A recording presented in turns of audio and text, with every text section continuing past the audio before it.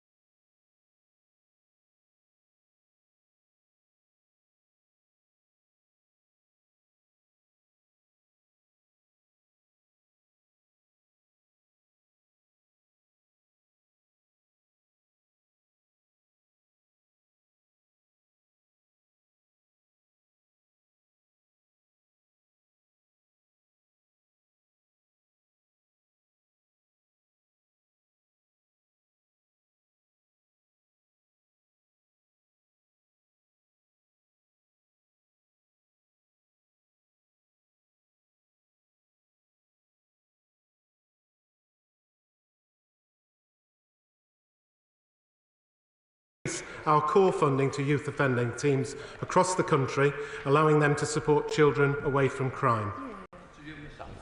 Thank you, Mr. Speaker. Constituents across my community of Loughborough, Shepshed and the villages have been under the scourge of off-road bikes offered upon young re-offenders. It's a havoc for residents, it's dangerous for pedestrians and can be fatal for those who are on those bikes. And for those young re-offenders often have little else to do with little education, training or employment opportunities. So can the Minister please set out how we're going to end the scourge of off-road bikes and re-offending, and how this government will once again be tough on crime and tough on the causes of crime? Minister. My honourable friend is exactly right. Antisocial behaviour has been too easily dismissed in the past as low level. It can cause real distress and misery to our communities, as he rightly describes. I'm pleased that the new Crime and Policing Bill includes measures to enhance police powers to seize nuisance off-road bikes and other vehicles used in an antisocial manner. Catherine Atkinson. Engineered Learning in Derby teaches welding skills to young people at risk of offending and re-offending. A qualified, experienced welder can earn more than £50,000, but we have a national shortage of welders. Would the Minister agree that preventing re-offending and securing the skills our country needs is a win-win? And would they look at how we can get more young lives back on track, learning trades like these? Minister. My honourable friend is exactly right. It's a clear win-win with the engineered learning is doing with teaching welding skills and moving people away from crime. The department will continue to fund youth offending teams to work with local education and employment providers to help young people get the skills they need to have productive careers and positive lives. Peter Bell. Thank you, Speaker. Aspiration and ambition are drivers of social mobility and help to reduce deprivation and crime. What discussions has the Minister had with the Department of Education to increase apprenticeships and training so that these opportunities can be extended to all and we can reduce young offending throughout the UK? Minister. We have regular discussions with the Department for Education on these matters, and he's absolutely right. The more young people we get into training and education and work, the less crime we should have on our streets. Jim Shannon. Speaker, thank the Minister very much for that answer. And Minister, quite clearly, if people have re-offend, they re-offend because they go back to where the peer pressures are, they get back to where the unemployment is, they go back to where the poverty levels are high, and those are things that must be addressed when it comes to sorting out and helping these young people not to re-offend again. Those are big issues, Minister. What can be done to ensure those three things in the locality that they live in don't overtake the problems that they have? Minister. He's absolutely right that all these issues contribute to a circumstance which might create offending. But it's really good that we've got the turnaround programme in place, and only 5% of children who completed their turnaround interventions received convictions in their first year of the programme. And that's an example of the sort of programme that we need to be doing to turn young people away from crime. Question number 6, please, Mr. Speaker. Minister. Wherever they are in England and Wales, people should benefit from equal access to legal support and legal aid. Remote technology and provision of online advice present the opportunity to both democratise and deliver legal advice to all who need to access it. We are investing an additional £92 million to support the sustainability of the criminal legal aid sector, and we're consulting on fee increases totalling £20 million for housing and immigration to increase access to civil legal aid. All of this will support legal aid across the country, including rural areas. Thank you, Mr. Speaker. North Norfolk is a legal aid desert. My residents have precious little access to family, criminal and housing legal assistance despite the best efforts of local organisations like Norfolk Community Law Service. We face huge barriers to recruitment and retention in rural areas, such as the cost of housing, poor public transport and fees, which despite the uprating are still too low.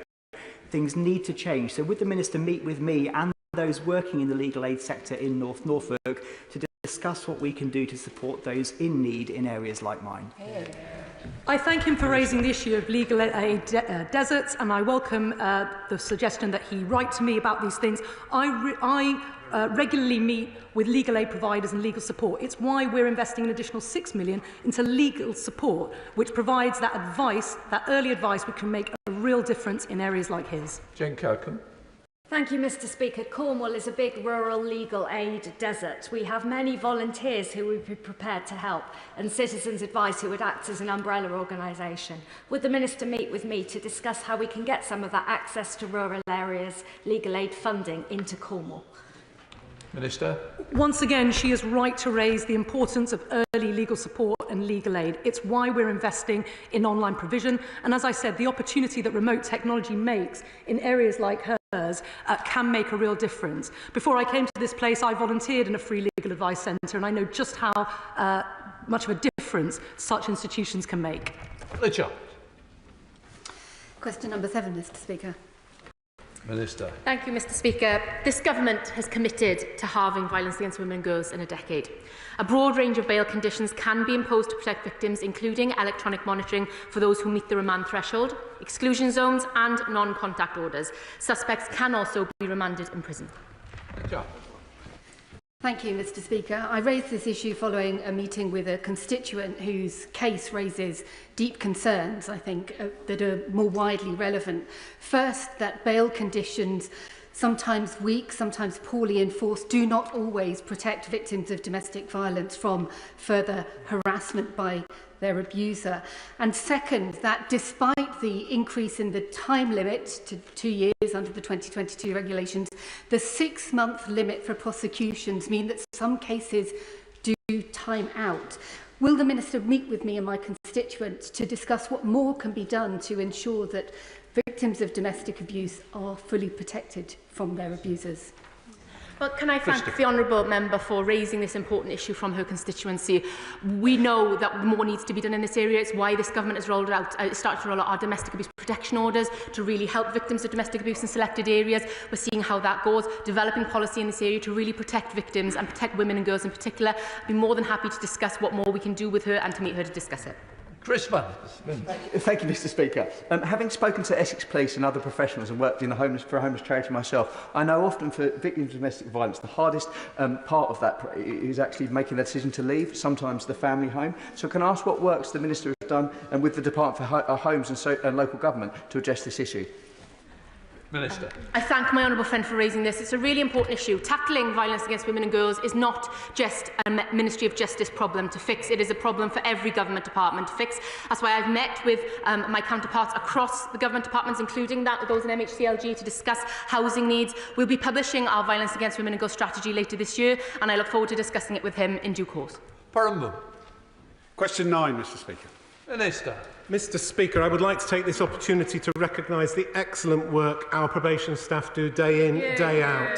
Probation is an indispensable part of the criminal justice system, but the service currently faces significant pressures. That is why we will recruit a further 1,300 probation officers by March 2026, invest £8 million in new technology to reduce administrative tasks for officers, and focus efforts on reducing reoffending. Muras, and can I take this opportunity to wish you a belated Pasch Glowen, Mr. Speaker. Reoffenders are amongst the most socially excluded in society and often experience complex mental health and social issues, including drug and alcohol addiction.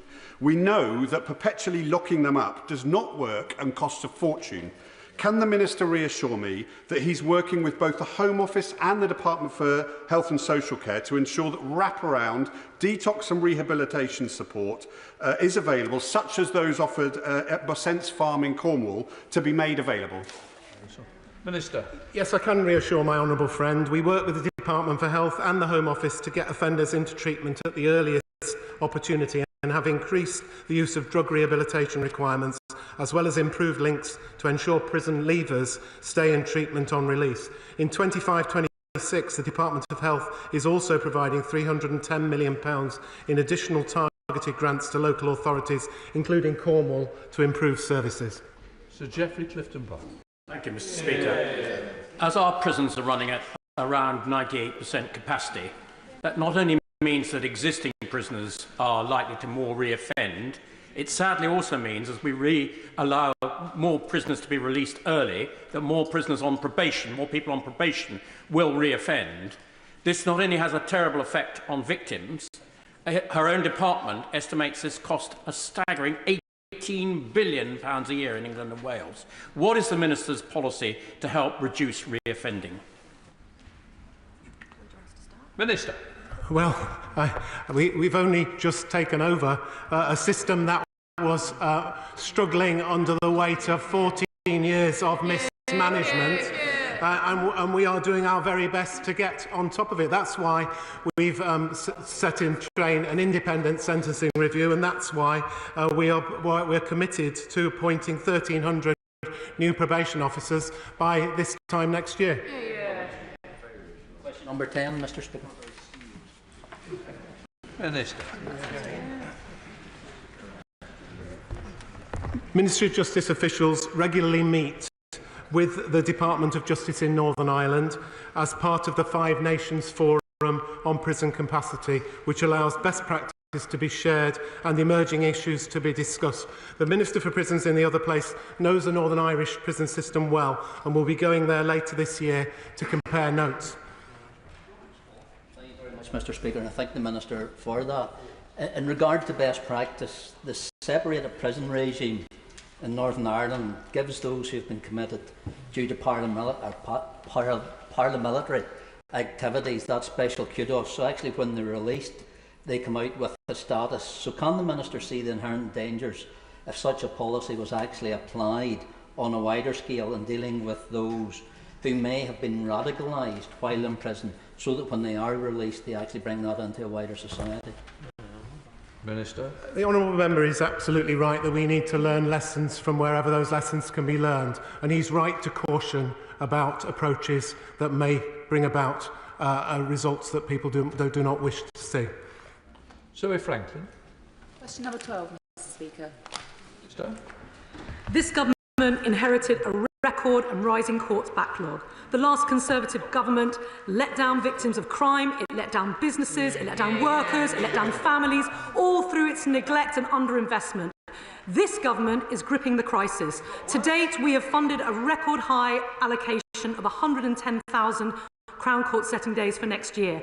And we are sitting, and we intend to sit at or at close to maximum in every single jurisdiction. We're fixing your mess. Zoe Franklin. I thank the Minister for her answer. I recently met with Rape and Sexual Abuse Support Centre in my constituency of Guildford, and they support hundreds of survivors a year through counselling, advice and carrying out vital prevention work in schools and the wider community. And they explained to me that their work is being undermined by a justice system that is in crisis. Trials are routinely delayed, sometimes for up to 4 years due to a chronic shortage of judges, and as a result some victims are considering dropping their cases, not because they don't want justice, but because they cannot cope with an experience that is so traumatic, which is a gross injustice. Again, I'm grateful for your answer, for the Minister's answer, and could the Minister expand specifically on how the Government's going to help prevent re-traumatisation in the court backlog process, and how they will be continuing to support organisations such as RASCAS with funding? Minister. We recognise the traumatic impact that the delays in our Crown Court are having on victims of violence against women and girls, and indeed of all crimes. And the best thing that we can do for those victims is to deliver swifter justice. The way we will do that is through not just spending extra money, which we have put in, but also through reform. It's why we've asked Sir Brian Leveson to propose bold and ambitious measures to deliver swifter justice for victims, as she describes. Chris Wall.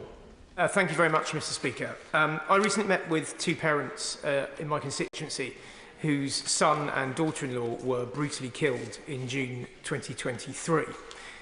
Nearly 2 years on, this case is yet to come to court. It's been delayed 5 times. The date is now set for October. Each time, these delays have caused huge anguish for the family. So will the Minister agree to meet with me on this matter, and can she tell me what steps the Government's taking to ensure trials are conducted promptly and so that justice can be received by families like my constituents? Minister. I am desperately sorry to hear about the case that he describes, and once again, the best thing that we can do for those families to ensure that they get swifter justice and get their day in court within a timely fashion is by bearing down on the Crown Court backlog. It's why we are waiting for Sir Brian Leveson to report in the spring, and it's why we will act promptly on his recommendations. 13, Mr. Speaker. Thank you, Mr. Speaker. The welfare of the child must be the paramount consideration for the family court, which should follow the welfare checklist as set out in the Children's Act 1989. Our new approach to private law proceedings, the Pathfinder pilot courts, focus on problem solving, putting a greater emphasis on the voice of the child, but we are acutely aware that more needs to be done. Austin. Thank you, Mr. Speaker. The previous government's harm panel report stated that there's a crisis in family courts and that they are too pro-parental contact despite there being concerns about the child's safety. Like many things from the previous Conservative government, they did nothing about this report. Will this government and will the Minister commit to reversing the parental presumption in concerns of child abuse? Minister. Can I thank the honourable member for that question? As I have stated, the child's welfare must be the court's paramount consideration. The presumption of parental involvement states that a court should presume, unless the contrary is shown, that involvement in a child's life will further the child's welfare. However, Mr. Speaker, I'd like to take this opportunity to state that this only applies if that parent does not put the child at risk of harm. We will publish our review of the presumption in due course. Becca Paul. Number 14, Mr. Speaker. Thursday. Mr. Speaker, the last government left our prisons in crisis. We came within days of running out of space entirely, and the emergency release programme was designed to stop that crisis from happening. Numbers are rising again, and that is why this government is committed to building 14,000 prison places by 2031, compared to the just 500 that the last Conservative government added in 14 years, and reforming sentencing so that we never run out of prison places again. Thank you, Mr. Speaker. Last month, the Prisons Minister said the longest time an early release prisoner had been left to wander the streets without an electronic tag was 53 days. However, just over a week ago, it was reported that prisoners haven't been tagged for up to 78 days. Please, could the Minister clarify this apparent inconsistency? We were transparent with the House about problems with tagging during the second tranche of emergency releases last year. I will make sure that we publish the correct information, and I can write to her with the exact figures. But we have been holding Serco to account because their performance on that contract has been unacceptable. We've levied fines and we have said that all options are on the table for any further action we might need to take. Liberal Democrat spokesperson Josh Babrinda. Thank you, Mr. Speaker. One of the dying acts of the last Conservative government was to shake hands with Serco on an electronic tagging contract that Channel 4's dispatches found was completely inadequate. People with serious convictions left without tags for days and weeks. Victims failed, survivors failed, including survivors of people who were released early under the SDS 40 scheme.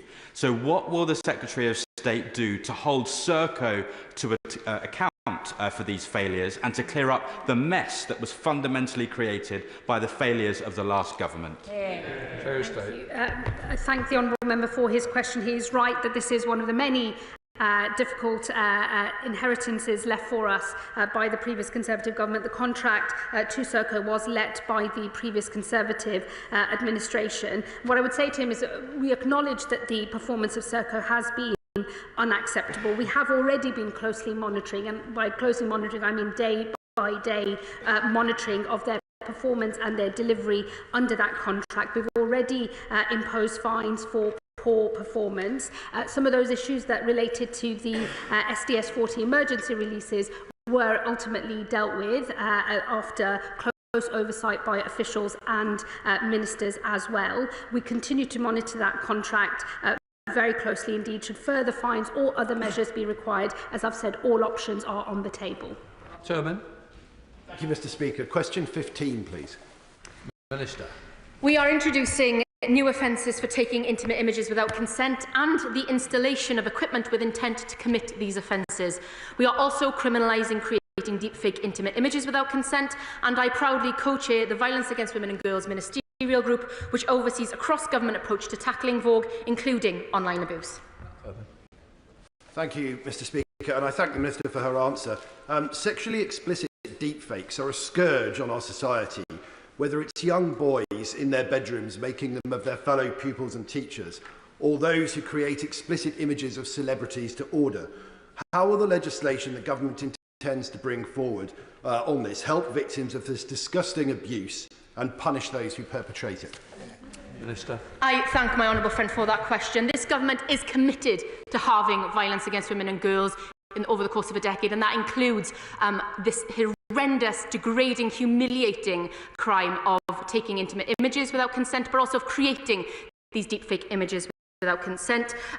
It is for far too long these crimes have gone unpunished. Perpetrators have been allowed to carry out this will and cover this their sick behaviour with the rules of banter. We will not stand for it. We are legislating. We are protecting women and girls. Number 16, Mr. Speaker. Mr. Speaker, equality before the law is a cornerstone of our justice system, and my position on this is clear. Later today, this House will be debating legislation to overturn guidelines that the last Conservative government welcomed, and I'm not stopping there. I am now reviewing current policy, and this guidance is being redrafted as we speak. This includes the approach to bail information for courts. Mr. Speaker, after the conviction of 8 men for a string of horrendous child rape offences in Keighley, I wish I could stand here and say that justice has been fully served, but I cannot, because 2 of these men, dual nationals, absconded during their trial and are still evading justice and are known to be abroad. So does the Secretary of State agree that in cases as serious as this, where dual or foreign nationals are charged with the most grotesque and serious sexual crimes against children, the court should be under a duty to impose stricter bail conditions, including surrendering passports and electronic monitoring, or even no bail conditions provided at all, to stop them fleeing the country and evading justice?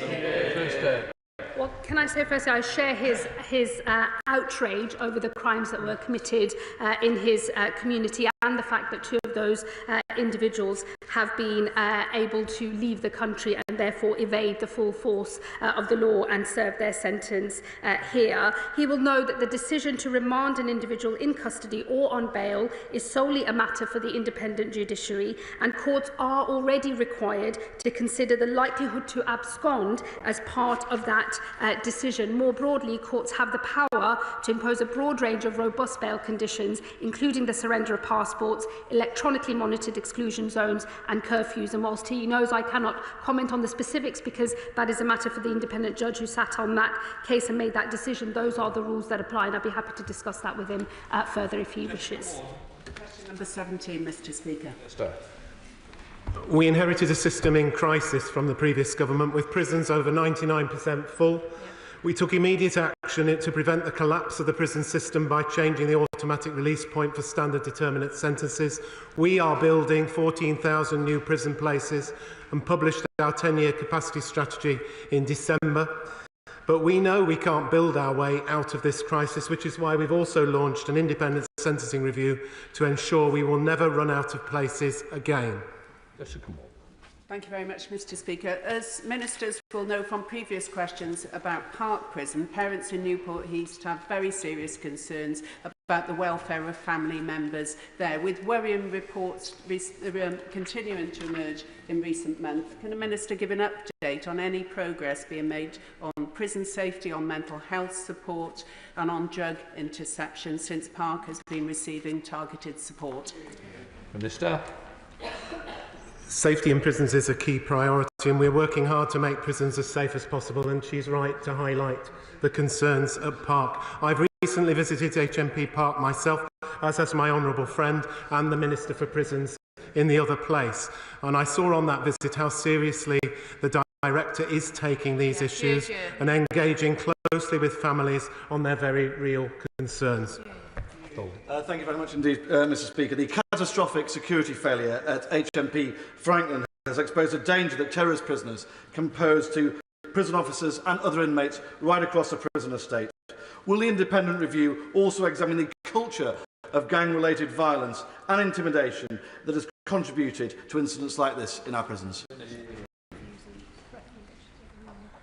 There's an audit going on of all the reviews and recommendations, but our thoughts remain with our brave prison officers who were attacked and with the victims of the Manchester Arena bombing and their families who are understandably concerned by the shocking events in HMP Franklin. And my honourable friend, the Lord Chancellor, took immediate action to set a review in place. Shadow Minister Jack Rankin. Thank you, Mr. Speaker. Personal protective equipment is now worn in all kinds of jobs where people may have to deal with dangerous situations. As Professor Akerson has said, it is, and I quote, staggering that frontline police staff working in conditions of far greater peril are not issued with stab vests capable of stopping an attack with a bladed weapon. We should all be ensuring our prison officers come home safe to their loved ones. Unions have called for this, and can I assure the Minister that they have the full support of this side of the House? Will he act, not in 2 months or 6 months, but now to protect prison officers before it's too late? This is part of the review that has been announced, and my honourable friend, the Lord Chancellor, is meeting with the POA tomorrow. And these things need to be rightly and properly done, and that's what will happen with this government. I thank the Minister for his answer, but I would suggest this is something that we should just get on with. It's common sense. There is a more fundamental issue here, I would say, Mr. Speaker, and perhaps I can invite the Minister to provide his assessment of the relative threats provided by different ideological extremists in prisons, which may be fueling violence such as this. Islamist terrorist suspects make up the vast majority of MI5's caseload. Do they also make up the majority of radicalising criminals in our prison estate? Minister. Mr. Speaker, he urges us to get on with it. In my reckoning, there's 14 years that the party opposite had time to get on with it. We are getting on with it. We set up snap review straight away. It's not party political, he says. Well, people might judge themselves by listening to the sort of questioning we've had today. Brindle, Liberal Democrats. Thank you, Mr. Speaker. Key agents of reform in our prisons are prison officers, and the Unlocked Graduate Scheme was an amazing scheme, is an amazing scheme that supported the production of new prison officers with new innovations. But they have had the rug pulled from underneath their feet beyond their current cohort, with mixed accounts of what has happened coming from different civil servants and other individuals in government. Can the Minister explain exactly what has happened here? Why has this contract not worked? And will he sit down and meet with me and Unlocked Graduates to see if we can find a way forward? I very much praise the work that Unlocked Graduates have done over many years. Unfortunately, when this contract was let previously, the Unlocked Graduates were unhappy to progress with the contract. So that's the situation. Obviously, these things are very difficult, but I'm very happy to meet with the honourable member and discuss matters further. We now come to Dr. Rupert. Thank you, Mr. Speaker. Number 18, please. In prisons, the inheritance was dire. With Crown Court backlogs, the inheritance was dire. And with legal aid services, the inheritance, once again, has been absolutely dire. But this government is rebuilding the legal aid system for those it serves and those who serve in it. That's why in December we announced up to £92 million more a year for criminal legal aid solicitors, on top of £24 million already announced for duty solicitors in police stations. We're also consulting on uplifts, as I said, in housing and immigration legal aid fees worth an additional £20 million a year. That's the first increase in civil legal aid fees since 1996. Conservatives left legal aid in a mess, like so many other things, so I welcome the sums that she's announcing. But can my honourable friend assure me that that money will reach Ealing, which we've never even had a CAB, not in the 10 years I've been MP, not in the 50 years I've been on this planet, to refer constituents to? So can she assure us that my constituents can get the access to justice they deserve too out of this? I welcome her question. The Legal Aid Agency keeps contracts under review to ensure that there is provision right across the country, including in Ealing. And as I said earlier, the additional money going into legal support, which includes advice services such as citizens advice bureaus, law centres and other advice providers, will reach constituents just like hers, both remotely and face-to-face. We now come to topicals. Gregory Stafford. Topical number 2, Mr. Speaker. Secretary of State. Thank you, Mr. Speaker. The House will be aware of the attack at HMP Frankland on the 12th of April. The bravery of the officers involved that day undoubtedly saved lives. My thoughts are with them as they recover. I think also of the victims of the Manchester Arena bombing and their families who are understandably outraged. Since the attack, I have suspended access to kitchens in separation centres and in close supervision centres. Alongside that, an independent review will ascertain how this incident was able to happen, what more must be done to protect prison staff, and more widely, how separation centres are run. The prison service will also conduct a snap review of the use of protective body armour. And in addition, I can today announce that HMPPS will trial the use of tasers in our prisons. Wherever we can strengthen our defences to better protect our staff and the public, we will do so. And now, Mr Speaker, let me turn to the horrific attacks in Nottingham on the 13th of June 2023, which cost Barnaby Webber, Grace O'Malley Kumar and Ian Coates their lives. I pay tribute to their families and the survivors, many of whom are in the public gallery today. The Prime Minister promised we would heed their calls for a public inquiry. I can today announce that a full statutory inquiry will take place. It will be chaired by Her Honour Deborah Taylor, and it will have the power to compel witnesses, and I will place its full terms of reference in the libraries of both houses at the earliest opportunity. Mr Speaker, this inquiry must be thorough in its assessment of the facts and unsparing in its recommendations. That is the very least that we owe to those who have lost so much and fought so hard for this moment. I am sure this House, so often divided, will be united on that at least today. Gregory Stafford. Thank you, Mr Speaker, and I associate myself with the comments made by the Lord Chancellor in sympathy to the families of those who were attacked. In my constituency in Borden, the release of a sex offender to the Hogmore, to property near the Hogmore enclosure, which is frequently used by young people, families and children, has caused consternation in the constituency. So can I ask the Lord Chancellor what she's doing to ensure that those people who have been convicted of sex offences are properly monitored when released into the community? And do national and local agencies have the resources and powers to make sure that these risks are monitored and the public are kept safe? I thank the honourable member for his question. We do have robust processes in place to make sure, both at a national and a local level, that those offenders can be monitored effectively and that those monitoring mechanisms are as robust as possible. I shall happily look into the case that he raises and ensure he gets a ministerial response. Adam Joker. Thank you very much. Thank you, Mr Speaker. Sorry, I'm still new, clearly. The Conservatives presided over 14 years of total failure in our justice system.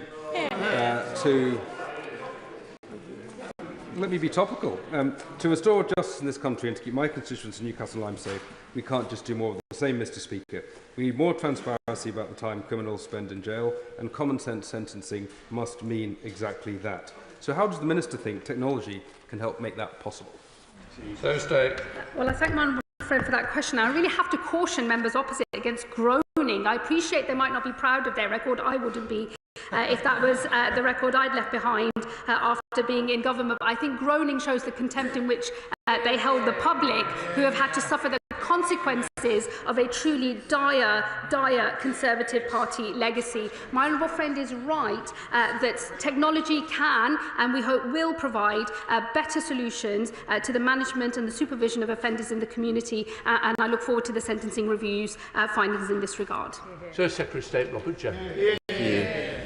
Can I support my right honourable friend's decision to commission a full statutory inquiry into the terrible attack in Nottingham? I know that we welcomed by the families, by everyone in the city and across my home county of Nottinghamshire. So I fully support my right honourable friend's welcome decision. Mr Speaker, Greg O'Callaghan is a serving immigration judge who decides asylum and deportation appeals. It took nothing more than a basic Google search to uncover his past comments that the Conservative Party should be treated the same way as Nazis and cancer. As a sitting judge, he's publicly supported Labour's plans to scrap the Rwanda scheme and for illegal entry into the United Kingdom to be decriminalised. Does the Lord Chancellor believe this is compatible with judicial impartiality? And if not, what does she intend to do about it? Well, firstly, let me thank the right honourable gentleman for the remarks he made in relation to the new Nottingham inquiry. I'm very grateful for his support. I'm sure the whole House will want to see that inquiry come to as quick a conclusion as possible. Let me say to him, when people might have complaints to make about judges, there is a placed mechanism for them to do so by making a complaint to the Judicial Complaints Office. If he wishes to make a complaint, he can do so. What I'm not going to do is indulge in personal, effectively doxing of judges, not when judges are simply doing their job of applying the law in the cases that appear before them. If there are complaints to be made about judicial conduct, I'm sure the Shadow Lord Chancellor knows how to go about doing it. Can I just say we have to be careful on what we're doing, and we're not stepping into an area we should be. We're not meant to criticise judges, and this House wouldn't do so. And I'm sure we'd like to change the tone. Roy Jennings. Well, Mr. Speaker, it is important that judges and the manner in which they are appointed is properly scrutinised in this House, and I won't shy away from that. Mr. Speaker, Helen Pitcher was forced to resign in disgrace as the chair of the Criminal Cases Review Commission after a formal panel found that she'd failed in her duties during one of the worst miscarriages of justice in recent memory. But she's still in charge of judicial appointments, despite judges appearing in the media every week now for their activism. Her commission has failed to conduct the most basic checks on potential judges, either out of sheer incompetence or out of sympathy with their hard-left open borders views. The commission is broken and is bringing the independence of the judiciary into disrepute. How much longer will it take for the Justice Secretary to act and to remove the chair of this commission from her position and defend the independence and reputation of the judiciary? I'm afraid he can't elide the process for the appointment of judges with a wider attack on the independence of the judiciary. I would hope that he would take the admonishment from the Speaker and the clear approbation of this House to reflect on the way in which he is approaching his role. If there are complaints to be made about judicial conduct, there is already a robust process in place to do so. And if the Shadow Chancellor wants to avail himself of that, I'm sure, given how active he is, he'll be happy to do so. What is completely improper is to take his position in this House to indulge in a wider attack of the judiciary at a time when we know that judicial security has been compromised. Order, please. It is topicals with other members to get in. It's a very... Tension's running high. Let's just see if we can calm them down with the Rindagers. Thank you, Mr. Speaker. On a recent visit to Featherstone Prison near Wolverhampton, I came across a number of recalled prisoners who were there for minor technical breaches of their probation, sometimes for up to a year. Can the Secretary of State please outline what data is collected on the reasons for prison recalls and how that data then informs policy decisions aimed at reducing unnecessary returns to custody? Minister. I'm happy to write to my honourable friend on the detail of the data collection and remind him that we've got a sentencing review in process that will be looking at all of these things. A bit more. Mr. Speaker, in a single week in Bradford, we've seen council leaders once again reject my calls for a full rape gangs inquiry. An ex-police officer threatened with arrest for investigating these horrific crimes, and now a judge blocking the release of official transcripts from a major rape gang trial in Bradford. So can the Lord Chancellor explain why our justice system is being used to block the truth about these trials? Well, what I would say to the honourable gentleman is it's not appropriate in these difficult cases to misrepresent what the correct position is. The Home Secretary has already set out in this House and answered questions on our approach to the grooming gangs issue and the local inquiries. And on court transcripts, we are piloting AI technology for accuracy so that we can, in future, we hope, be able to produce transcripts. At the moment, the costs are prohibitive and the accuracy is not there with the technology that is available. Dan Joseph. Thank you, Mr. Speaker. Restricted patients are mentally disordered offenders who are detained in hospitals for treatment and who are subject to special controls by the Justice Secretary. So can I ask my right honourable friend, what additional support is the department giving to help mental health trusts to treat, rehabilitate these patients so they can be released from this secure environment in a timely manner? My honourable friend raises a serious and difficult question. mental health bill introduced to Parliament last November aims to stop restricted patients from languishing in hospital unnecessarily, whilst prioritising public protection and managing any risk. The Department also works closely with clinicians and care teams to make decisions on restricted patients as quickly as possible in line with the published guidelines. Julia Lopez. Thank you, Mr. Speaker. Release on temporary licence is denied for people who say nasty stuff on Twitter, but granted for much more serious crimes. Can the Secretary of State tell me when I can expect a satisfactory reply to an urgent Rossell case, one that I've already raised with the Prisons Minister and senior civil servants, that affects a grieving family in my constituency? Well, I'll ensure that she gets that response as quickly as possible. I'll chase that up this afternoon. But she will know that release on temporary licence is a mechanism with governor supervision. If you follow the rules in prison, you become eligible. If you don't follow the rules, you are not eligible for release on temporary licence. The Minister give an assessment of the potential merits of restricting trialable either way offences to summary trial, except for sentencing. Minister. I thank him for his question. At a time when victims are waiting far too long for their day in court, it's right that we look at all options, and we've asked Sir Brian Leveson to consider all options in his review, including the reclassification of some offences to summary only. Mr. Speaker, we should all be really concerned that the government have quietly abandoned their pledge to hold 5 local inquiries into grooming gangs, because the victims still need justice, the public still need answers, we still need a full inquiry. But in the meantime, can the Minister tell us what specific actions, not just references to AI, her department is taking to ensure full transparency and public confidence in the cases that do come to court? Well, sentencing remarks are already available for some of those cases.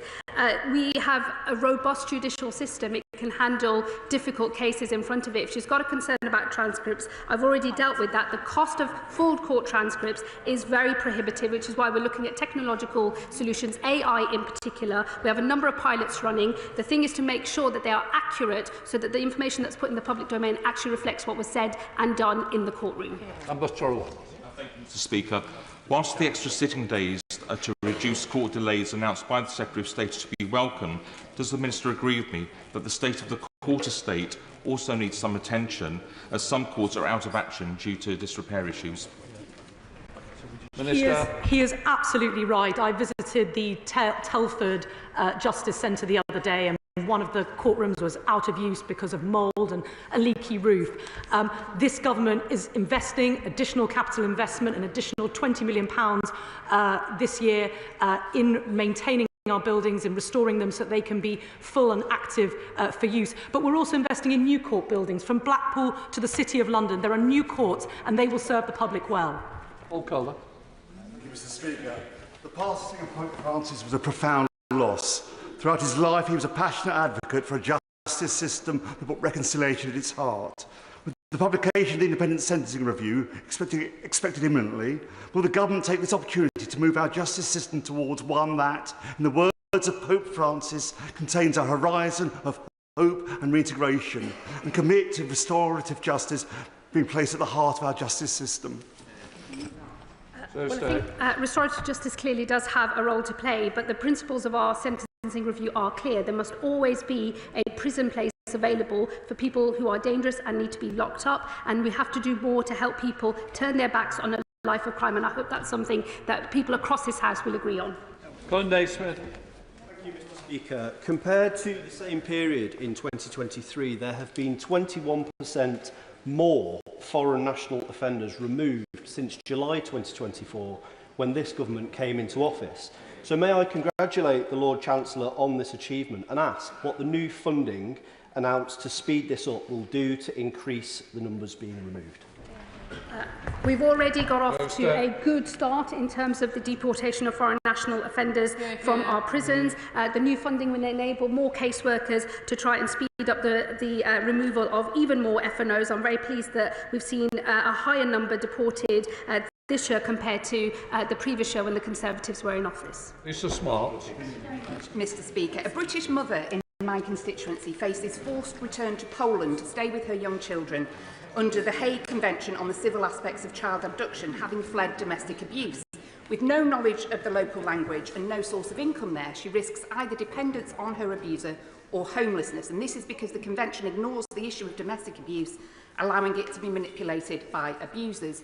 Would ministers support my bill, the Hague Abduction Convention Domestic Abuse Bill, that I will present soon, that would change the implementation of the Hague Convention in UK domestic law to protect mothers from the threat of return in this way? I would happily meet with the honourable member to discuss her bill and to tackle this issue head-on. Nadia Whittam.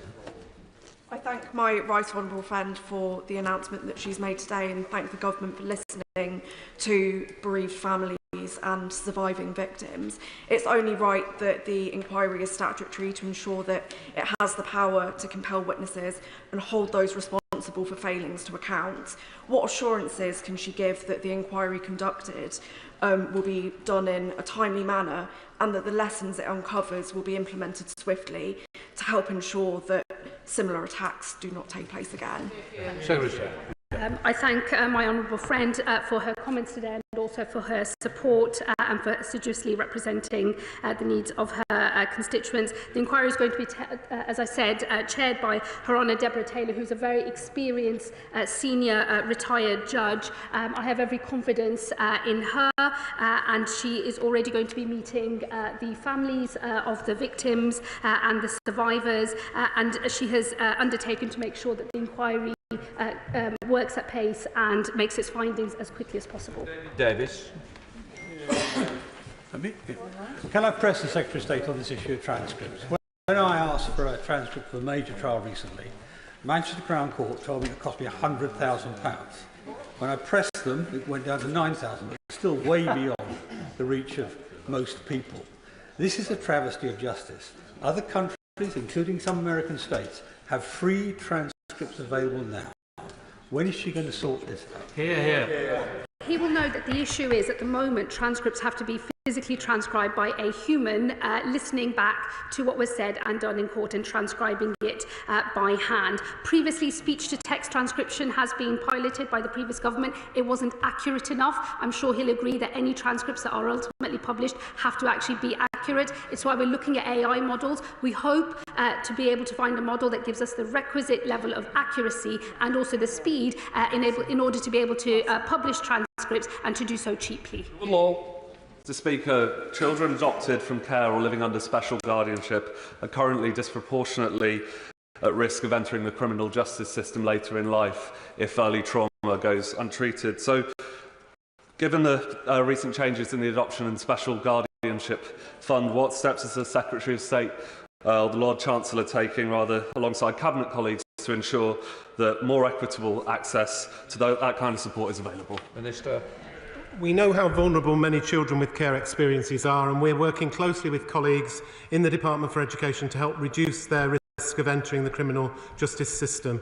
This government is committing £50 million to the Adoption and Special Guardianship Support Fund this year. Sir Julian.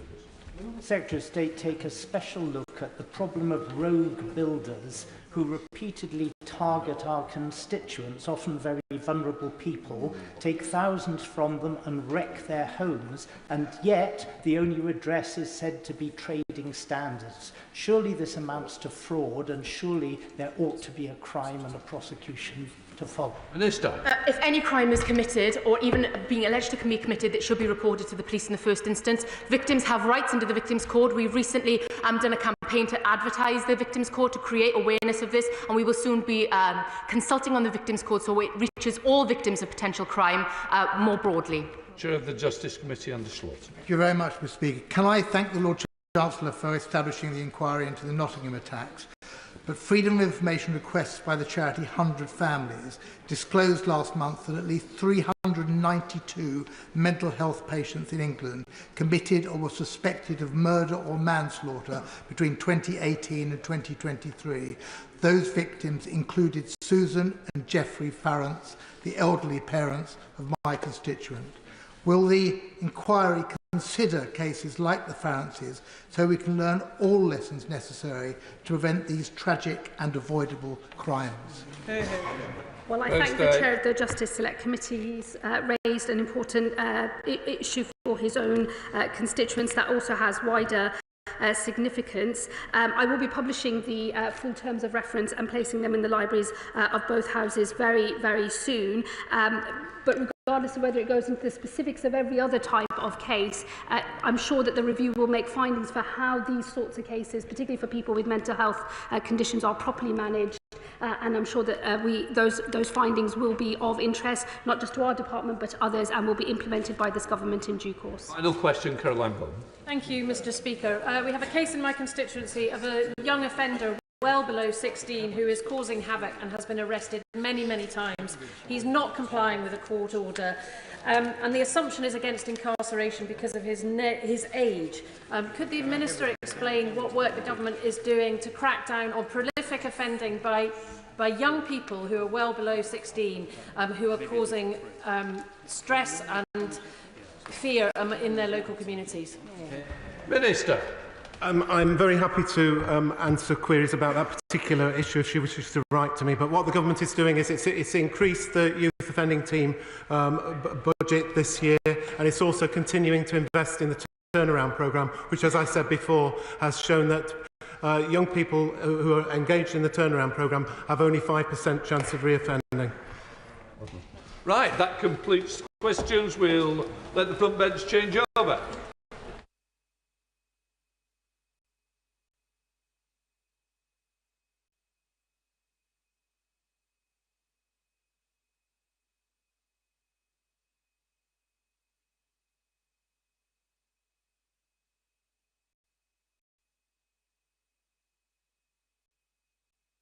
Right, let us come to the urgent question. Kevin Hollinray. Mr. Speaker, thank you for granting this urgent question, which is to ask the Secretary of State for Housing, Communities, Local Government if she will make a statement on the disruption to waste collection and the deployment of the military in Birmingham. Minister. Thank you. Before I start, can I first of all start by recognising the significant contribution of Pope Francis on his passing, and also as the Minister for Local Government in England, can I wish everyone a happy St George's Day for tomorrow. Mr. Speaker, members across the House will be aware of the continuing disruption caused by industrial action in Birmingham. The government has repeatedly called for Unite to call off the strikes and accept the fair deal that's on the table. The Commissioners and the Council are undertaking necessary reforms in the context of a challenging financial situation. The legacy of equal pay, where women workers were systematically paid less than their male counterparts for similar roles, and though of course the Council must chart that course themselves, our actions speak to our determination for the welfare of the citizens of Birmingham. We've been providing intensive support to the Council in its efforts to address the backlog of waste that has been building up on the city's streets, and significant progress has been made in the last fortnight. Through a concerted effort, and with the assistance of other councils, private operators, and the endeavour of many hundreds of determined workers who have worked extremely long hours, the result, 26,000 tonnes of excess waste have been removed, and the levels are now approaching normal. More than 100 bin trucks are out every day, and regular bin collections have resumed. The Council continues to monitor the situation closely to ensure that waste does not build up again. This is a government that stands up for working people. The industrial action is in no one's interest, because the deal on the table is a good deal. The Council has worked hard to offer routes to maintain pay through transferring workers to comparable roles, and in some cases to upskill those workers in scope. There may be details to iron out, of course, but that's why talks are so important. But as we made clear repeatedly, Unite should suspend the strike, they should accept the deal, and they should bring this dispute to an end. The government will continue to be on the side of the people of Birmingham and to support the Council into creating a sustainable, a fair and a reliable waste service that its residents deserve. Kevin Hollinray, Secretary of State. Thank you, Mr. Speaker. It is astounding that the Secretary of State, having had to resort to calling in the army to cover her blushes for her failure to resolve this situation, was not intending to make an oral statement to the House and had to be dragged before it by means of this urgent question. For she is failing, Mr. Speaker, failing to stand up to the unions, failing to protect the residents of the UK's second city, failing to protect the reputation of our nation, and now resorting to being bailed out by our brave armed forces, which I note the Minister did not even mention. It is a national embarrassment, Mr Speaker. Now, I realise the Minister and the Secretary of State were not born until 1980, but many in this House and in the wider country remember the 1970s very well, the winter of discontent. It is clear with this government we risk going back to those days.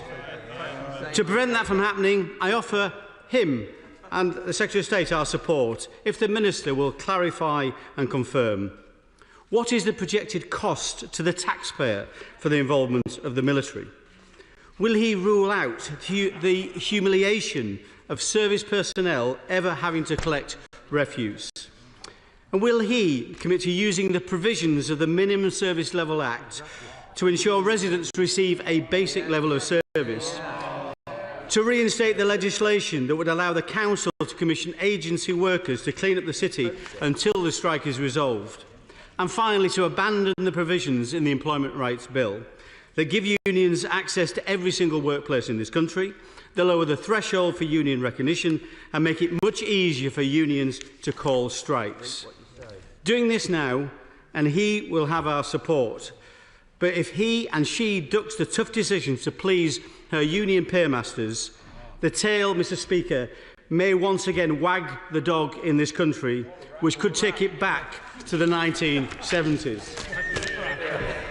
Minister. Yeah.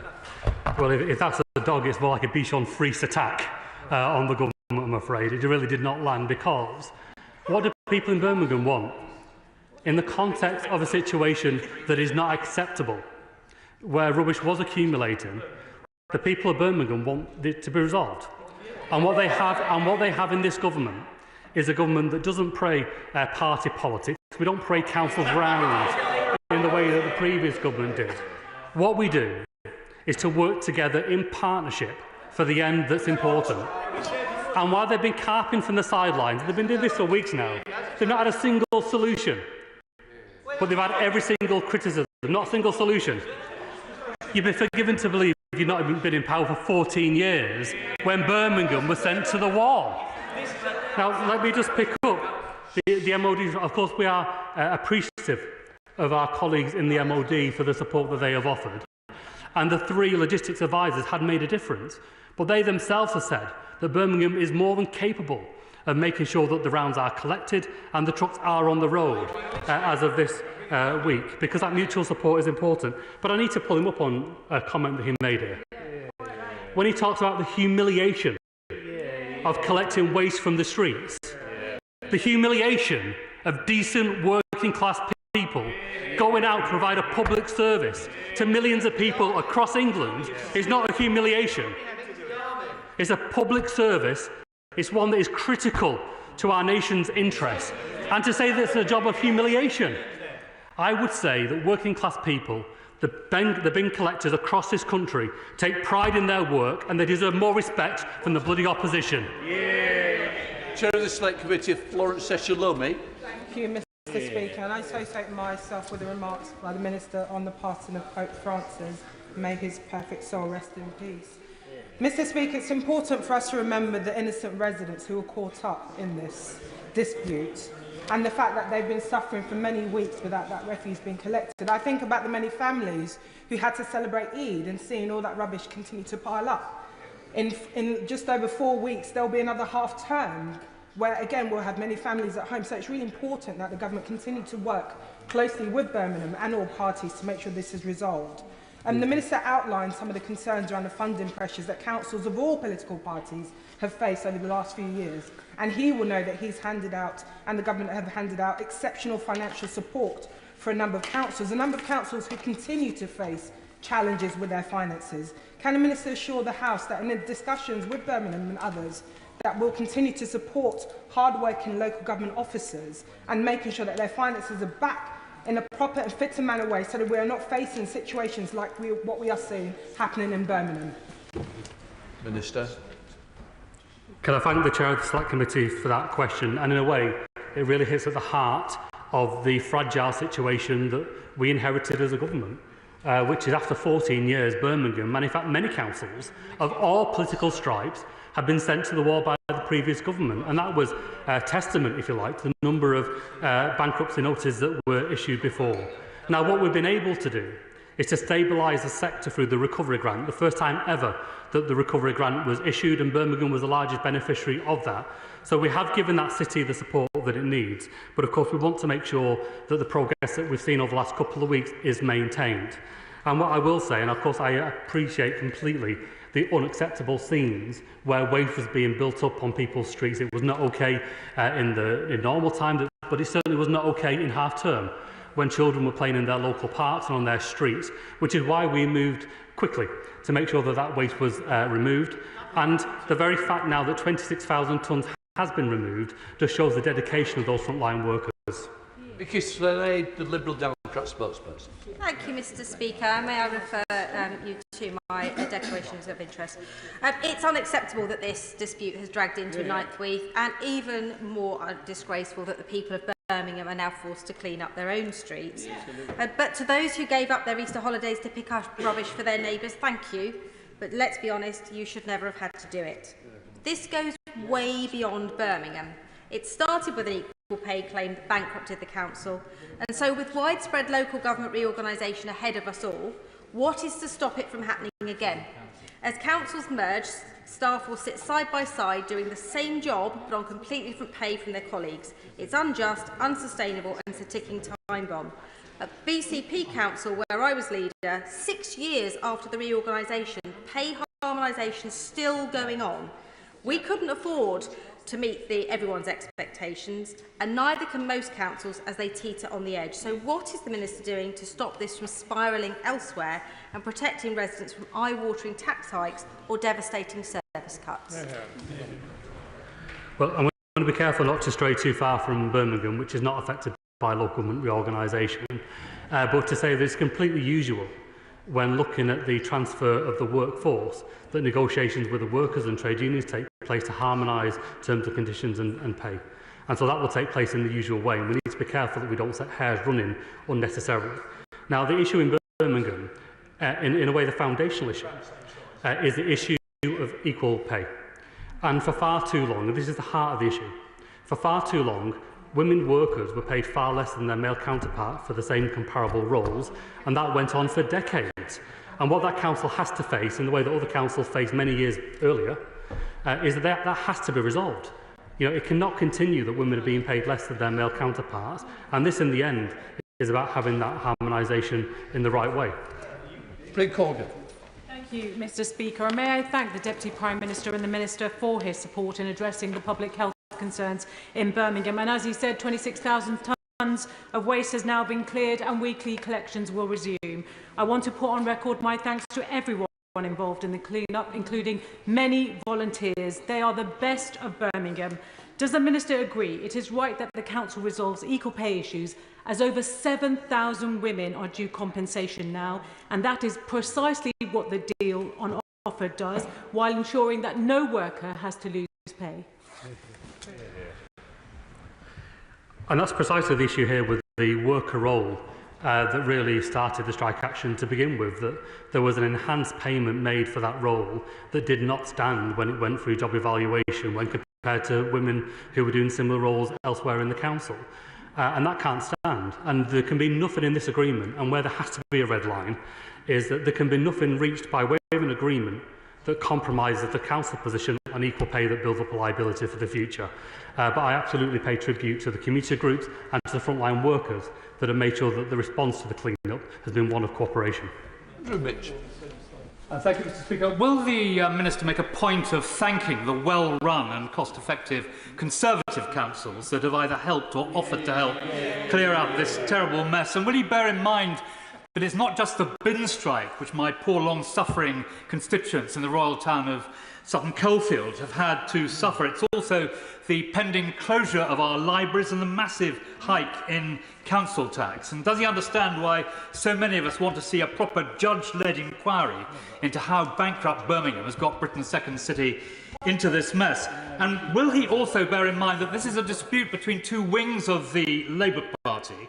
And whatever I may think of the council that he leads, it is quite wrong that my constituent, the leader of the council, should have had a photograph of his house put on social media by Unite. And will he condemn that action by Unite? Well, I mean, I'll be clear, because what I saw over the last few weeks were union officials who were having photographs of their house, and I saw the same trade union using photographs of the council leader's house and the cabinet member's house, and neither of those are okay. This is a fraught dispute already.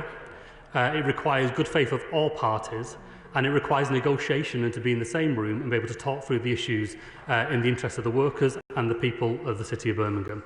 And our hope and expectation is that whatever has happened, a line is drawn, and that they move forward in good faith. Sorry, Alan. Thank you, Mr. Speaker. Attention to the Register of Members' Interest. The crisis over bin collections in Birmingham has dragged on for far too long, and my constituents have suffered significantly as a result. Whilst I understand the financial pressures on the council, clearly it is unreasonable to expect any worker to accept a pay cut. Will the Minister commit to taking all steps possible to encourage good faith negotiations between both parties, and that a fair deal can be reached so that this vital service can be restored without any further disruption? So, I mean, in terms of equal pay, I don't think there's been a single example, although I prepared to be corrected, where equal pay hasn't, in all cases, had on the edges winners and losers. That is the element of equal pay that we have to accept in the end. The envelope is not unlimited, and so the books do have to balance. But on the pay, the issue of the worker role and how that's being changed and whether workers need to lose pay or not, the council is offering a sideways move to street scene on the same grade 3, which will mean no loss of income. They're offering workers a move to this, an equivalent grade 3 role. Even if training is required, they will provide that training. And they're also offering an upgrade to LGV driver training, so that currently loaders can upgrade to being a driver, which of course carries a higher payment than their current role. Thank you, Mr. Speaker. I recall asking the Minister on a previous occasion about getting support from military personnel, and the Minister at that point said that I'd taken my point from 0 to 100 very quickly. The difficulty with this government is that they've been very slow to react. Now, I was out last week Thursday with a local organisation picking up bin bags with youth workers that had been working 12-hour shifts during the morning and then spending their evening cleaning up the streets. What the Minister's failed to raise in this chamber is that there are thousands and thousands of tonnes of recyclable waste which is not being collected, encouraging further fly tipping. Yeah. So when will this government intervene, resolve the issue? The bin workers work hard, and there's up to 200 which will lose up to £8,000, and that needs to be resolved. Well, I mean, I share his appreciation of community volunteers who are cleaning up the streets, as much as I welcome the hard work of hundreds of frontline council workers who have stepped in to make sure that the accumulated waste can be clear, and their efforts have meant that 26,000 tonnes of accumulated waste has now been cleared. And so we can share that at least. But on the question of when the government is appropriate to come in and offer support, well, that's when the major incident is called. And from that moment, he will know that I've been in Birmingham every week since then, that there have been daily update calls taking place with the council, and we've been providing central support to the council to clear up the city. Turner. Thank you, Mr. Speaker, and can I thank the Minister for the efforts that he has made to keep Birmingham MPs informed on a cross-party basis during this dispute. I would also like to associate myself with the condemnations made in this place of the publication of photographs of the houses of some of the parties who are members of the dispute. My residents in Birmingham Northfield want to see a service that is not the same as before the strike. It must be better, and I hope that the Minister, I know, shares that ambition.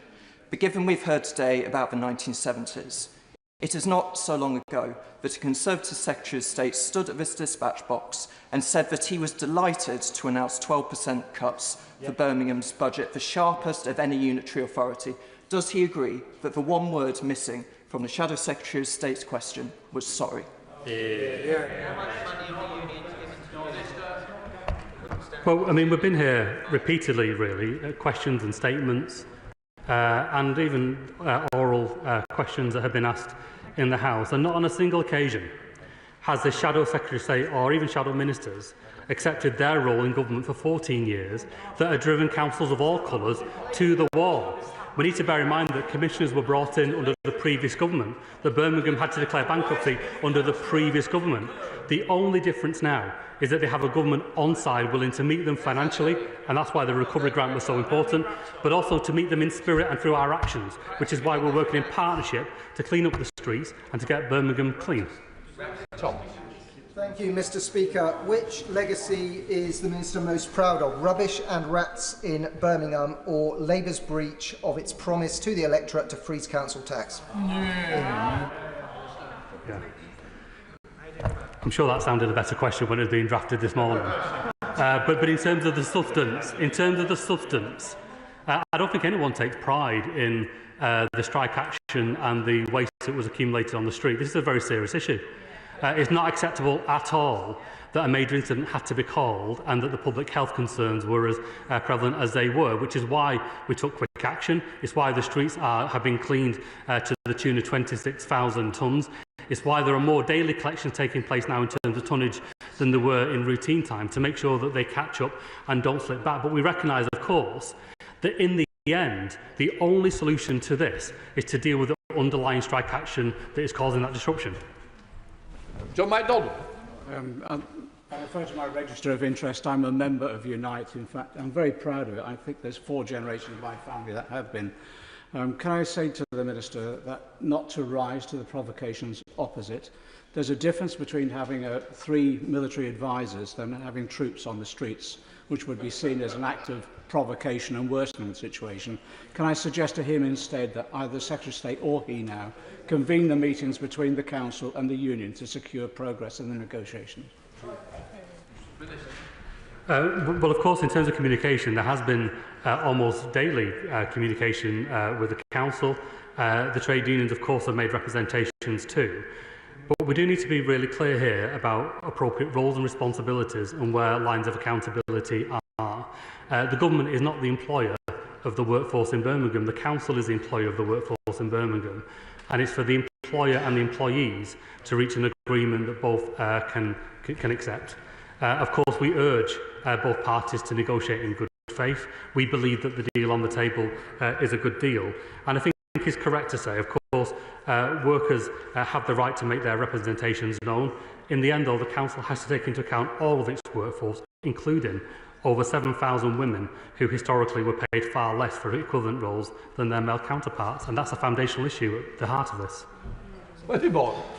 Mr. Speaker, despite assurances from the dispatch box before the Easter recess, we continue to see piles of rubbish on the streets in Birmingham. We continue to see the costs mounting, and the rats, the squeaky blinders, do continue to roam freely in the streets of Britain's second city. So I'd like to ask the Minister again, what is his government and the Labour-run Birmingham City Council doing to bring an end to the strike? Because enough is enough. Residents want to see an end to this.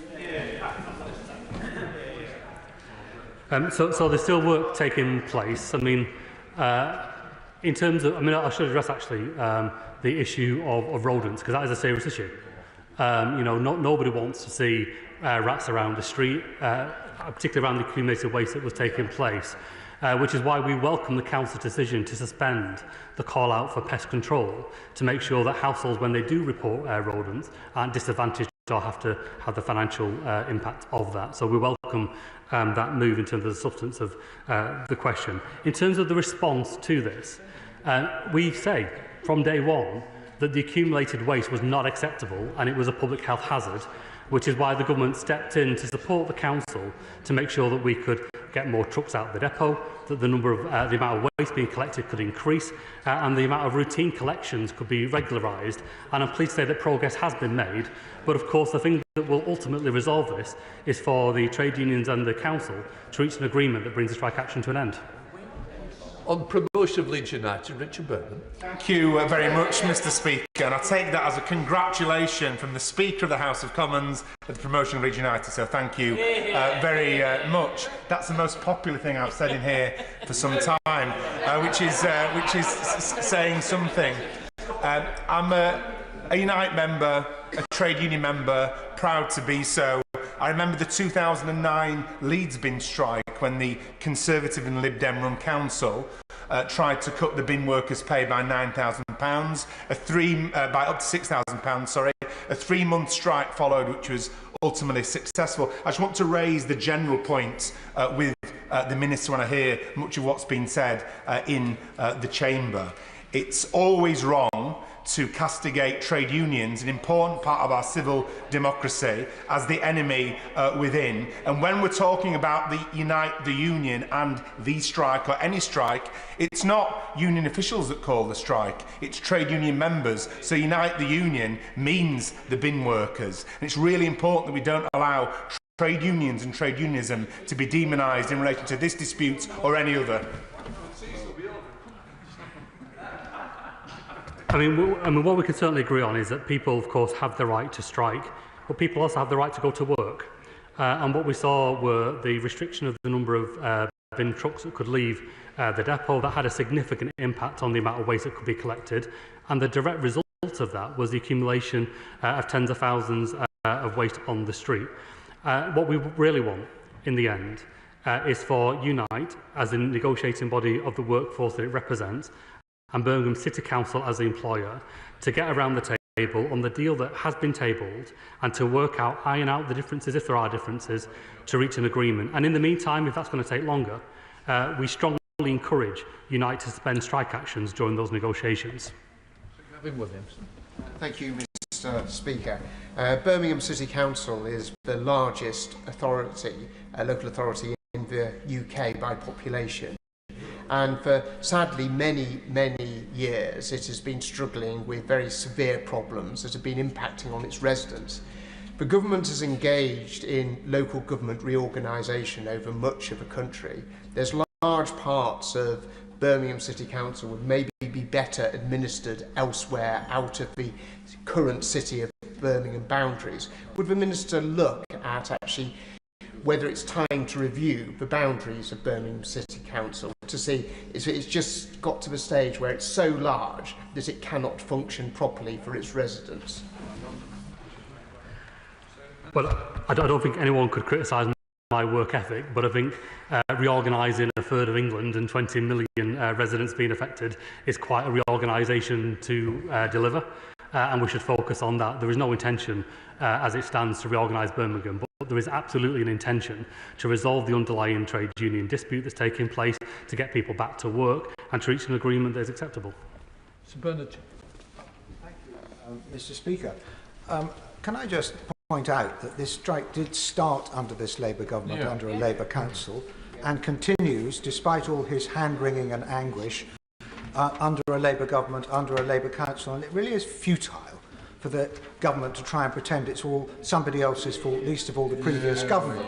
And can he avoid also misrepresenting what my right honourable friend said? He made a perfectly reasonable suggestion that he should reinstate the legislation that would allow agency workers to be brought in to pick up the rubbish off Birmingham streets. Why won't he do that? Because he's pussyfooting around, kowtowing to his Labour paymasters, the trade unions. Well, I mean, that's certainly the award for the silliest question yet. There is no kowtowing, there is no bowing. We played this with an absolutely straight bat in the interest of the people of Birmingham, in the way that the people of Birmingham would expect. When it comes to the issue of agency workers, our judgment is that that isn't required, because the mutual aid that's been brought in from neighbouring councils and housing associations and the redeployment of frontline staff from elsewhere in the council has dealt with the accumulated waste that has been developing over that period, and we've now seen that 26,000 tonnes of waste cleared. And as I said before, now that trucks are leaving the depot as usual in most cases, there are now more collections taking place in terms of tonnage a day than in regular times. So the council is on top of that, and there isn't the need in the way that he speaks to bring in additional agency staff above and beyond. Sir Judy Lewis. Given that the Minister no doubt sincerely believes that the offer on the table is a good one, why does he think the unions are not accepting it? Well, I mean, it's clear through the negotiations that there are a number of moving parts, and I should also be clear that we are not replicating those negotiations in this chamber. Those negotiations should take place between the employer and the employees and the trade unions, and we shouldn't be trying to circumnavigate that here. But our belief is it's an agreement that strikes the right balance between giving support to the workers in scope who are affected, so the worko roles that are in scope, but not undermining the equal pay work that's been done, that for far too long has seen women underpaid for the work that they've been doing. Thank you, Mr. Speaker. The Minister failed to answer my honourable friend's question on whether troops would be used to clear up the mess. Would he now do so? And with the Defence Secretary sitting next to him, who will know very well that a trained soldier's salary starts at around £25,000, will he say that in the event that troops are used, that they will also receive, as part of the MACA arrangements, arduous duty payments? Well, as I said before, and I do think I've covered this at least a couple of times in the contribution, we are grateful to our colleagues in the MOD for the logistical support that they have provided. It was 3 members of staff on logistical planning, and they've had a significant impact, and the council are grateful to that, and we are grateful to that. What there isn't a requirement for are for troops to be deployed on the street to collect waste, because the council is getting on top of it. Now, we don't take that for granted, and we don't want any disruption to that. But to be clear, the military are not needed on the streets of Birmingham. The council have it in hand, and workers are doing that work today. Good job. Thank you, Mr. Speaker. Genuine question to the Minister. I am a little bit confused as to what these 3 supermen and women from the MOD or the military have done, because one of the principles of mutual aid, military aid to the civil authority is that the people you're helping have not to have the capacity themselves, and it's unreasonable to expect them to grow it in a timely manner. So what have they done that Birmingham City Council couldn't do themselves? I'm usually a bit suspicious when somebody starts off the question with this is a genuine question, but actually that was a proper question. Members could learn from that. In terms of the underlying question as to the added value that the MOD, calm down. The added value the MOD were able to provide were essentially any council has an organised routine and rotas for getting the bins collected in a given place. In Birmingham's situation, where they had mutual aid offers from other councils, they had to work out how best to supply quite different offers of support in terms of trucks and available workers across the city in a different way. So the logistical workers from the MOD were supporting the creation of those new collection rounds as part of the response to clearly accumulated waste. David Reed. Thank you, Mr. Speaker. Can the Minister, or the Pied Piper as he's quickly becoming known as, clear up the record, please? In his opening statement, he said that the military offered their support to come and clear up this mess. Did they offer, or were they ordered by his department to come and support because his government can't stand up to the unions? So to answer I've covered already the value that the MOD have provided, and of course we work in partnership on that. The offer of support was made, it was given to the council. They have received that gratefully, but the MOD have also been very clear with the logistical planners they've had who have been on the ground in Birmingham that the council is at the point now where it doesn't need the support from those logistical planners because it has the collection rounds in place, which I hope he would welcome.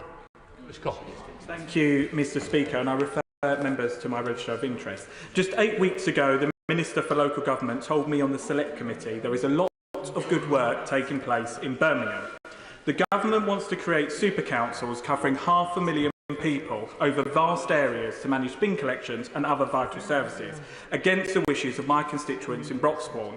We've seen the result of this in Birmingham. So does the Minister believe that tons of rubbish on the streets is the model the rest of the country should follow? But in a way, that shows the misunderstanding of why Birmingham is in the situation it is. It makes no more sense to say that Birmingham's problems are because of its size and scale than it would to say, well, look at the debt liabilities that are built up by some of the smallest councils in the country and the way that they've been borrowing many hundreds or thousands of times their revenue. These are, in a way, down to long-term issues. Some of it is the foundational funding that that council has been given in Birmingham. But in the end, Birmingham is getting its house in order. It's not an easy process, and they would say themselves they've got a way to go. But when it comes to resolving the historic equal pay liabilities, when it comes to resolving the Oracle IT system, there's a significant financial liability to the council. When it comes to modernising its workforce and that future operating model, the council is making progress, but it's got some way to go. That now allows us to come to Jim Shannon. Can I thank the Minister very much for his answers to those very difficult questions. The Minister will understand and know, of course, the absolute necessity of military intervention in civil life in Northern Ireland over a great many years. Whilst it is never an easy option, does the Minister not agree that if it is the only option, if a pay deal can be reached to ensure that disease does not spread through the city, that action has to be taken before the ill and the vulnerable pay the price of the standoff? Well, I mean, as it stands, the situation for most streets at most times has returned to normal service. The accumulated waste that was building up, that was not acceptable at all, has been removed, and there's 26,000 tonnes of that has been removed. In most places, at most times, the routine collections of the bins are taking place as normal, and over 100 trucks a day are leaving the depots as usual. And so we hope that we don't return to the scenes that he talks about for the very reasons that he expresses. It's not acceptable from a public health point of view, and it has consequences. That completes the urgent question. Let the front bench change over.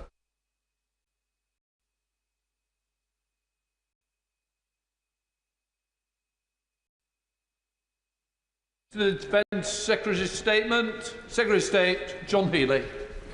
Thank you, Mr. Speaker. Today, HMS Prince of Wales set sail from Portsmouth, and I trust the whole House will join me in wishing the entire carrier strike group a safe and successful global deployment. Mr. Speaker, I wish to make a statement on the ongoing war in Ukraine.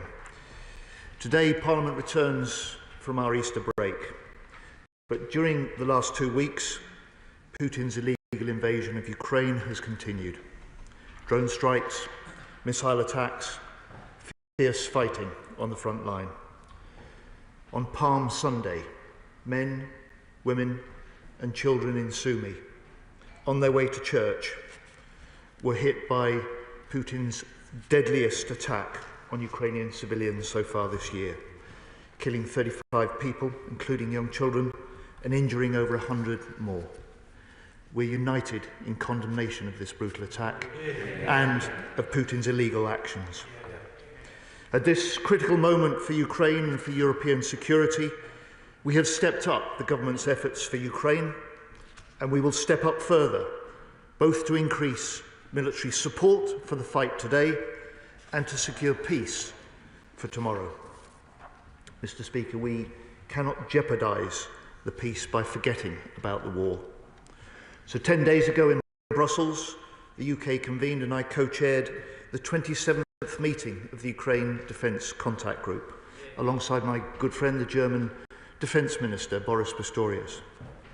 51 nations and partners from Europe, from the Indo-Pacific, from South America, came together at NATO headquarters, with the Ukrainian President Zelensky, the US Defence Secretary Hegseth, and the NATO Secretary-General Mark Rutte. We came together to step up support for Ukraine in the fight.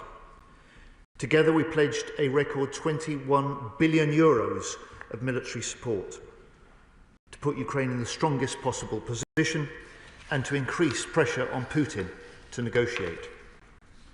Mr. Speaker, this year the UK is providing £4.5 billion in military support to Ukraine, more than ever before. And in Brussels, I announced 200 million of this support will be surged to the front line, with supplies starting to reach Ukraine's fighters within this month, including radar systems, anti-tank mines, and hundreds of thousands of drones. I also announced £160 million worth to help repair and maintenance of essential battlefield vehicles and equipment. This support will strengthen Ukrainian troops in the close fight now. It will also strengthen our industrial links with Ukraine and boost UK businesses.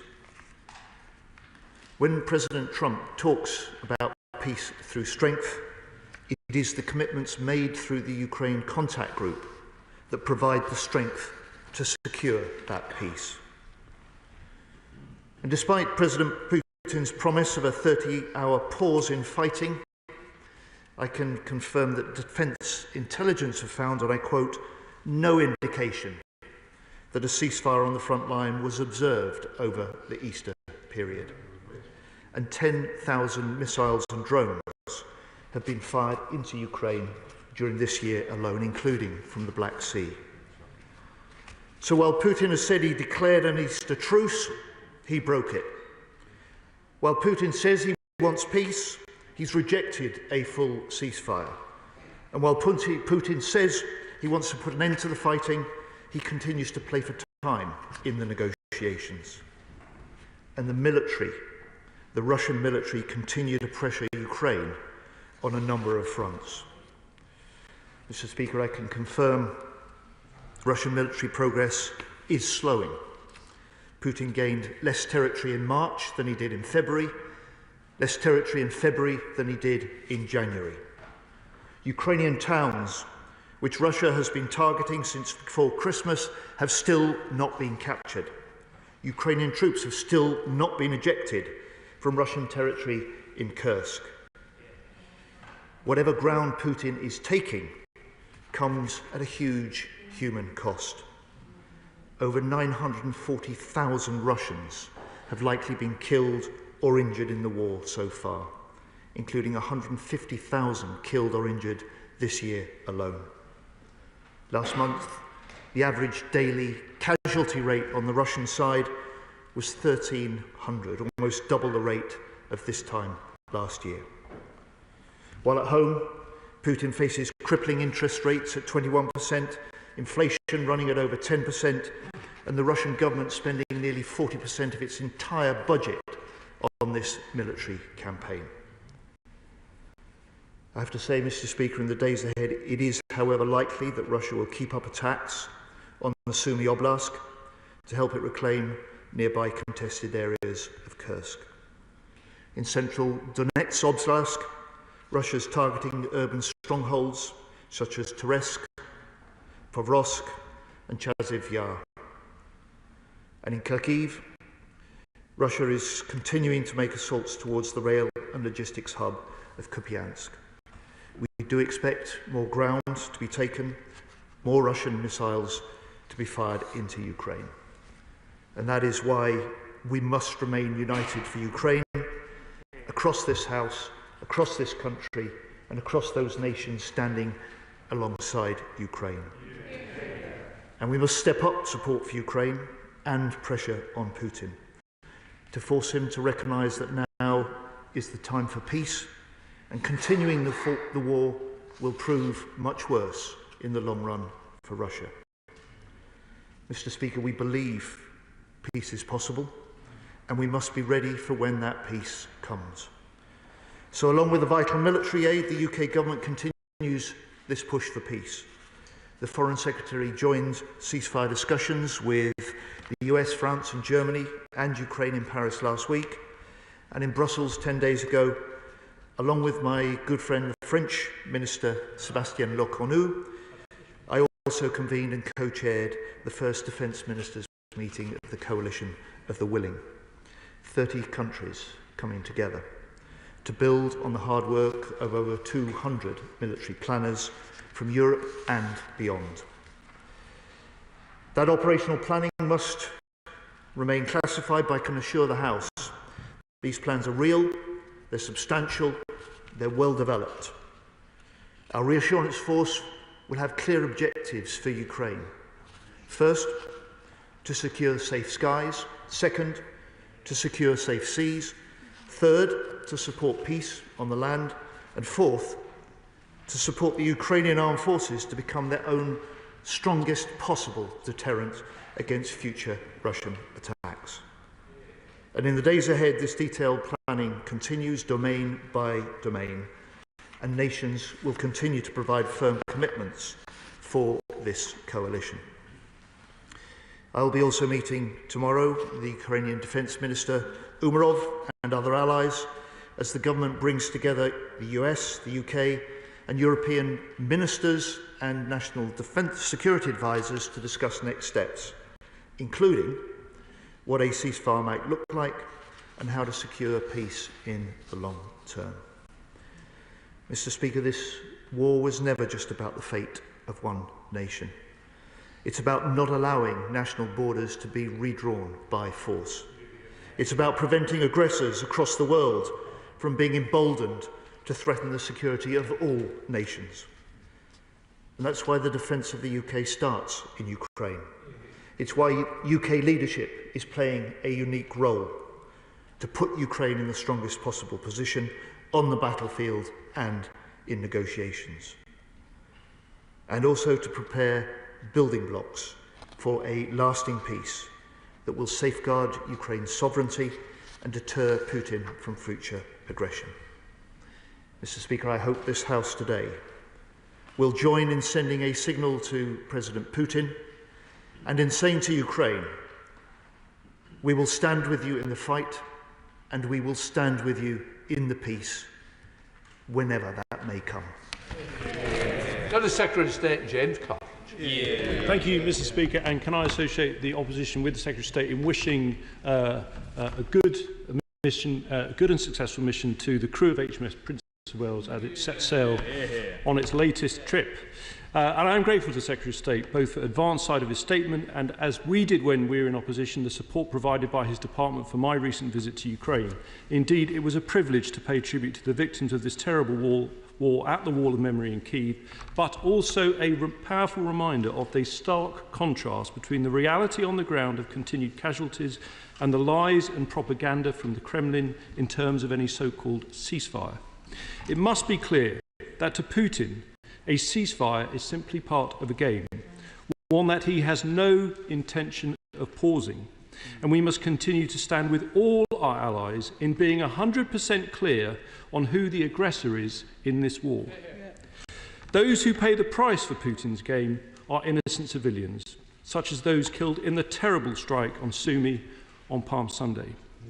Is the Secretary of State able to shed any light on reports that Russian forces used a cluster munition as part of this attack on civilians? And if so, would this not illustrate the extraordinary contrast between claims of ceasefires on the one hand and the reality of continued Russian indiscriminate bombing? In the face of such aggression, we remain proud of the extraordinary role the United Kingdom has played in backing Ukraine's struggle under successive governments, and I welcome the continued support announced at the new DCG. Turning to Secretary of State's latest update on the coalition of the willing. Whilst we will always stand with the government in supporting Ukraine, he knows that it would be a major shift to go from indirect provision of munitions to boots on the ground. Therefore, as the opposition, we are duty-bound to probe what remains several unanswered but very significant practical questions that any such deployment would entail. A month ago, on the 22nd of March, I wrote to the Secretary of State with a series of questions on the coalition of the willing. I have yet to receive a reply. So given the importance of those questions, I ask him them now. First, what progress has he made on securing a US military backstop? Secondly, what would be the expected rules of engagement? Thirdly, how many nations have definitively committed to sending troops? And fourthly, will he consider derogating from the ECHR for any deployment, given our military's previous experience of vexatious lawsuits arising from overseas operations? Of course, an extraordinary aspect of the coalition of the willing is that we are meant to be leading with France. whilst at the same time, behind our back, they are seeking to undermine our fishing rights in our own sovereign waters over access to a European defence fund that will definitively include non-EU nations. Now, when I pointed this out at orals last month, the Secretary of State asked me to drop the Brexit rhetoric. Yet over Easter recess, it was he who blasted the EU's Foreign Affairs Chief, Kaja Kallas, when she suggested that his plan for troops in Ukraine was unclear. So what is clear? Almost alone, we stood by Ukraine from the very beginning of the war, helping them avoid an early capitulation that would have been a disaster for the whole of Europe. We also offer our nuclear deterrent to European NATO 24/7, not to get better fishing rights, but to defend the freedom of European nations. A country that does all this should not be excluded from a defence fund that will include non-EU states and should not face punitive measures against its fishing fleet when we are meant to be doing everything possible to strengthen European defence solidarity. The Secretary of State needs to understand this is not about Brexit, this is not about Britain or France, this is about the security of the whole of Europe. Does he understand that, and can he confirm categorically that the government will not offer any concessions on fishing rights in order to secure an EU defence pact? Finally, Mr Speaker, turning to procurement for our own armed forces, both in Kyiv and this morning with cross-party colleagues in Parliament, I had the pleasure to meet Ukrainian manufacturers of drones that have been highly effective on the front line. So can I ask if the Secretary of State will support such companies in partnering with British companies to set up operations in the UK, both to boost Ukraine and give our military rapid access to proven capabilities? And given how much of this rests on the SDR, will it be published this month? Mr Speaker, I'm glad the honourable gentleman has been to Ukraine recently. I'm glad we were able to facilitate that visit. I'm proud of the number of members of this House from all sides that are regularly going to Ukraine. It has a big impact on Ukrainian population that don't necessarily hear our debates in the UK, but when they see British parliamentarians from all sides, and yourself, Mr Speaker, as the Speaker of this House in Ukraine, they know that this is a country that stands united and stands with them. The honourable gentleman is completely right to draw what he calls the contrast between Putin's claims of a ceasefire and the reality of continued brutal attacks, including on civilian population in Ukraine. Mr Speaker, he asks about the potential situation of a negotiated peace in which we, alongside 30 other nations, as part of the coalition of the willing, are considering how best we can help secure that as a lasting peace, which is what President Trump has promised to deliver. He will have heard the Prime Minister say, we are, if necessary, fully committed to putting British troops on the ground if necessary, and we do that because the security of the UK starts in Ukraine. He asked about the US, and both I and the Prime Minister in our discussions with the US have been clear that Ukraine, post a negotiated ceasefire and peace, will need long-term security assurances, and that there is a role for the US to play in those. On the ECHR, look, it's long-standing practice, Mr Speaker, as the honourable gentleman knows better than anyone, of successive governments, that the UK deployments, home and abroad, will always comply with international law.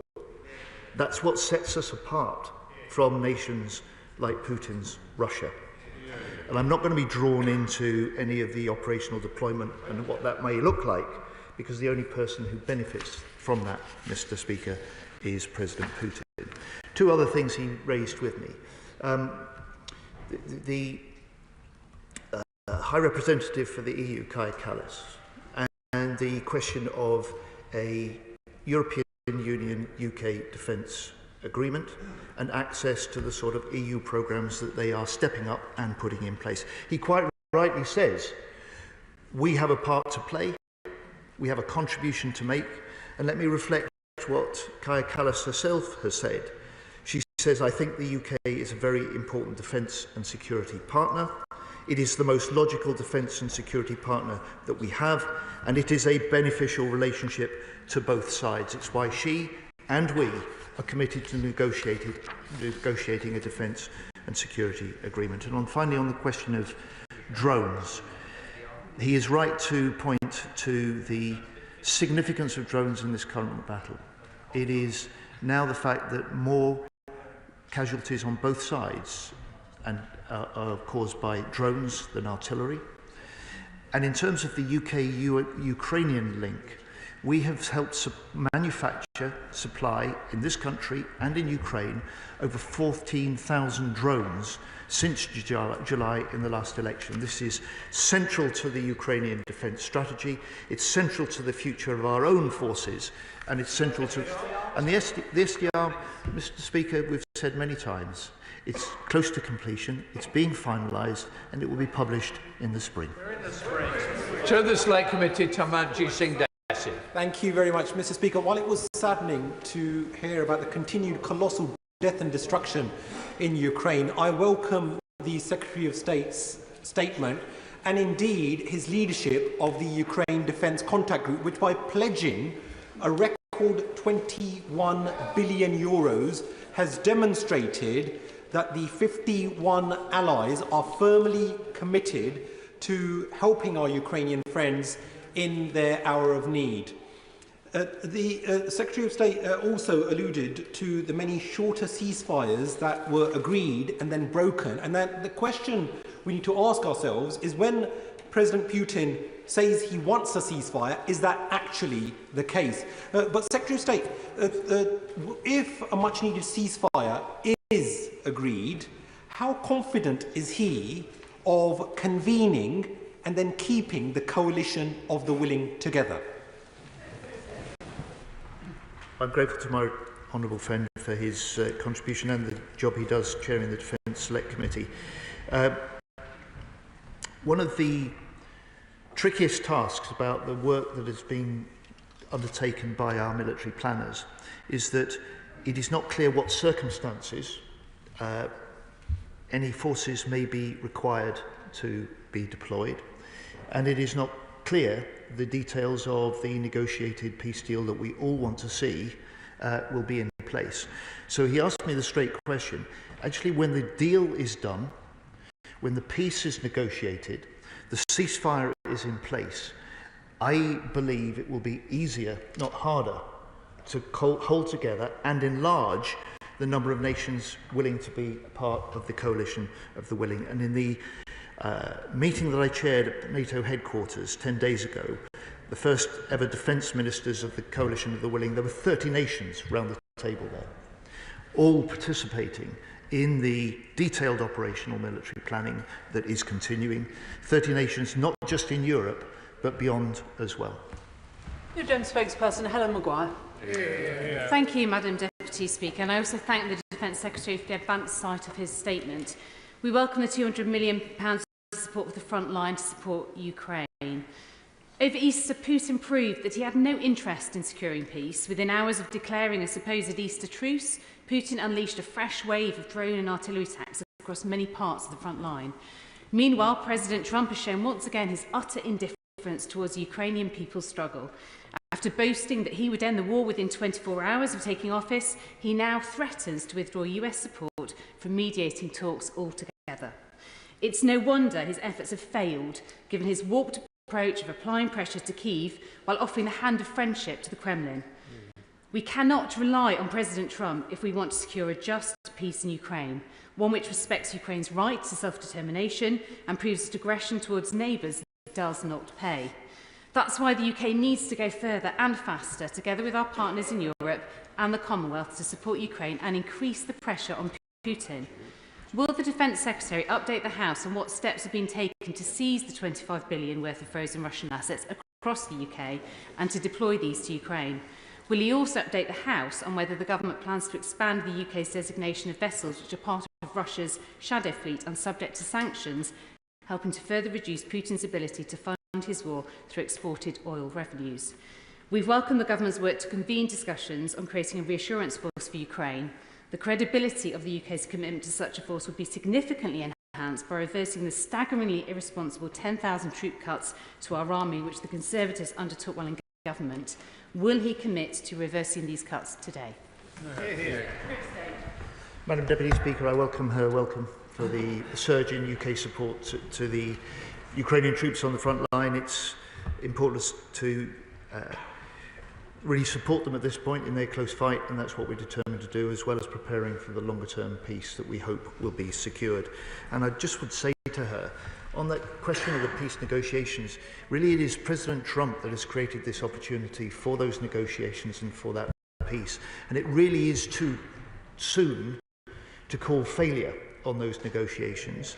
Everything about the determination of some of the significant US figures and the work that they're doing, the discussions that we will help support and play a part of in London tomorrow, demonstrate that there is a broad coalition of nations wanting to see a peace in Ukraine, wanting to see Putin negotiate seriously, and willing to take the steps to help bring that about.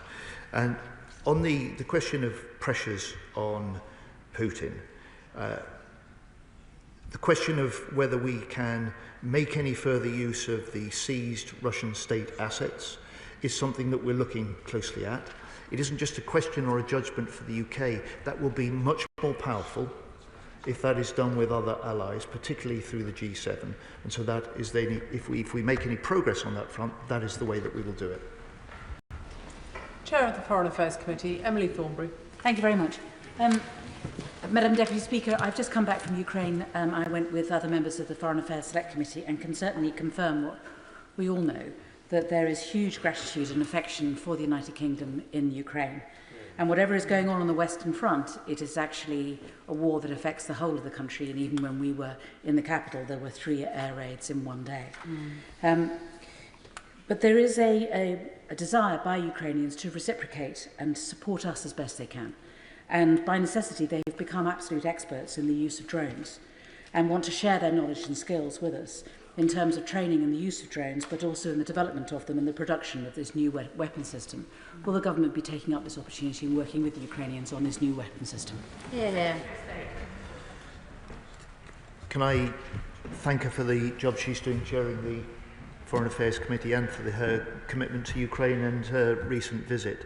I'm proud of the UK's leadership on Ukraine. I'm proud of the way that it was led by the previous government, supported by us in opposition, and I'm proud to say that the official opposition now provide the necessary support for this government to step up still further the support that we can offer.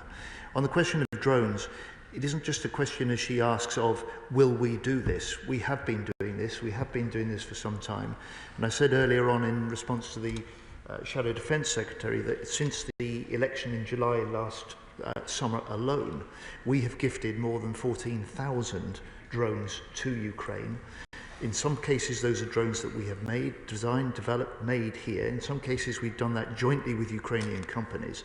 And sometimes we are now making sure that they can design and develop and manufacture for themselves in Ukraine, because it is the most effective way for Ukraine to reinforce their own armed forces and their industry.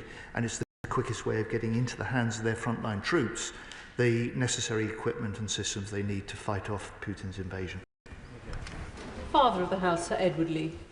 What worries me is that President Putin has said that he will not accept NATO troops on the ground. But in the absence of NATO troops on the ground, could we not be back to a 1939 Sudetenland situation where the aggressor takes a slug of territory and then moves in several months later? So will the Secretary of State confirm that he is absolutely convinced, and perhaps he can convince President Trump, that in the absence of NATO troops on the ground, this is a worthless peace? Deputy Speaker, no one is talking about NATO troops. The Coalition of the Willing is a coalition of nations, many but not all NATO members, willing to come together, discussing the military options and the planning in close liaison with NATO, because it potentially has implications for NATO. But I would just say to him, President Trump is leading the negotiations. President Putin is not yet negotiating seriously. He is not in a position to lay down terms like that. And the securing the ultimate objective that President Trump, President Zelensky, and we all want to see, which is not just a peace but a lasting, durable peace, will require reassurance, and it will require security support for Ukraine while they develop the strength of their own deterrence to do that for themselves in the longer term. Derek Twigg. Can I congratulate my right honourable friend on the work he's done in terms of securing extra funding for defence, but also for Ukraine. It is clear that Putin does not want peace. All he's interested in doing is gaining Ukrainian territory. And we have to make a very clear message to him that we're not taking a step backwards, ourselves and our allies. And the only way we can get a just settlement for Ukraine is for Ukraine to be as powerful militarily as it possibly can be, and we stop the Russians taking more territory. So can I say to my old friend, I welcome the efforts that have been made so far, the additional funding, but can I say this, and I've said it once before, we will have to increase defence spending further, and the 3% by the next election will not be enough.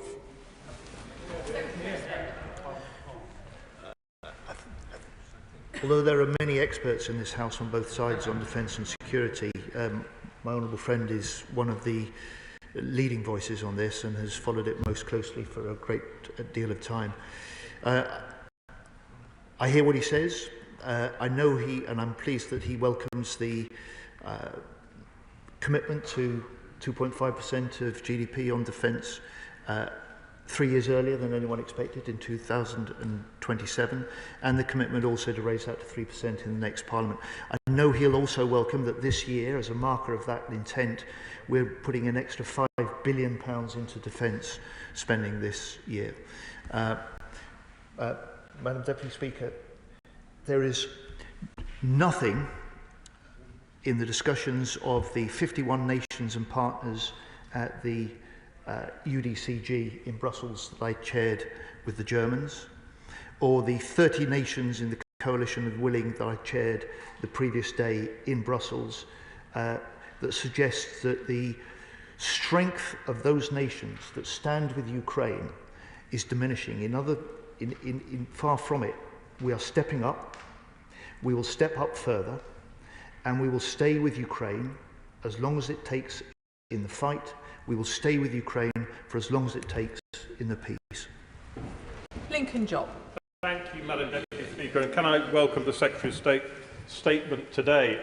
I think the House had risen for Easter recess when President Zelensky announced that 155 Chinese troops had been deployed in support of Russian forces in Ukraine. So can I invite the Secretary of State, please, to tell us how this major crossing of the Rubicon is going to change his own government's approach to China and how it might be informing his decisions with his American counterpart.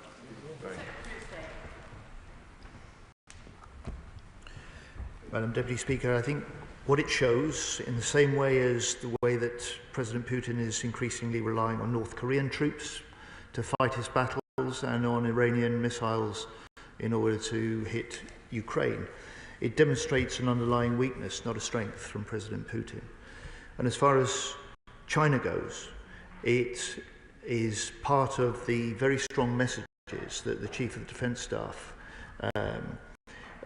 gave and discussed with the Chinese when he visited recently his counterparts in China, that we see the importance of peace and stability of the Indo-Pacific as a matter not just for those nations in that region, that we see the future of Taiwan as necessarily one to be conducted by peaceful negotiation, not threats or conflict, and that very strong concern that for stability and security and the peace continuing in the Indo-Pacific is a matter that we want China to be very well aware of. Fred Thomas. Thank you, Madam Deputy Speaker. I thank the Secretary of State for his leadership on this topic, not just in the UK but in Europe. But my question to him is one around tactics. And over the weekend, I spoke on LinkedIn with the British sniper, former army. He's now fighting for the Ukrainians on the front line. He was telling me about the tactical changes that he has had to make to how he operates. But those tactical changes are not reflected in our own sniper training in the Army, the Royal Marines and the British Forces.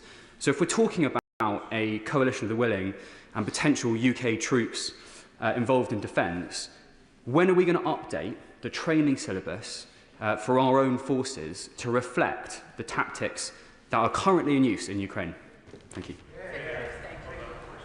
Madam Deputy Speaker, my honourable friend speaks from a position of great experience and authority on this.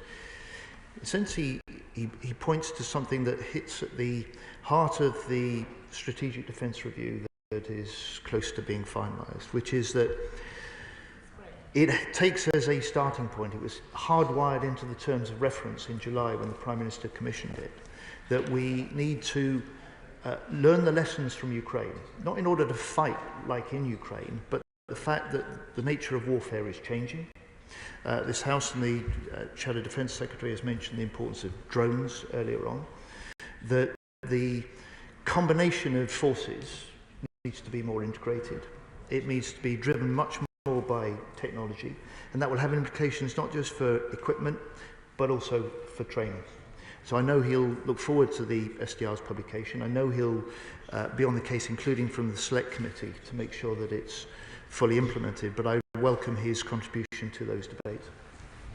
Sir Julian Lewis. Coupled with the decision of the leader of the free world to describe Ukraine as the aggressor in this war, is the news today that America may be considering no longer supplying the Supreme Allied Commander Europe to NATO. Is the Defence Secretary looking forward, as much as the rest of us are, to hearing what President Trump has to say if he comes to this Parliament as soon as September about how it is that the system that kept the peace in Europe for 50 years after the Second World War is no longer applicable for the future? Madam Deputy Speaker, he and I will both look forward to the President's visit to this country when it is staged. I would just caution him, I mean, he's so experienced in this that to chase the sort of most recent comments or to regard them as somehow profound, I would just caution. I would say, look, the US, quite rightly, led by President Trump, reinforced by Defence Secretary Hegseth, has rightly challenged Europe to step up on defence spending, and he's nodding his head, on European security, and he's nodding his head, on Ukraine, and he's nodding his head. But Europe and other nations stepping up does not mean the US stepping away. And when our Prime Minister, was in the White House with President Trump, they had, in public, on camera, a detailed discussion about NATO, and President Trump reaffirmed his total commitment to Article 5 of the NATO Treaty. Lillian Jones. Thank you very much, Madam Deputy Speaker, and thank you to the Defence Secretary for your statement today to the House. Madam Deputy Speaker, it's clear that Russia's aggression undermines our security right here at home in the UK. Does the Defence Secretary agree with me that the outcome of this war matters deeply to every one of our constituents across the country? Secretary of State.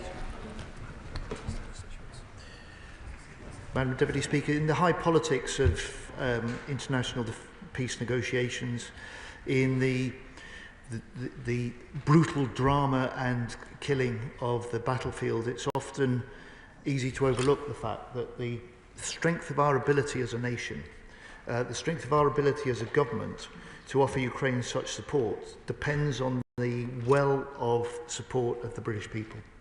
And my honourable friend is completely right that this battle for the future of Ukraine, the huge courage that Ukrainian men and women, military and civilians alike, are showing in resisting Putin's invasion, matters to us in the UK.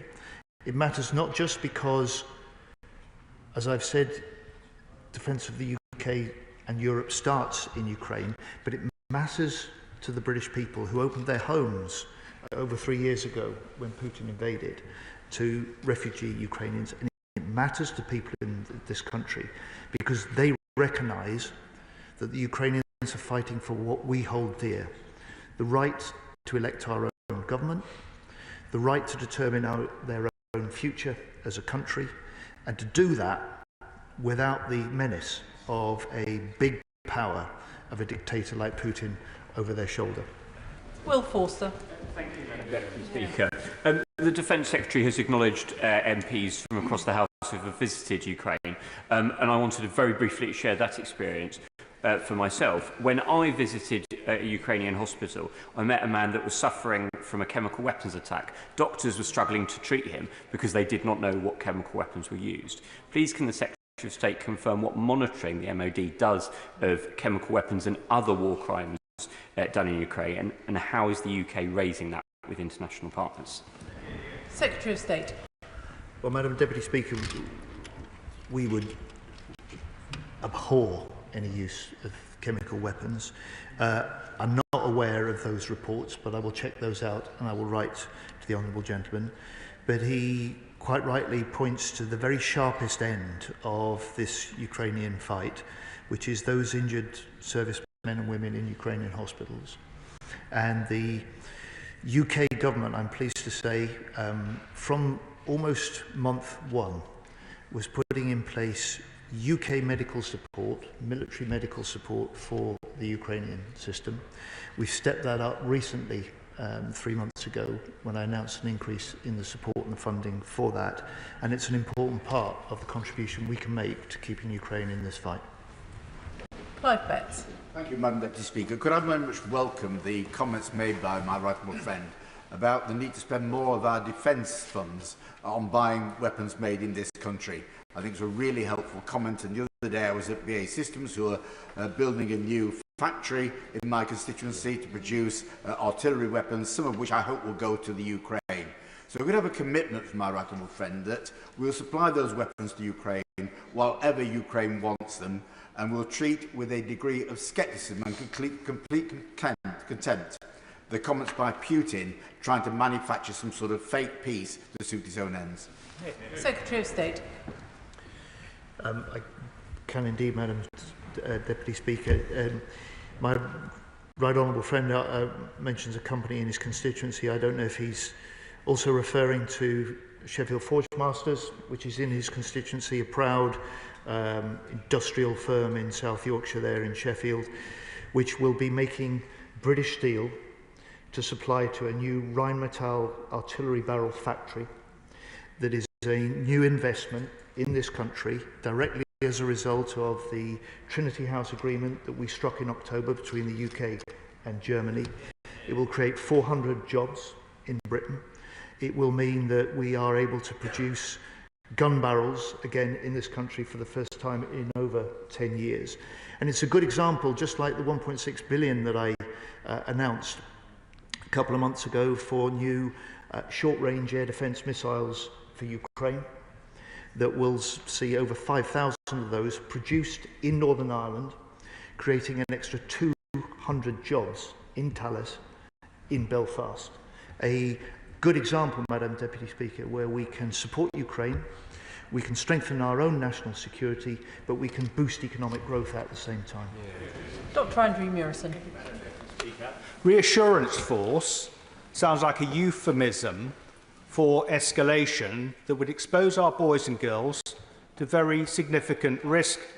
And yet on the 3rd of March at the dispatch box, the Prime Minister said to me that we would not be deploying troops to Ukraine without a US backstop and without US security guarantee.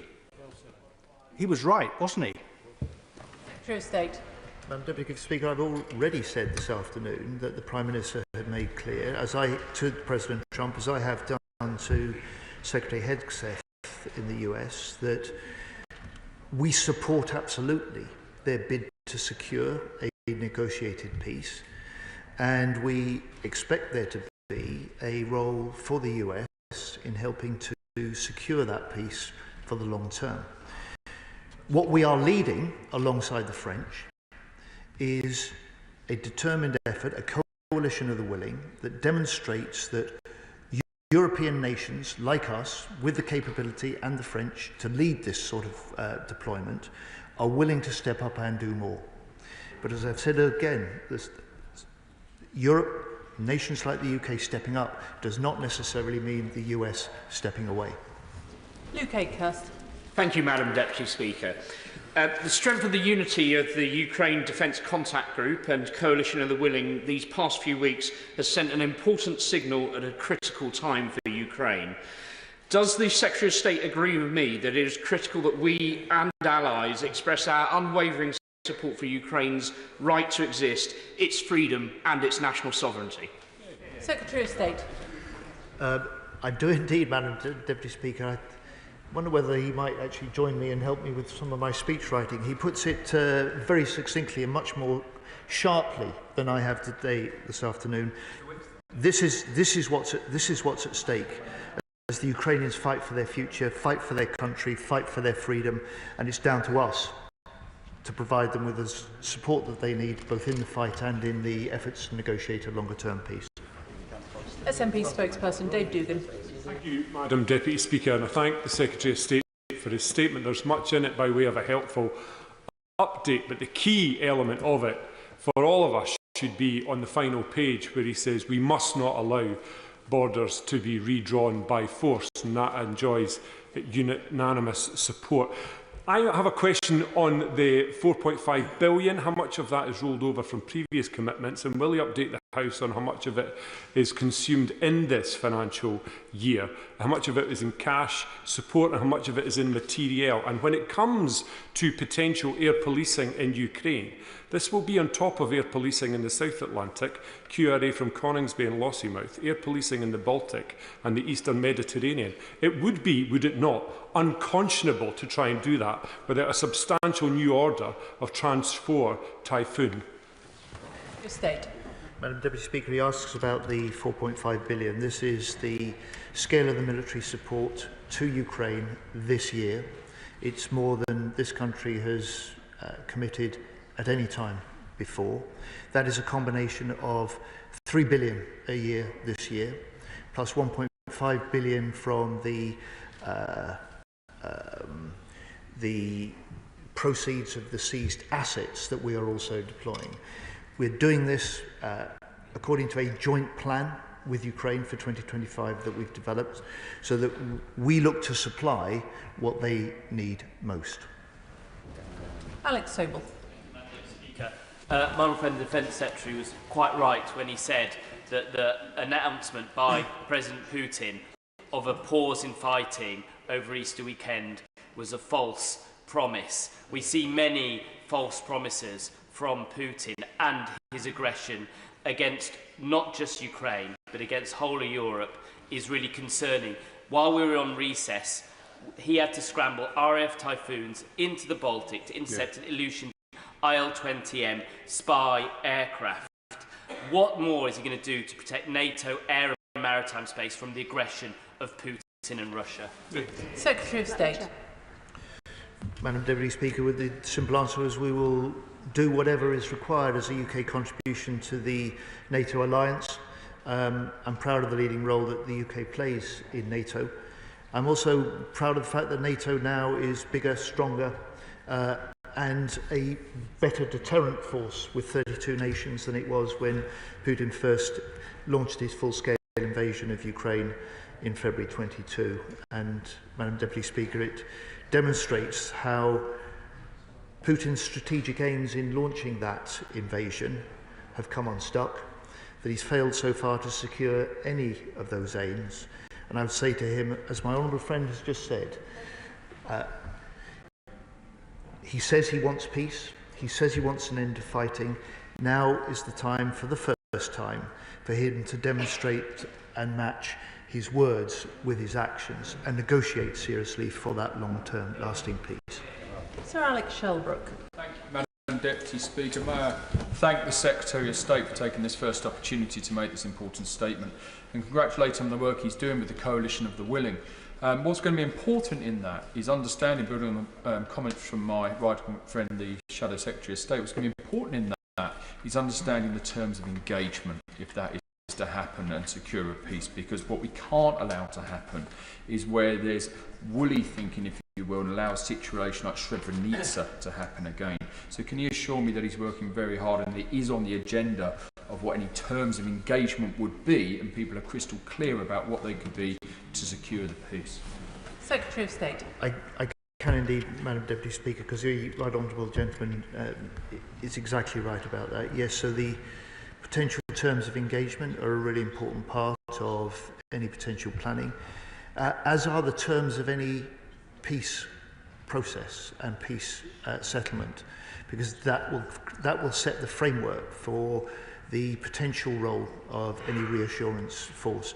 But I can say to the honourable gentleman and to this House, at that point, at the appropriate point, this House will have a full opportunity to discuss and to debate these matters. Alice MacDonald. Thank you very much, Madam Deputy Speaker. I welcome the commitment of this government, both past and present, to Ukraine. Just like this House, citizens in Norwich stand with the people of Ukraine. Yes. As the Secretary of State knows, 2.5 billion was promised for Ukraine after the sale of Chelsea Football Club by Roman Abramovich. This money remains frozen in a UK bank account, as far as I understand. Can the Secretary of State update us on any progress in unlocking this funds, which is much needed for the people of Ukraine? Secretary of State. If my honourable friend will permit me, I will double check with my colleagues in the department that leads on this, and I will write to her with the latest position over the Abramovich billions. Jim Shannon. Madam Deputy Speaker, and thank the Secretary of State very much for his statement. He always speaks softly, but he always speaks firmly, and we thank him for that. I think he represents the views of the people. The news that Russia is seeking peace talks is certainly heartening, but how will the Minister ensure that Russia understands that it is not and never will be peace at any price, and that the Allies will continue to support Ukraine until a sustainable peace is achieved, and will not be forcing Ukraine to accept a deal which does not honour the sacrifice of life or grief or loss of education and the hope of a future which so many Ukrainians have given over so many years. Thank you. Secretary of State. If I may say so, Madam Deputy Speaker, that was a very moving intervention, and part of the power of this place is not just ministers and government accounting to Parliament, but it is Parliament finding its voice in exactly the way the honourable gentleman said. And he asked me about my message to Putin. His own message and the message from this House this afternoon is strong and clear. Tom Hayes. Thank you, Madam Deputy Speaker. I recently led a roundtable of large defence manufacturers at BAE Systems base in Christchurch, and they had one clear message, which is they want to support Ukraine. Bournemouth stands too with Ukraine. So I particularly welcome the Prime Minister's commitment of UK contracts worth £30 million for drones to support Ukraine announced today. Will the Defence Secretary say how the UK will boost jobs and growth with defence spending to support Ukraine? And would he particularly say how Dorset defence manufacturers might be able to benefit too? Secretary of State. I'm grateful to my honourable friend for the message of support to Ukrainians from his constituents and from his businesses in Dorset there. I'd say to him, he is in a part of the country where some of the most innovative, creative companies in the defence and security field are. I'm glad to hear of the company that has recently got the £30 million contract.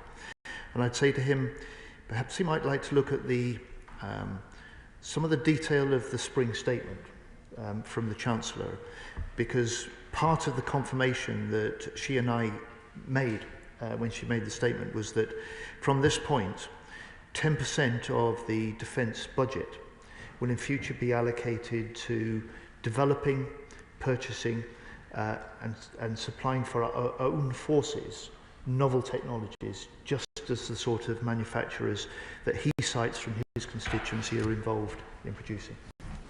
Sir Desmond Swain. What planning is taking place amongst the Allies to make up for the 40% of armaments that have hitherto been supplied by the United States to Ukraine, should it become necessary to do so? Madam Deputy Speaker, that was exactly the focus of the Ukraine Defence Contact Group. The purpose in pulling those 51 nations and partners together 10 days ago, and in securing the confirmation of a record 21 billion euros in extra military aid for Ukraine during the course of this year. Supported by the US with the presence of the Secretary of State, the Defence Secretary Hegseth, who welcomed what he saw quite clearly was confirmation that European nations and others are stepping up to meet the challenge that he and President Trump have issued to us, quite rightly, and stepping up to meet the challenge that requires us to do more to keep Ukraine in the fight, as well as strong for a potential peace that we all hope will be negotiated too. Stephen Sander. Thank you, Madam Deputy Speaker. I'd like to thank the Secretary of State for his statement.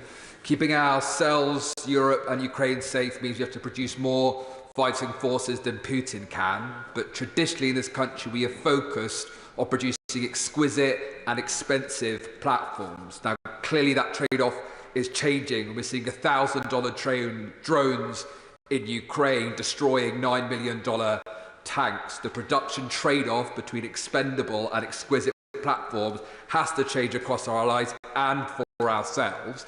And producing those drones takes months, and it will take years to upgrade our own Challenger tanks.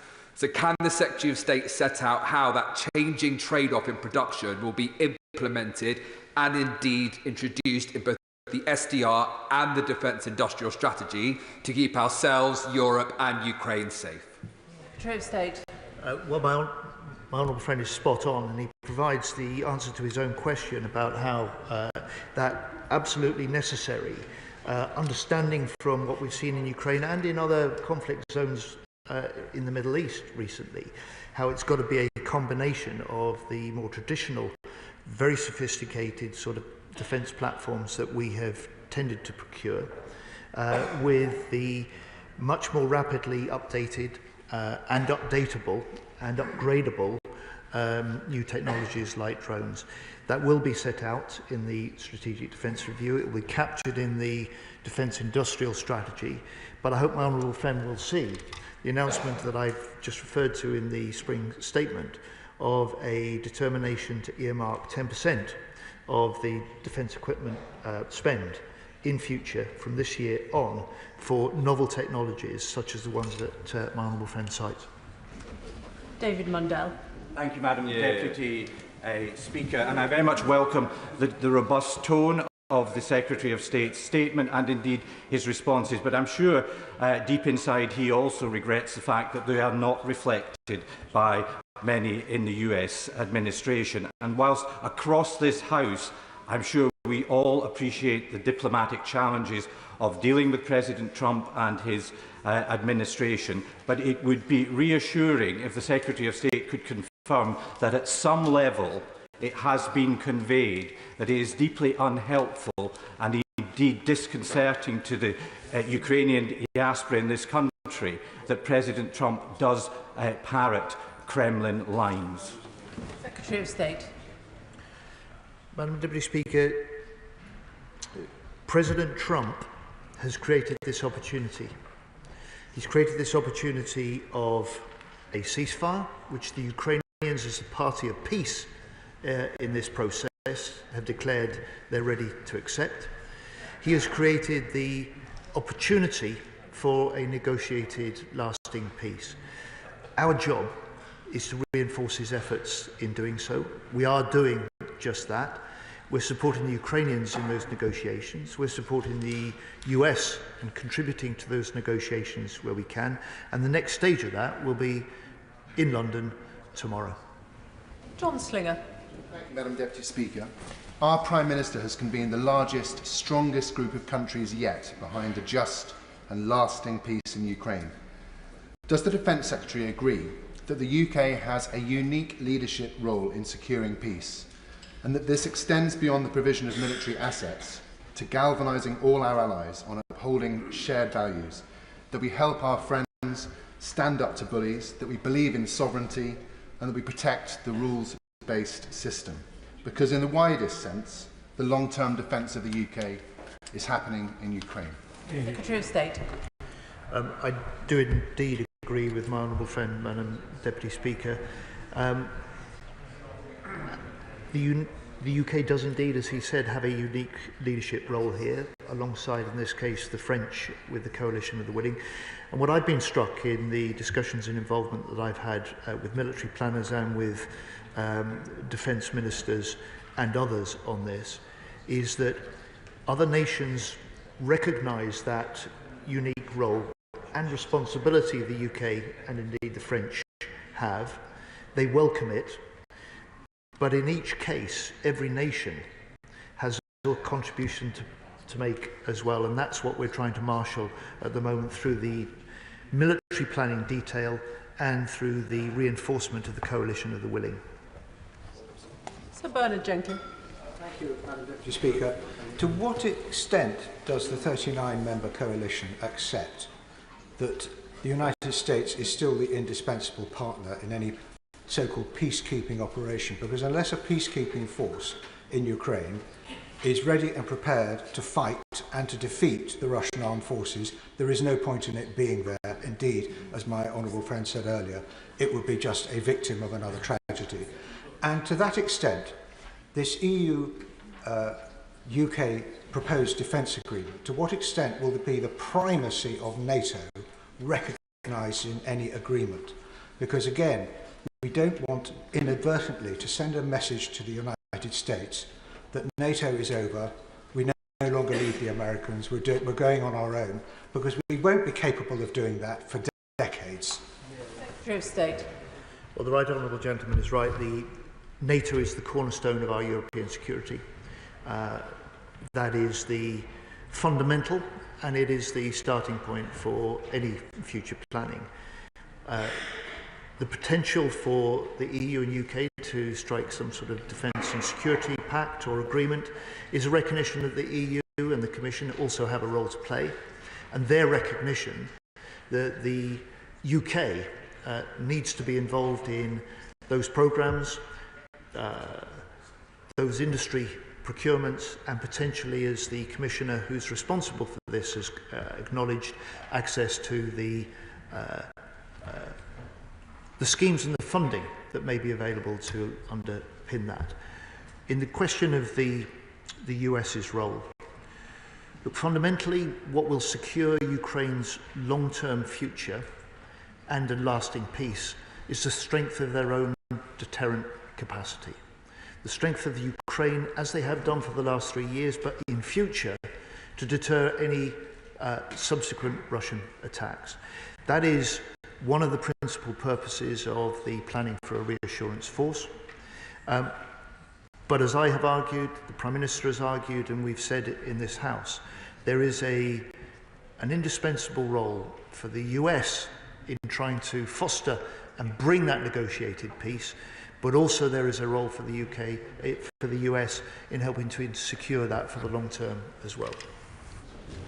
Chris Vince. Thank you, Madam Deputy Speaker, and I thank the Secretary of State for his statement and his ongoing leadership on this issue. And actually, the shared voice that we have across this chamber, I know the people of Ukraine will be very pleased and very, hopeful because of that. Does the Defence Secretary agree with me, though, that the lessons from Ukraine is that the nature of warfare has actually changed, and will he confirm that the Strategic Defence Review will incorporate these lessons into its findings? Secretary of State. I can indeed, Madam Deputy Speaker. It's an argument that I've been making for some time before the last election and since. And my honourable friend, from his unique experience, makes the same argument. Ukraine tells us the nature of warfare is changing. It's changing faster than ever, driven by technology. We have to adopt and incorporate those lessons for our ability in future to equip our own armed forces so they are fit to fight in the way that's going to be required to deter adversaries in the future, but also to keep us safe. Richard Ford. Thank you, Madam Deputy Speaker. I'd like to congratulate the Defence Secretary on co-chairing the 27th meeting of the Ukraine Defence Contact Group. While it was also good to see the German Defence Minister chairing, this is a role that was previously carried out until the 9th of January by the US Secretary of Defence. The Defence Secretary Hegseth did attend earlier this month, but it was a remote attendance across a secure platform. If we see in the coming weeks any reduction in US air defence for Ukraine or other support, other materiel, how might the UK respond?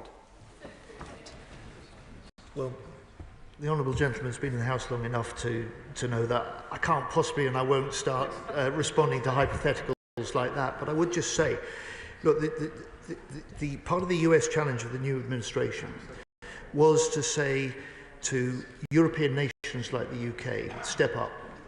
We were stepping up, but we've done more, and we will do more in future. And one of the particular requests from the US administration was that this uniquely important and successful Ukraine Defence Contact Group, and the honourable gentleman is quite right, it was established by and was chaired up until the change of administration by the US,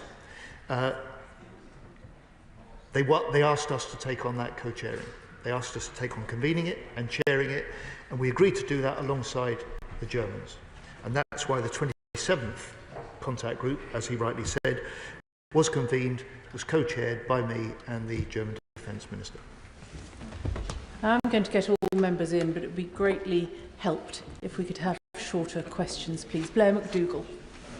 Over recess, I delivered a message of solidarity from the Church of St Andrews in Barrhead to St Andrews Church in Butcher, the site of a horrific massacre.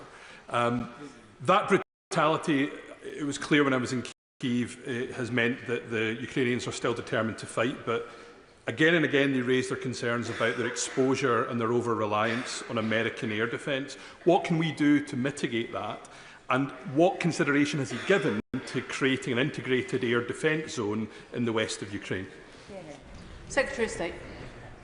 Well, Madam Deputy Speaker, I'm grateful to my honourable friend for being out in Ukraine, demonstrating the solidarity of this side of the House and the House in general.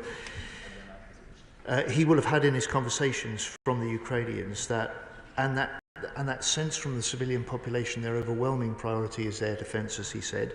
It's why the announcement of the 1.6 billion that I put into new short-range defence missiles, the LMMs, to Ukraine was so important. But it's also why the work that we've done in recent months alongside Denmark to develop Gravehawk, a new innovative technical system to help reinforce Ukrainian air defence systems that we will be able to roll out more generally, is so important. And it's that combination of innovation, industrial speed and partnership with Ukraine, which in the end is reinforcing Ukraine's ability to fight for itself and protect itself. Sir John Whittingdale. The Secretary of State rightly began his statement by condemning the Russian missile attack on Sumy on Palm Sandy, which killed civilians and children.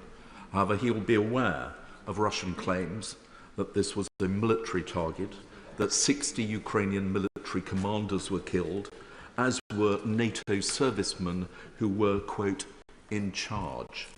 Can he confirm that not only will we provide increased military support to Ukraine, but we will also step up efforts against Russian lies in the information war? State. I can indeed, Madam Deputy Speaker. These were men, women and children on their way to church. There were children that were killed as part and severely injured as part of the attack.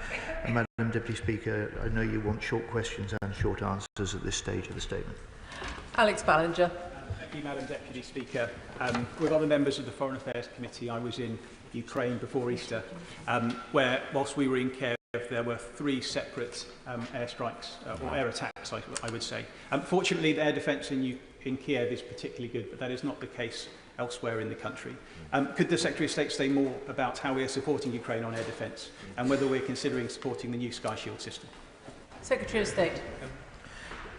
In short, Madam Deputy Speaker, we have given, alongside drones, the highest priority to what we can do to support air defence systems in Ukraine. I've mentioned some of the recent commitments that we've made and deliveries that we're undertaking, and during the course of 2025 we will develop and deliver more of those. Jeremy Corbyn. Thank you, Madam Deputy Speaker, and I thank the Secretary of State for his statement, and he quite rightly drew attention to the huge losses of Russian troops in this conflict, and of course equally huge numbers of losses on the Ukrainian side. Does he see any prospect, after the unsuccessful attempts at a ceasefire over Easter, of anyone else intervening to try and bring about talks between Russia and Ukraine that could lead to a lasting ceasefire that could lead ultimately to a settlement.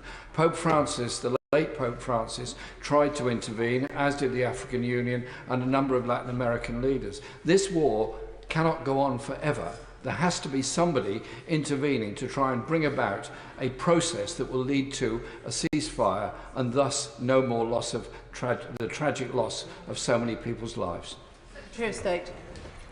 Well, the right honourable gentleman is right. This has to end. It has to end in a process that can lead to a political and negotiated settlement. My view and the government's view is that the best chance of that, the momentum behind the negotiations at the moment that are American-led, are what we need to throw our weight behind and try and ensure can succeed. Josh Dean. Thank you, Madam Deputy Speaker. I know that my constituents will have been horrified by Russia's conduct over Easter, not least the Ukrainian families that have found safety in our community. So does the Secretary of State agree with me that Russia's actions over the Easter weekend show that Ukraine is still very much in a fight against Russian aggression, that they deserve our fullest support, and will he take this opportunity to reassure the Ukrainian families in my community that that is exactly what Ukraine will have? Secretary of State. Well, I pay tribute to my honourable friend's community and the welcome and that they've shown to Ukrainian families that are part and parcel of their community now. And I hope his constituents and the Ukrainians amongst them will be reassured by the strength of the cross-party support in the House this afternoon for their continued fight and for our determination to try and secure with them a long-term peace. Mark Pritchard. Thank you, Madam Deputy Speaker. On the reports that the US have withdrawn intelligence sharing with Ukraine, does the Defence Secretary believe that's an exaggeration? And if not, does he believe the UK and the coalition of the willing, trusted partners in that coalition of the willing, can do a workaround on intelligence sharing? Secretary of State. Madam Deputy Speaker, there was a moment when intelligence sharing with Ukraine was paused. That was restarted with the momentum behind the talks and the point at which Ukraine and the US were back on the same page. I'm proud to say the UK played a part in doing that, and those arrangements are an important part of Ukraine being able to withstand the onslaught from President Putin. Thank you, Madam Deputy Speaker. To support our Ukrainian friends, we need a robust, sovereign industrial base. Now, one proposal to help finance this and enhance supply chain security is the creation of a multilateral armament bank, such as the proposed Defence, Security and Resilience Bank. Does the Minister agree with me that the Government should explore this potentially game-changing solution? Secretary of State. Madam Deputy Speaker, yes, I do agree with my honourable friend, and we are. It is part of the preparation for the defence industrial strategy, because we want to find ways of maximising the investment going to British firms and British jobs, making a contribution, important contribution, not just to the defence and security of our own country, but those of our allies as well. Luke Evans. Thank you, Madam Deputy Speaker. And rightfully, this House spends a lot of time talking about Russia, but of course Russia can't act without Belarus. Would the Secretary of State update us of the discussions in terms of what Belarus's role has been in this case, and also whether that was discussed in his meetings he's recently had? Secretary of State. Madam Deputy Speaker, to be quite honest with the honourable gentleman, Belarus was not discussed. It's Russia that is doing the active invasion and the attacks. Belarus is certainly an ally of President Putin, but they're not active participants in this attack on Ukraine. Chris MacDonald. Thank you, Madam Deputy Speaker. In his statement, the Secretary of State was right to link the record level of spending on Ukraine with the opportunity for UK industry. But I'm sure he'd agree that this opportunity is also a challenge, both for scale-up of the industry and also, as we've heard, for the development cycle for new technologies as well. In addition to the support for innovation, and as we've also heard on financing, could he share whether the Department are considering additional measures to support our supply chains to build capability so that organisations like our own defence cluster in Teesside can help to take their rightful place in supporting both Ukraine and the UK? Secretary of State. We are indeed, Madam Deputy Speaker, because my honourable friend is completely right, and his long experience in industry bears this out, that having a productive capacity which is sovereign and in the UK is one thing, but if that can't be supplied by the essential components and materials required, then the strategic strength is undermined, and we're very conscious of that as we develop a new defence industrial strategy, one, Madam Deputy Speaker, we haven't had in this country since the one produced in 2021. Neil Shastri-Hurst. Thank you very much, Madam Deputy Speaker, and I'm grateful to the Secretary of State for his statement. But can he set out what recent steps have been taken by the government to support the Ukrainian Prosecutor General in investigating and prosecuting domestic war crimes? Secretary of State.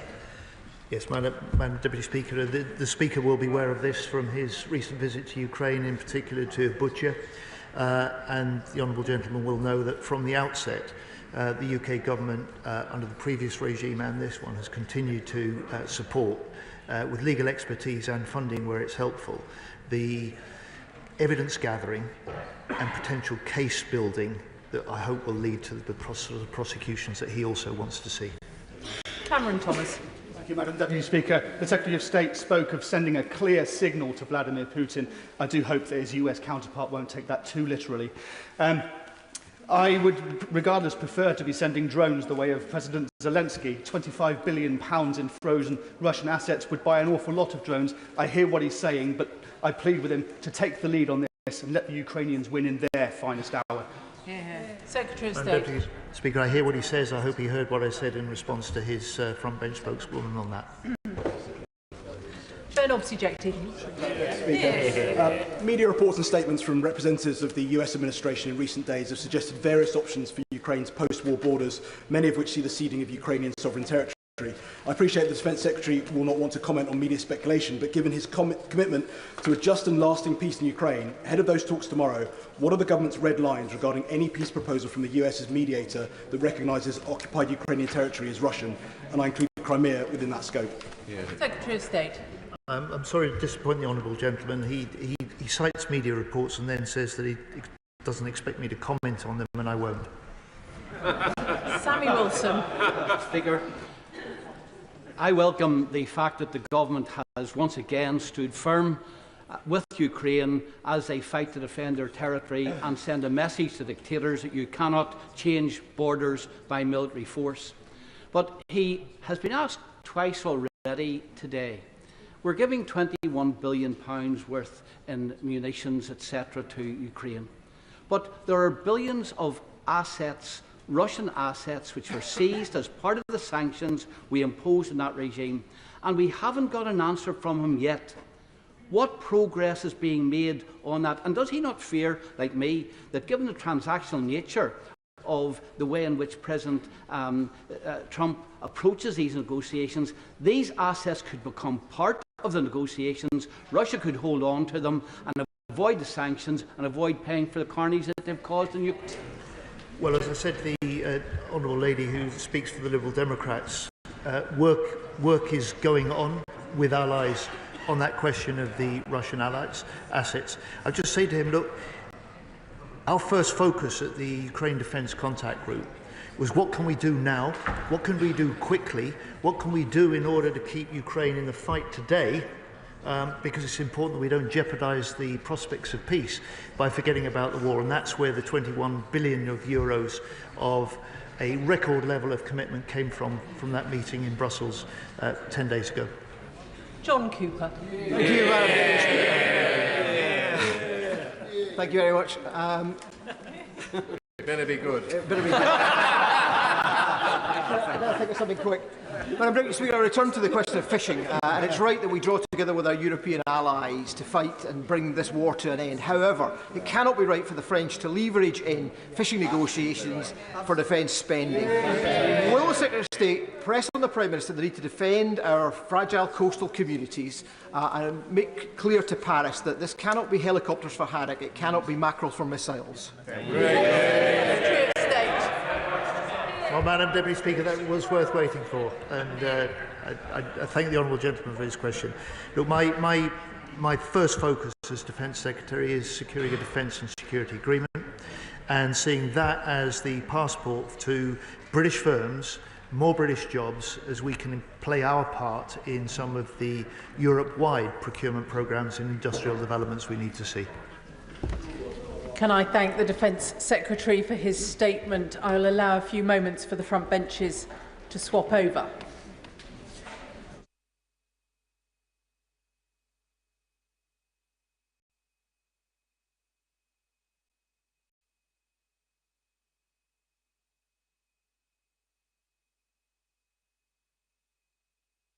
Which brings us to the statement on the For Women Scotland Supreme Court ruling.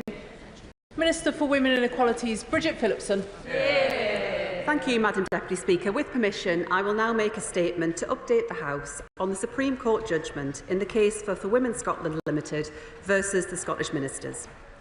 This ruling brings welcome clarity and confidence for women and service providers. Single-sex spaces must be protected. And, Madam Deputy Speaker, this is personal to me.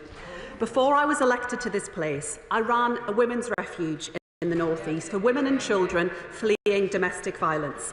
I know how important it is, and always was to survivors, to have single-sex spaces based on biology, places of safety after trauma, time in a sanctuary which allowed them therapeutic support, healing from unimaginable male violence and fear. I remember, Madam Deputy Speaker, how hard countless campaigners had to fight over many decades to get any single-sex provision at all, to create women's refuges and to create rape crisis centres. And then later I remember how hard it was to convince commissioners that young homeless women trying to heal from terrifying acts of cruelty shouldn't be left in mixed-sex accommodation. I will continue to fight for that provision to ensure that women's safety, women's privacy and women's dignity is always protected. This government will continue as before, working to protect single-sex spaces based on biological sex, now with the added clarity of this ruling. And we will continue our wider work with commitment, with compassion, to protect all of those who need it right across society. Because, Madam Deputy Speaker, this is a government that will support the rights of women and trans people, now and always. This is a government that will support the rights of all people with protected characteristics, now and always. This is a government that will support the rights of our most vulnerable, now and always. And on that, Madam Deputy Speaker, there is no change to announce. Dignity and respect for all, now and always. But, Madam Deputy Speaker, this is a judgment long in the making. It began in 2018, when Scottish ministers issued guidance on the definition of a woman in the eyes of the Gender Representation on Public Boards Act. That guidance stated that a woman in that Act bears the same meaning as a woman in the Equality Act 2010 and included trans women with a gender recognition certificate. For Women Scotland challenged this guidance, saying that sex in the Equality Act means biological sex, so that a trans woman with a gender recognition certificate is a man for the purposes of the Act. The case was appealed to the Supreme Court, and last week the court ruled that sex in the Equality Act means biological sex. This means that a person will be considered as their biological sex for the purposes of the Equality Act, regardless of whether or not they have a gender recognition certificate. I know that the women who brought this challenge have not always been treated with the respect that they deserve. And this government believes in freedom of speech, and we believe in the fundamental right to protest. But in no way does that extend to criminal damage. There can be no excuse for defaced statues of feminist icons, no excuse for threats, no excuse for harassment. Madam Deputy Speaker, such acts seek to drag down the debate away from common sense, away from the sensible view held by the majority of the British public that women need single-sex spaces, that those spaces should be protected, and that you can protect those spaces while treating trans people with respect as well. So the certainty that this judgment brings is welcome. And now, Madam Deputy Speaker, it is time to move forward. There's now a need to ensure that this ruling is clear across a range of settings, from healthcare and prisons to sport and single-sex support groups. The Equality and Human Rights Commission, as Britain's equality regulator, is working quickly to issue an updated statutory code of practice to reflect this judgment, and I look forward to reviewing that code of practice in due course. And Madam Deputy Speaker, alongside these updates, our work to protect single-sex spaces across society continues in earnest. Because for far too long, under the Conservative government, single-sex spaces were anything but, and nowhere is that clearer than in our hospitals. Year after year, the party opposite pledged to close mixed-sex wards, and yet year after year, their use not only persisted, it grew massively. And year after year, often in their most vulnerable moments, women were denied the privacy and the dignity that they deserved.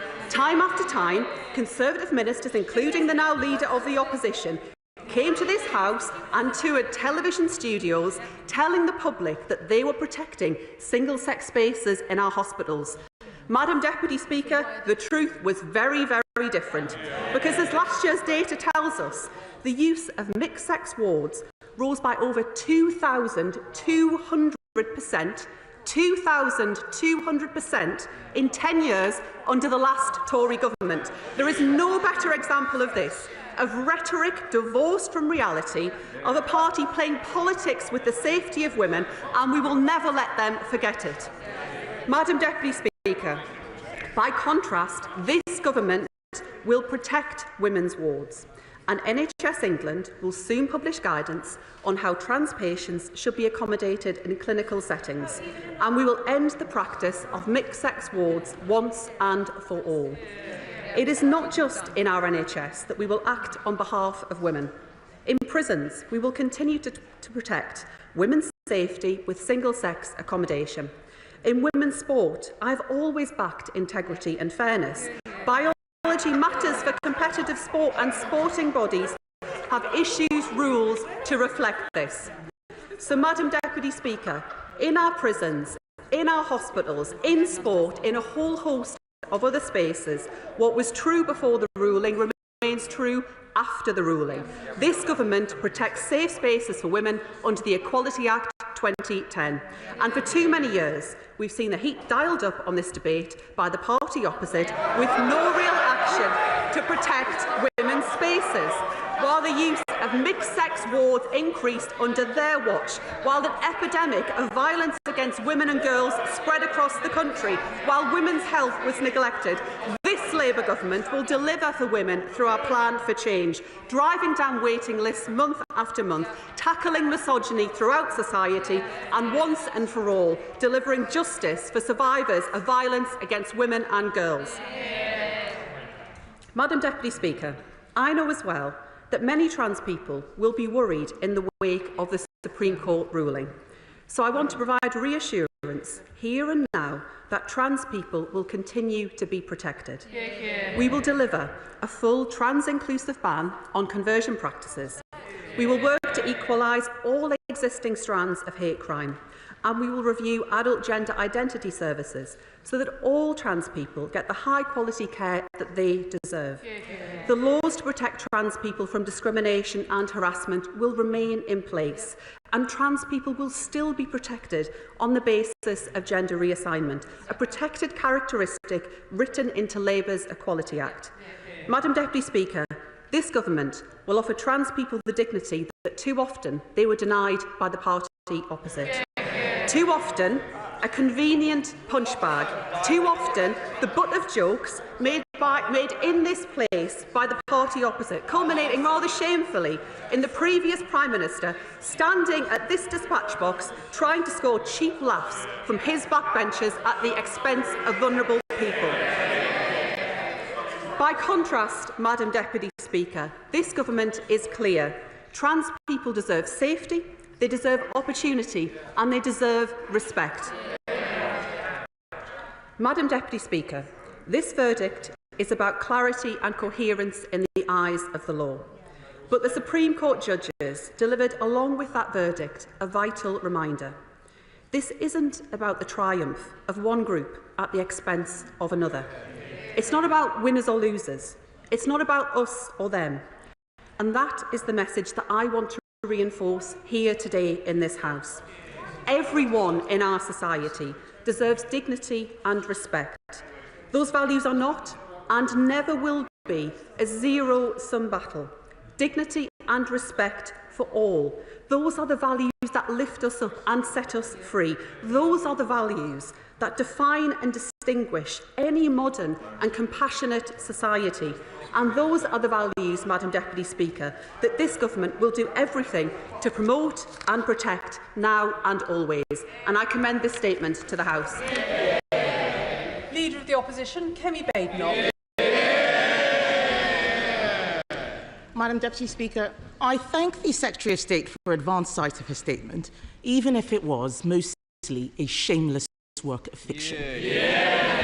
I could not believe my eyes or my ears this afternoon.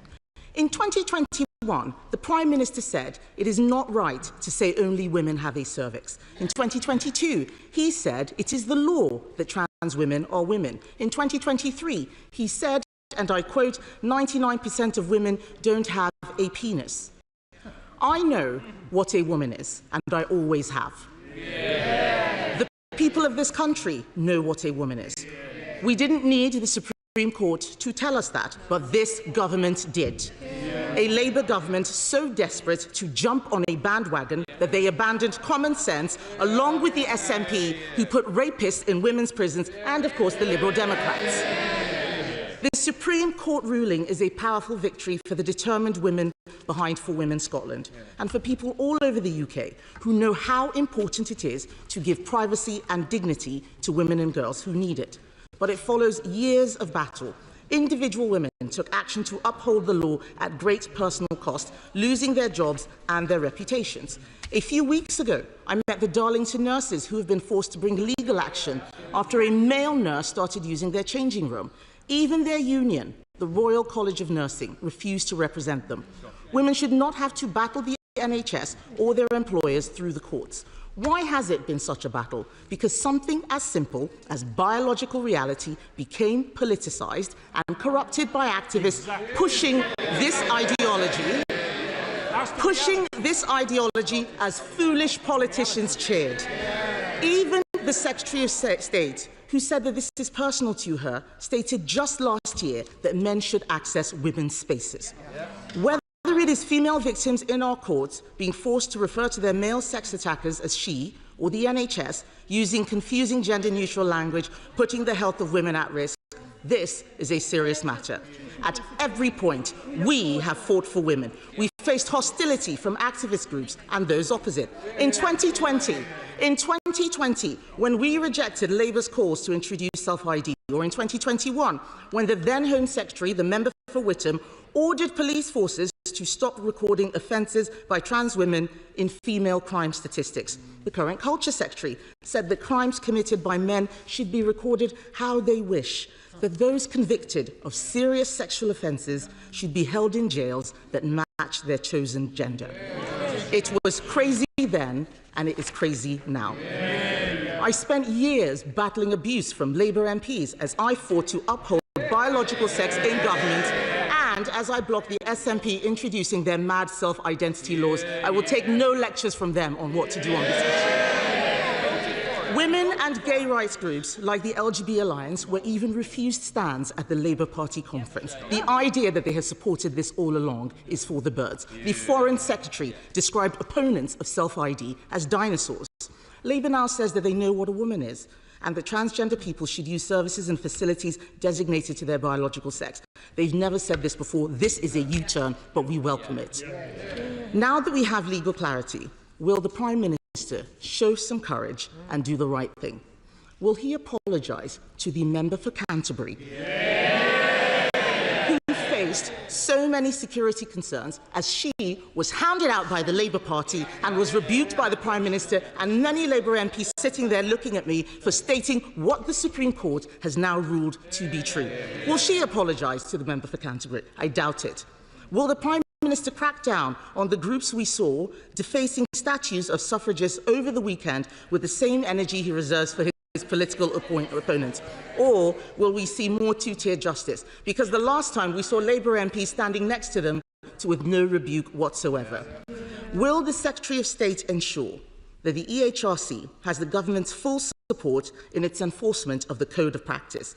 And in particular, will she condemn those Labour ministers who described Baroness Faulkner's entirely correct position on the judgment as appalling? Madam Deputy Speaker, we need to root out gender ideology from our institutions. This government now has a serious job to do, as many organisations will still fail women. So I ask the following. As Minister for Women and Equalities, I published guidance for schools that made clear that toilets and changing rooms must be provided separately for girls and boys. She scrapped that guidance. Will she stand up to the unions and urgently publish what she now admits is the law? She also scrapped RHSE guidance to prevent schools from teaching contested gender ideology as fact. Will she now publish this guidance and remove materials that misstate the law? Will she act to stop passports and licences being issued with self-declared rather than legal sex? Will the government support our amendments to the data bill to ensure digital ID systems record biological sex accurately? And finally, Madam Deputy Speaker, I heard the Secretary of State. She says that she is here to protect transgender people. Many of them were misled by Labour's misstatements on this issue. Some are now left very anxious. She has not provided any reassurance, and she should not use them as a shield to protect her failure. This isn't the end of the matter, but the beginning of the end. There is so much to do, and the Conservative Party, under my leadership, will be relentless in ensuring the government does the right thing. Madam Deputy Speaker, I'm delighted to see the Right Honourable Lady in her place today. Many would run from a record like hers on these matters, but not the Right Honourable Lady. She and the party opposite had 14 years to provide clarity on the issues they now claim to take an interest in. And the Supreme Court confirmed that Labour's Equality Act is the basis for single-sex spaces and protection. But they didn't, Madam Deputy Speaker, they didn't provide that clarity.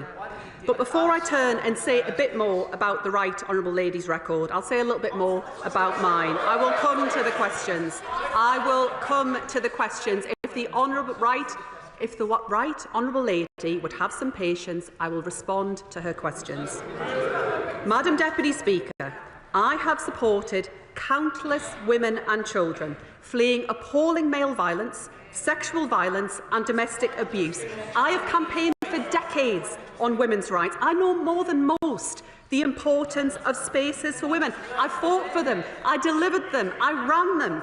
And during my time running that refuge, while Labour was delivering the groundbreaking Equality Act, which this ruling confirms sets in law the basis for single-sex spaces, what was the leader of the opposition doing? She was busy hacking the website of the leading architect of the Equality Act, forever the keyboard warrior. And she's learned nothing from her party's crushing electoral defeat last year.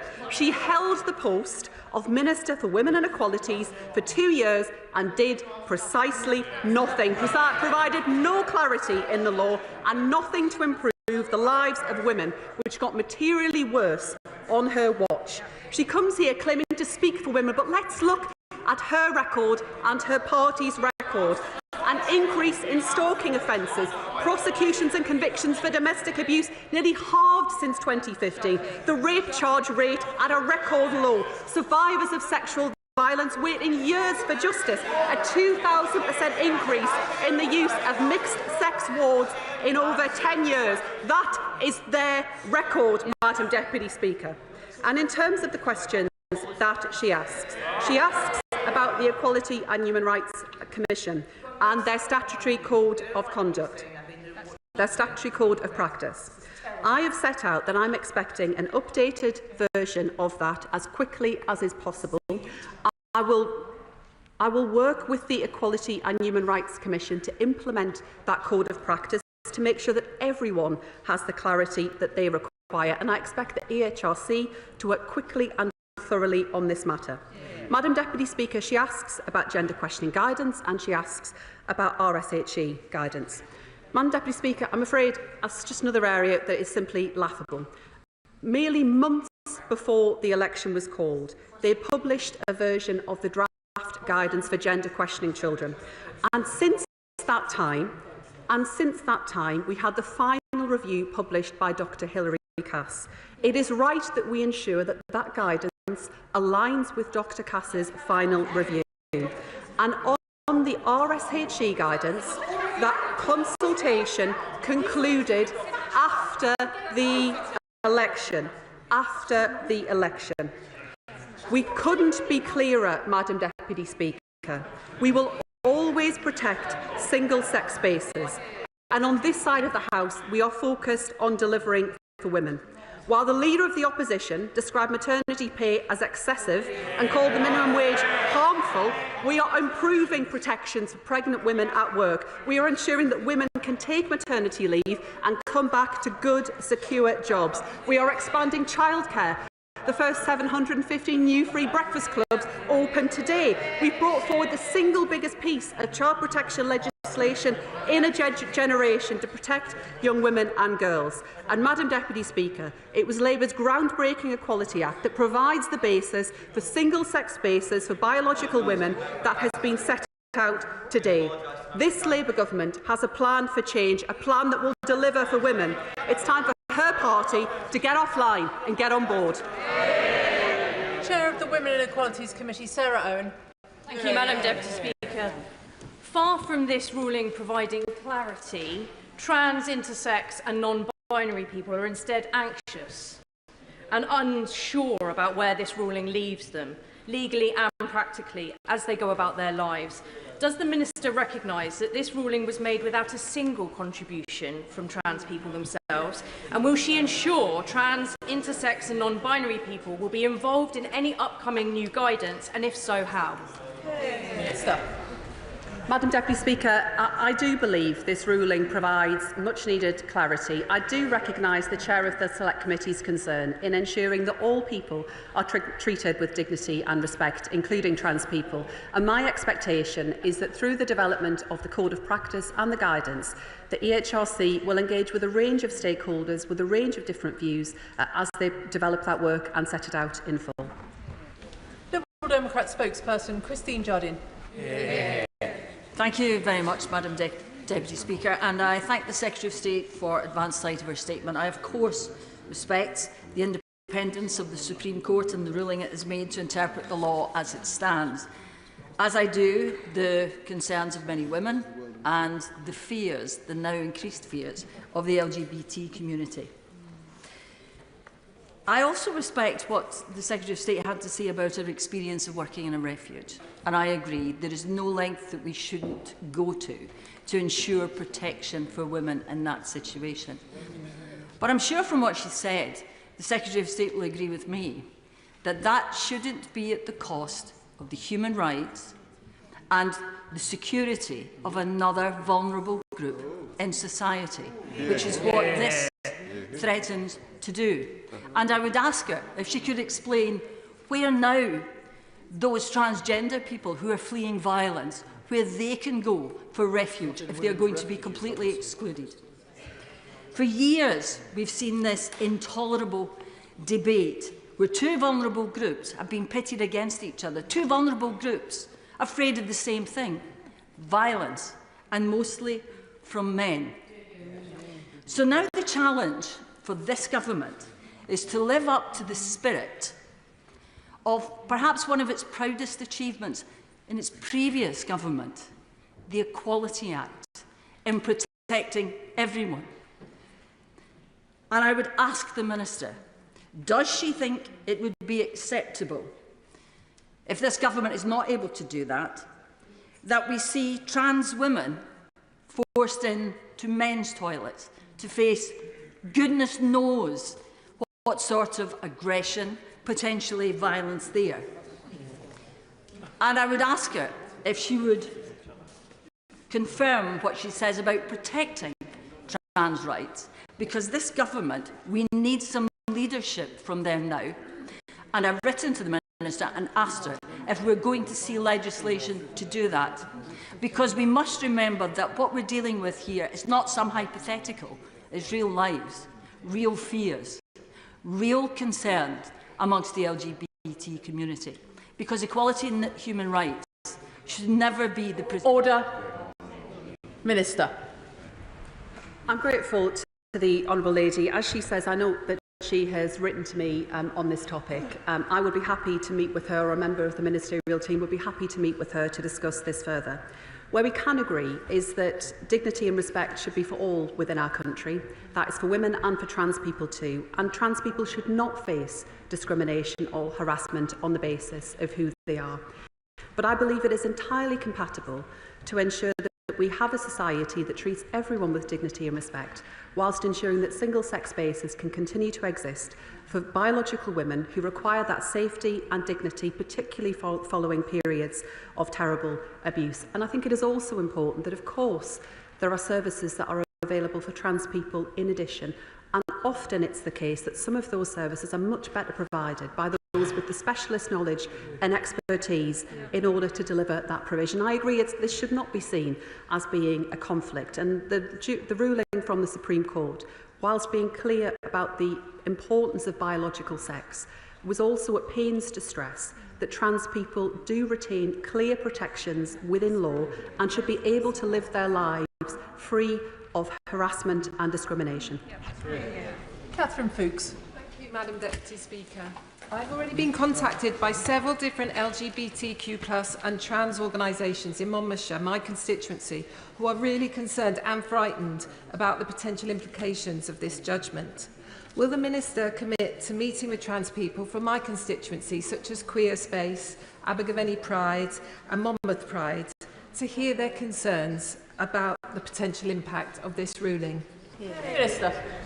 Madam Deputy Speaker, I do note my honourable friend's concern, and I can assure her that I will continue to meet with a range of stakeholders in this important area, because I agree with her that no one should face prejudice or discrimination because of who they are, and that's why we're working with the Home Office to deliver our commitment to equalise all existing strands of hate crime, to make them aggravated offences. We will work right across this House to ensure that whilst we maintain single-sex spaces for biological women, we ensure that trans people have the support and the respect that they deserve, including access to healthcare services.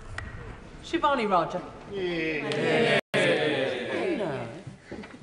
Will the Secretary of State confirm whether she will take action? Will she take action to ensure policies and lessons in schools are not led by external organisations that are captured by contested gender ideology? Madam Deputy Speaker, as I set out in my response to the Leader of the Opposition, we will publish revised guidance where it comes to RSHE. I think it is an important principle that parents understand what is being taught to their children within their children's school, and we will ensure that that is maintained. Emily Thornberry. Thank you very much, Madam Deputy Speaker. Over the last few days, calls to Switchboard, the national LGBT+ helpline in my constituency, has skyrocketed, with callers who are in fear for what this ruling means to them. Because trans people, frightened to use public loos today, know one thing. And does the Secretary of State agree? We should all be clear about this. The overwhelming threat to women and to all of the trans community is the violence that we suffer from cis men. Minister. Madam Deputy Speaker, I agree that male violence remains a very serious challenge that we face as a country, a challenge that this Labour government is determined to confront. But I would say to her that the ruling of the Supreme Court was clear about the importance of biological sex, but I would not want any trans person in her constituency or anywhere across the country to be fearful. I believe that everyone has the right to be treated with dignity and respect, not to face discrimination or harassment, and that is why we will back the police to ensure that action is taken against anyone who behaves in that way. Dame Harriet Baldwin. Thank you very much, Madam Deputy Speaker, and I'd be grateful if the Secretary of State could focus on her government and the future implications of this judgment. In her statement, she said NHS England will soon publish guidance on how trans patients should be accommodated in clinical settings. And if I can read to her what the Worcestershire Acute Hospital Trust has in its guidance currently, It says patients should always be treated as the gender they identify as, regardless of what their transition looks like or how long they have shared their identity with others.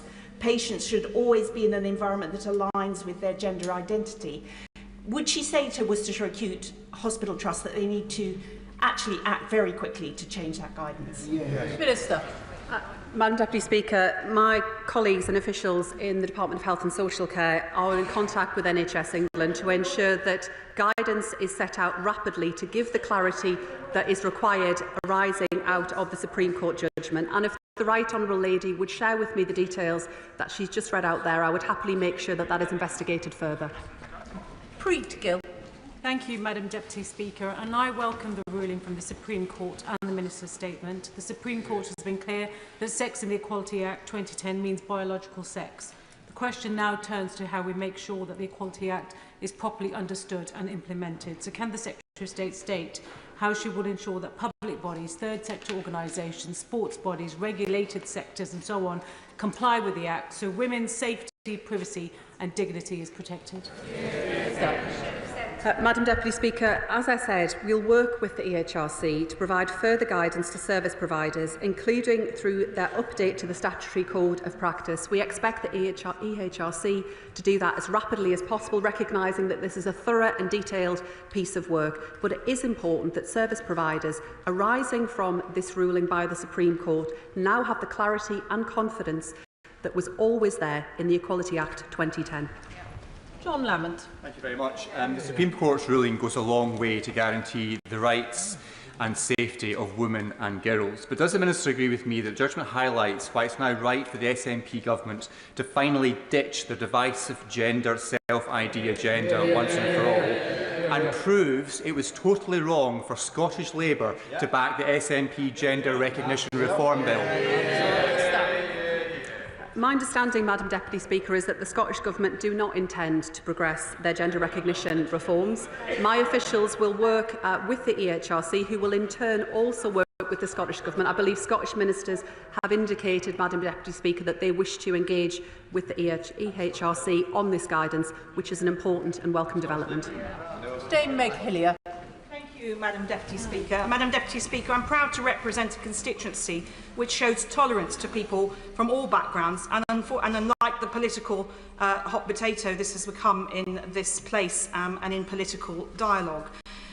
I have a constituent who has been transitioned in the 1970s.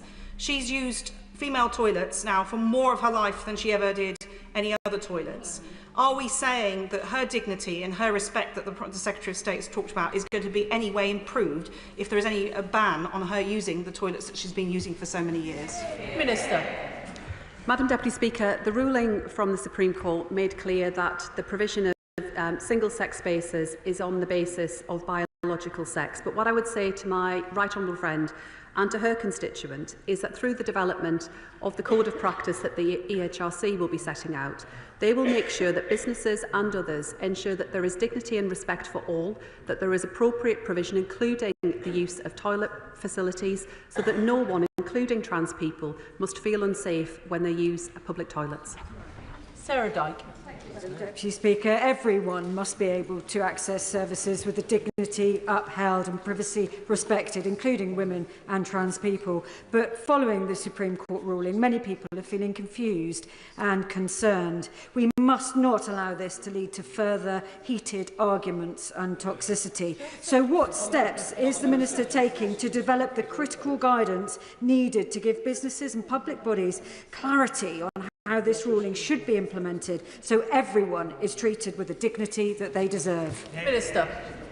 Madam Deputy Speaker, we will work with the EHRC on that guidance. They will present a revised code of practice that I will review and will present in due course. It is important that they do that as quickly as possible, but as I say, this is a complex area that must be undertaken thoroughly, including engagement with a range of stakeholders, including businesses, for the reasons that the Honourable Lady identifies. Charlotte Nichols. Thank you, Madam Deputy Speaker. Far from clarity, this verdict raises as many questions as it answers, and indeed has been referred to by the civil servant Melanie Field, who oversaw the Equality Act's drafting and passage, as having, quote, significantly reinterpreted Parliament's intentions. These questions are primarily about what the purpose of a gender recognition certificate is now, whether exclusion from single-sex spaces is merely lawful or required, but also in protecting women's spaces such as toilets from predatory men pretending to be trans women. What exactly stops those same men from now accessing them, pretending to be trans men? Minister. Madam Deputy Speaker, I understand the concern that my honourable friend expresses and why she raises the question she does today in this House.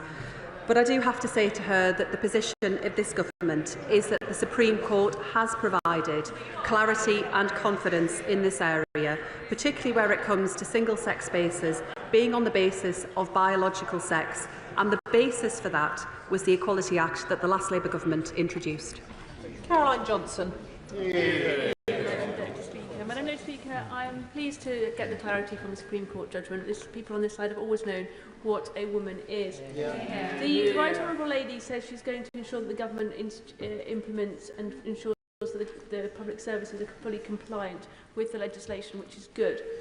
Could she clarify, she's talked about NHS single-sex wards and their provision for biological females and biological males. Could she confirm, does that mean that trans women will be cared for on male wards? Minister. Madam Deputy Speaker, the basis for NHS provision and the basis for single-sex services of all kinds will be on the basis of biological sex. Marcia de Cordova.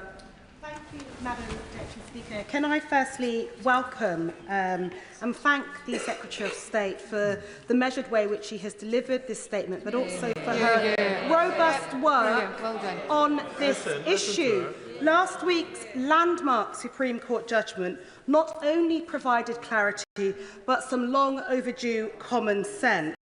For too long, the issue has at times been toxic and has caused a great deal of harm to both women and trans people. So can I ask the Secretary of State to confirm to the House that her department is liaising with the Equalities and Human Rights Commission to seek assurances that they will work not only at pace but also to set some clear timelines in relation to updating the statutory guidance, and will she also ensure that any guidance that is now unlawful is withdrawn? Minister. Madam Deputy Speaker, I can give my honourable friend the assurance that we will work as quickly as possible with the EHRC in this important area. I also think she is right to highlight the importance of good temper where it comes to different views on this topic, recognising that people have held strongly held views over a number of years, but where we do that, we respect one another, and that where we disagree, we do not descend into hate-filled rhetoric or involve ourselves in some of the unfortunate and deeply regrettable protests in terms of the nature of the defacement of statues and hate-filled rhetoric. Now is the opportunity, Madam Deputy Speaker, arising from the Supreme Court judgment to draw a line under this, to make sure the right guidance is in place and to ensure that clarity is there for all. Kirsty Blackman. Thank you very much, Madam Deputy Speaker. I appreciate the Secretary of State's words around reducing the temperature on this. There are an awful lot of people who are hurting a huge amount this week as a result of the announcement that's been made, and I appreciate the commitment to reduce the temperature on that, and I hope that everybody would sign up to that. The SNP welcomes the clarity that's been offered on the definition in the Equality Act and notes the judgment's points of interaction between the 2010 and the 2004 Act. Also notes the commitment of the Secretary of State and the EHRC to deliver the guidance as quickly as possible on the new Code of Practice. I would like to ask the Secretary of State if and when she'll be replying to the letter that was sent from the Scottish Government seeking a meeting with UK Government in early course, and I would urge her to undertake that meeting as soon as possible, please. Minister. Madam Deputy Speaker, I would of course be happy to engage with colleagues from the Scottish Government. I'll respond to that letter as quickly as I can. Cat Smith. Thank you, Madam Deputy Speaker. I'm very conscious that I represent many trans, intersex and non-binary constituents, and that the representations that I've had made to me in my office over the past few days has been a very clear message that they're feeling particularly victimised and quite scared for their own safety. Some are trans women and some are trans men who seem to be very much lost from this debate. But the one thing that really unites them is that they're worried about their day-to-day safety. So can I ask the Minister to provide some assurance to trans people right across the country that the Equality Act is still there and can protect them from discrimination and harassment? Minister. Madam Deputy Speaker, my honourable friend is absolutely right. They retain protection from discrimination and harassment, and I can say very clearly to this House that trans people should not be treated, should not be victims of discrimination or harassment. They deserve dignity and respect, and that's why it is important that we also ensure that trans people have access to high-quality healthcare services, and that we also clamp down on hate crimes, including those that are targeted at LGBT people. Harriet Cross. Thank you, Madam Deputy Speaker. I welcome the Supreme Court's ruling and congratulate For Women Scotland and others who have campaigned tirelessly on this, despite the abuse, threats and attempts to silence them. Could the Minister please confirm what discussions either the Prime Minister or anyone on the front bench at the time had with Anna Sawar, the Scottish Labour leader, when he whipped his MSPs to vote in favour of the SNP's Gender Recognition Reform Bill? And does the Labour front bench now regret some of their previous decisions where they have sided against women across the country, voicing their very real concerns? Minister. Madam Deputy Speaker, where I can agree with the Honourable Lady is that no one should face threats, intimidation or harassment for expressing their views. That is an important principle in our country around freedom of speech, but it should not cross a line. Where it comes to the approach that we take in Scotland, the leader of the Scottish Labour Party has indicated that he welcomes and supports the Supreme Court judgment. Dawn Butler. Madam Deputy Speaker, I don't know if anyone else in the House has butch lesbian friends and have been with them when they've been told to get out of women's toilets, but I have. And it is not pleasant and it's not nice. So those people that are using this as a political football, again, should be ashamed of themselves. Madam Deputy Speaker, people didn't understand. If you're saying that trans women have to use men's toilets, and as my honourable friend said, trans men then have to use women's toilets, how are you going to stop them? By asking to see their genitalia? It makes no sense. But does my honourable friend agree with me that the service providers for refugees who provide a vital service for women in desperate need and often use their discretion are now fearful that they can no longer use their discretion when providing services? Minister. Madam Deputy Speaker, the Supreme Court judgment set out that single-sex spaces are provided on the basis of biological sex, but I do recognise the concern that my honourable friend raises. Lesbians should not be treated in a discriminatory way, and we must ensure that there are toilets and facilities available for everyone within our country. So I just say to her that through the guidance that the EHRC will set out, there will be additional clarity provided in the areas that she has identified. Ben Spencer. Thank you, Madam Deputy Speaker. In some ways, the biggest question today is why it took a Supreme Court's decision to confirm this position in the Equalities Act. I've met with so many. I've heard so much regarding women who are considering to stand as candidates, who are reluctant to do so because of the toxicity in public life. And I think this debate is probably one of the most toxic in terms of misogyny going towards women. I'm lucky, I'm a man, I haven't experienced to the same extent nowhere near what women have experienced. But would she take this moment to reject and to stand up for all women who have campaigned on this issue, reject the abuse and hostility that's put towards them, the importance of their dignity and respect, and thank For Women Scotland for the work they've done taking this forward? Minister. Madam Deputy Speaker, I do recognise the good intentions that the honourable gentleman has when he asks that question, but I tell him, like many women in this House, I've experienced that too, and we know what it's like as women to face that kind of abuse, and it is important that whilst we recognise that there can be no place for that kind of abuse of women in public life, we have a responsibility to change that culture, to change that climate, and to encourage women to come forward and stand for elected office. Tonya Antoniazzi. Madam Deputy Speaker, since I've been in this House, I have felt the force of the lobby, which has made people and MPs across this House stand there and say that trans women are women. What happened last week was the Supreme Court said that sex in the Equality Act is actually biological sex. That I welcome, Madam Deputy Speaker. But what is the Secretary of State going to do to deal with the types of damage, or the damage that mermaids and Stonewall has caused for a generation? That's 14 years. Under a Tory government, what steps is she going to take to make sure that they rectify the damage they've done to a generation of trans and gender questioning children? Minister. Madam Deputy Speaker, I recognise my honourable friend's long-standing interest and campaigning in this area. She is right that the Supreme Court judgment provides clarity in terms of biological sex.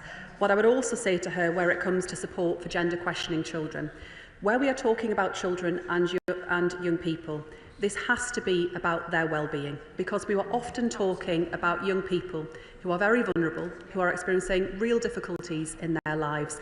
And Hilary Cass's review made clear that young people in that situation do need support, do need protection, and that is why we will this year also publish revised gender questioning guidance for our schools as well, to provide that further clarity that is needed. Vicky Slade. Thank you, Madam Deputy Speaker. I'd firstly like to ask the Secretary of State how we are all going to be asked to prove our birth sex, because as the other honourable member said, this is not just about people who are transgender, non-binary and intersex, but also people who don't conform to gender stereotypes. And I need to share with you my constituents, one who told me, "It seems I am going to be ghettoised into trans spaces," and another who said, "This ruling sends a message that we do not belong, however much we contribute." So what does the Secretary of State suggest I say to those constituents, and will she join me and the honourable member for Bournemouth East in meeting Dorset's Space Youth Project for LGBT young people when they visit Parliament next week? Minister. Madam Deputy Speaker, I would say to the honourable lady's constituents and trans people across this country that the ruling was clear that whilst single-sex spaces are on the basis of biological sex, trans people retain in the law protection from discrimination and harassment, and we as a government will always ensure that trans people have the dignity and respect that they deserve. Nadia Whittam. Thank you, Madam Deputy Speaker. Research shows that half of trans people already fear using public toilets. So I am deeply, deeply concerned about the impact of comments by the Minister and the Prime Minister's spokesperson that trans people should use a toilet that many of them would not feel comfortable or safe in. So I ask, how would trans people's exclusion from toilets they have long used be a proportionate means of achieving a legitimate aim, as the Supreme Court judges and Equality Act dictates? And would the Minister like to clarify that there is nothing in law, in fact, which requires trans women to use men's toilets, or trans men to use women's toilets, or non-binary people to use one corresponding with the sex they were assigned at birth? Minister. Madam Deputy Speaker, the Supreme Court's judgment was clear on biological sex, but I do understand and recognise the need to ensure that there is provision, including toilet facilities and other provision in place for everyone within our society. That's why many businesses, many service providers also provide unisex provision, why many service providers will also put in place enclosed bathrooms that do not require people to make that decision, to ensure that their dignity and privacy is respected. That is important for all people in our country, Madam Deputy Speaker. Luke Evans. Thank you, Madam Deputy Speaker. Practical question. Does the ruling apply retrospectively? So if anyone was to have lost their job for their views or won a title in sport, for example, does it apply retrospectively, yes or no? Minister. I think the honourable gentleman is referring to employment law cases, and I would have to defer to legal colleagues on that. What the judgment did, however, set out was that it was the Equality Act 2010 that is the basis for single-sex spaces being determined on the basis of biology. They determined that was always the case, had always been the case since 2010, and it was his party that failed to provide that clarity in 14 years. Tan Singh Desi. Very much, Madam Deputy Speaker. The unanimous Supreme Court judgment has provided clarity about the application of the Equality Act 2010. And it is incredibly important that hard-earned women's rights and single-sex spaces are protected, while also protecting our trans community who continue to face considerable discrimination. So there needs to be a solution whereby they too are treated with dignity. Does my right honourable friend, the Secretary of State, agree that this entire issue needs to be dealt with a great deal of sensitivity and sensibility, rather than it being treated as a political football or as a culture war issue? Minister. I agree that the Supreme Court judgment provides much needed clarity and certainty, including to service providers, but I also agree with my honourable friend that we need to make sure that this is dealt with sensitivity. I think particularly whereas we have done a number of exchanges in this House that we are talking about children who might be gender questioning, might be experiencing significant issues around their well-being. And I want to make sure that right across society, women have the access to single-sex spaces that they need and that they deserve, and that, as he has said, they have long campaigned for, but the trans people too receive appropriate support, including healthcare support, and do not face discrimination or harassment on the basis of who they are. Liz Saville-Roberts. While the Supreme Court's ruling brings clarity to some, it brings undeniable fear and uncertainty to others. And the Minister's statement today still leaves vulnerable trans people lost in a maze of complex equalities law. She talks about dignity and respect. Take just one setting for which her government is responsible. Our prison system is dangerously dysfunctional. So what safeguards will now be strengthened so that no trans person is placed in greater danger as a direct result of this ruling? I'm afraid to say, Madam Deputy Speaker, I disagree with the Honourable Lady that it was complex. I think the ruling was very straightforward and very clear and has provided clarity that has been sadly lacking for many years. To her question around prisons, of course it is important that vulnerable prisoners receive the support that they need, but the basis of single-sex spaces are determined, as the Supreme Court ruled, on the basis of biological sex. But of course, yes, where there are vulnerable prisoners, different situations may need to be put in place separate to that. Thank you, Madam Deputy Speaker. And I am quite frankly astounded that the Leader of the Opposition seeks to portray herself as a champion of women's rights when she has refused to recognise the reality of discrimination and harassment of women and stripped the funding from so many of the services that protect women. And I would also like to pay tribute to the many members of this chamber who have worked publicly and privately to protect single-sex spaces and the rights and dignity of trans people. Now, the judgment clarifies that single-sex spaces do not have to offer services to trans women. Does my right honourable friend, can she say whether they are obliged to refuse services to single-sex women? Minister. Spaces that operate on a single-sex basis must do so on the basis of biological sex, but of course providers are able to offer, should they choose, inclusive services so long as they are clear about who they are offering their services to. And I agree with my honourable friend that what we saw under the last government was a shameful record where it comes to prosecution of rape, prosecution of domestic violence, where rape in this country was all but decriminalised. Rebecca Smith. Thank you, Madam Deputy Speaker. I'm sure the Secretary of State will recognise that there are many women, former supporters of her party, who voted for candidates like me entirely because of the record that we had for supporting biological women. However, in the meantime, given that a number of trade unions claim that they will ignore the ruling of the Supreme Court and in some cases even campaign against it, what plans does the government have to ensure that all trade unions are made to recognise that the Supreme Court ruling applies to them too? Madam Deputy Speaker, I don't really know where the Honourable Lady's been since July, but her party suffered a devastating general election defeat. That's why she sat there and not over here. Steve Brace. Thank you, Madam Deputy Speaker. Many of my trans, intersex and binary and non-binary residents next to and their relatives have been in touch with me to express their concern and fear after the decision last week. Can the, I know that the Secretary of State mentioned this in her opening statement, can she recommit, though, to the ambitious agenda that we do have to advance the dignity and respect of trans people over the course of this Parliament? Minister. I understand my honourable friend's concern, and what I would say to his constituents and to trans people across our country is that we are working with the Home Office to deliver our commitment to equalise all existing strands of hate crime to make them aggravated offences. We will also bring forward a draft conversion practices bill in line with the King's Speech and our manifesto that will be trans inclusive. We're clear that that ban must not cover legitimate psychological support, treatment or non-directive counselling, but we are clear that conversion practices are abuse and we will legislate to stop them. Carla Denyer. Mr. Speaker, many people are feeling deeply worried about the Supreme Court judgment and what it means for their ability to live their lives in dignity and in privacy.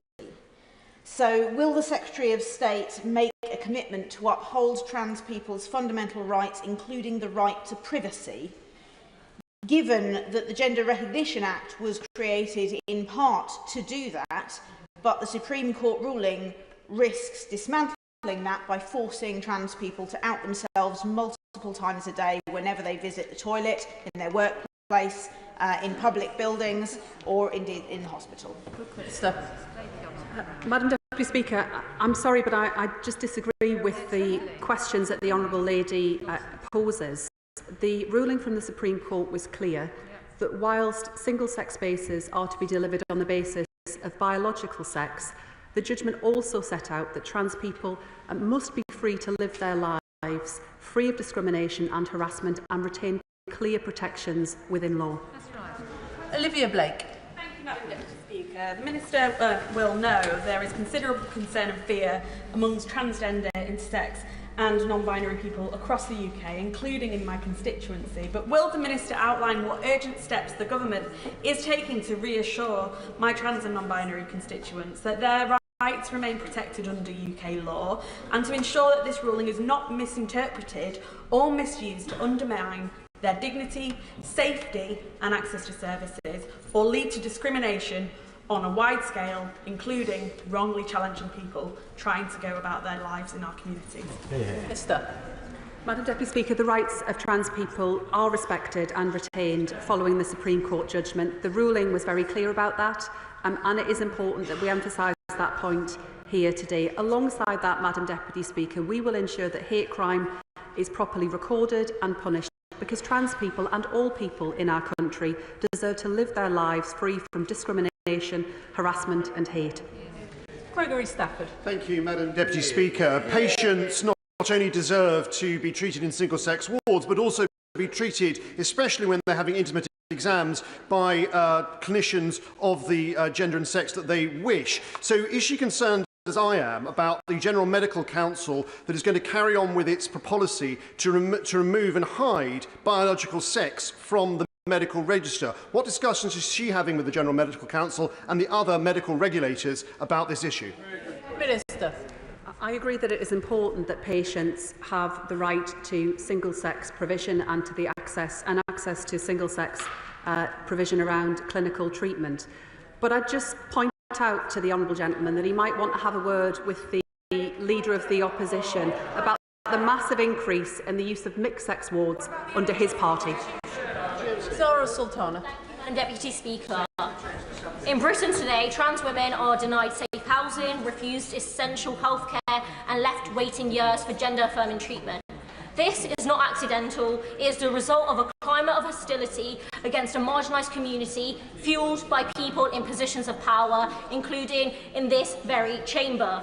So let me be clear, trans people are not a debate, a culture war or an ideology. They are human beings and trans rights are human rights. So I ask the Minister, will this government ensure that it doesn't pander to hate? Will it reverse its damaging rollback of LGBT+ rights, including the ban on puberty blockers, and unequivocally defend the Equality Act and the protections it provides for trans people across the UK? Minister. The Honourable Lady asked a number of questions there. What I can say to her is that trans people, of course, deserve to be treated with dignity and respect, and they retain rights to live their lives free of discrimination and harassment as set out in the Supreme Court judgment. She asks about puberty blockers. I'm afraid there is going to be no change to government policy in this important area. Richard Tice. Thank you, Madam Deputy Speaker. Now we've got confirmation from the Supreme Court what the definition of a woman is. Could the Secretary of State confirm that all public sector and private sector bodies will apply that definition with immediate effect? Secretary of State. Thank you, Madam Deputy Speaker. The Equality and Human Rights Commission will set out a statutory code of practice that will provide further clarity. But I would just say to the honourable gentleman that I'll take no lectures from his party about the importance of defending women's rights, given that one of his own number that sits on those benches was convicted and went to prison for assaulting his former partner. Emily Darlington. Thank you, Madam Deputy Speaker. There are some days I'm really proud to be an MP and the level of debate in this chamber. And there's some days like today when, quite frankly, the Leader of the Opposition was absolutely appalling. She continues to talk over people, not listen, laugh at people while they're talking about an issue that is very, very serious. People out there are scared as a result of this judgment, and they will... Could you maybe let me speak? Sorry, apologies. Sorry, could the honourable member allow me the politeness of not speaking over me? Keep going. My question, and I will ask a question, when...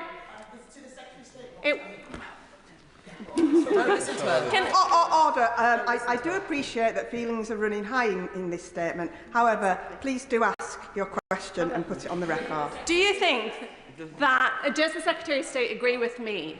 The debate in this chamber is listened to by those people who are today scared. And the behaviour of the Leader of the Opposition in talking over people, laughing at people, and when cis men violence was mentioned, the opposite benches laughed. Yeah. That does not reassure women or trans women in this country. Does she agree? Secretary of State. Madam Deputy Speaker, I agree that where we discuss these matters, they are sensitive and they do generate strong feelings. And it is, of course, right that in this House we are able to engage in robust discussion, including on issues that might at times be difficult. But I accept the point that my honourable friend is making, that we do need to treat one another with respect and understand the need. So much for dignity and respect, eh? Rebecca Paul. Thank you, Madam Deputy Speaker. I welcome the clear ruling from the Supreme Court, and I thank the Secretary of State for her statement. However, I'm really disappointed that there was no mention of schools at all in her statement. Many schools are teaching gender ideology as if it is fact. They are not providing single-sex facilities and single-sex sports teams. How will she ensure that they now, going forwards, comply with the rules and the law, as it has always been? Secretary of State. I'd suggest to the honourable lady that after this session she reviews Hansard. Melanie Ward. Thank you, Madam Deputy Speaker. Following the welcome clarity from the Supreme Court that Labour's Equality Act has always contained the right to single-sex spaces for women, as well as protections for trans people, does the Secretary of State agree that the SNP Scottish Health Secretary must urgently get a grip and ensure the NHS is upholding the law, especially in my area of Fife, where it appears that a nurse, Sandy Peggy, was disciplined by NHS managers for trying to access her right to use a single-sex changing room? Secretary of State. My honourable friend will understand that I'm not in a position to comment on ongoing cases, but what I can say to her is that I agree that the Supreme Court ruling demonstrated that the Equality Act that the last Labour government introduced is the basis on which single-sex provision based on biological sex should be delivered. Tom Gordon. Thank you, Madam Deputy Speaker. The Secretary of State says that the ruling provides clarity, but with trans constituents that I met and corresponded with over the weekend, it provides anxiety and fear. A local media outlet, the Stray Ferret, last week published an article documenting a 60% increase in trans hate crime in the last decade in North Yorkshire alone. I and many others worry that the rhetoric and language around this issue will only fuel that. So can the Secretary of State confirm how the government will ensure trans people who are already disproportionately targeted are not marginalised further, and that the upcoming EHRC guidance addresses the safety and inclusion as seriously as it does the legal clarity? Secretary of State. Madam Deputy Speaker, the ruling from the Supreme Court was clear, but he is right that there can be no place for hate and no place for people to be targeted on that basis, and it is important that action is taken against those who perpetrate hate crime. Mayor Ellis. Thank you, Madam Deputy Speaker. Like many of my colleagues today, I am truly exhausted by the cynicism of the cultural wars around this topic, and I hope we can focus on how we make any changes work practically. Would the Secretary of State agree with me that all of us in this House should be mindful that there are human beings affected by every comment we make on this matter, and how we behave here will inform how the wider public behave, which I hope would be with kindness and compassion. I agree, Madam Deputy Speaker, that everyone in our society should be treated with dignity, with compassion and respect. And the Supreme Court ruling, while setting out its position on biological sex, was also clear that trans people retain important protections in law, including where it applies to discrimination and harassment. And I do believe it is important, Madam Deputy Speaker, that all of us share that message in understanding the ruling and in making sure that it's well understood across our country, because the last thing that any of us would want is for trans people to be fearful. That's right. Richard Holden. Thank you very much indeed, Madam Deputy Speaker. I want everyone treated with dignity and respect, as the Supreme Court made clear. But should women have to rely on a court ruling followed by guidance at some point from the EHRC rather than the clear view of this House? And what would the government's view be of primary legislation in this area rather than relying on a court ruling? Secretary of State. Madam Deputy Speaker, the ruling of the Supreme Court was that the Equality Act, which was passed by this House, is the basis for the protections that exist in law on the basis of biological sex. Toby Perkins. Thank you very much, Madam Deputy Speaker. I've had very constructive discussions with constituents on both sides of this debate. But does the Secretary of State agree with me that those who seek to promote trans rights with sexually aggressive placards or through aggressively threatening women who disagree with them in the most disgusting ways, as we've all seen, do tremendous harm to the trans cause and should realise how counterproductive their slogans are to the cause that they're attempting to promote? Secretary of State.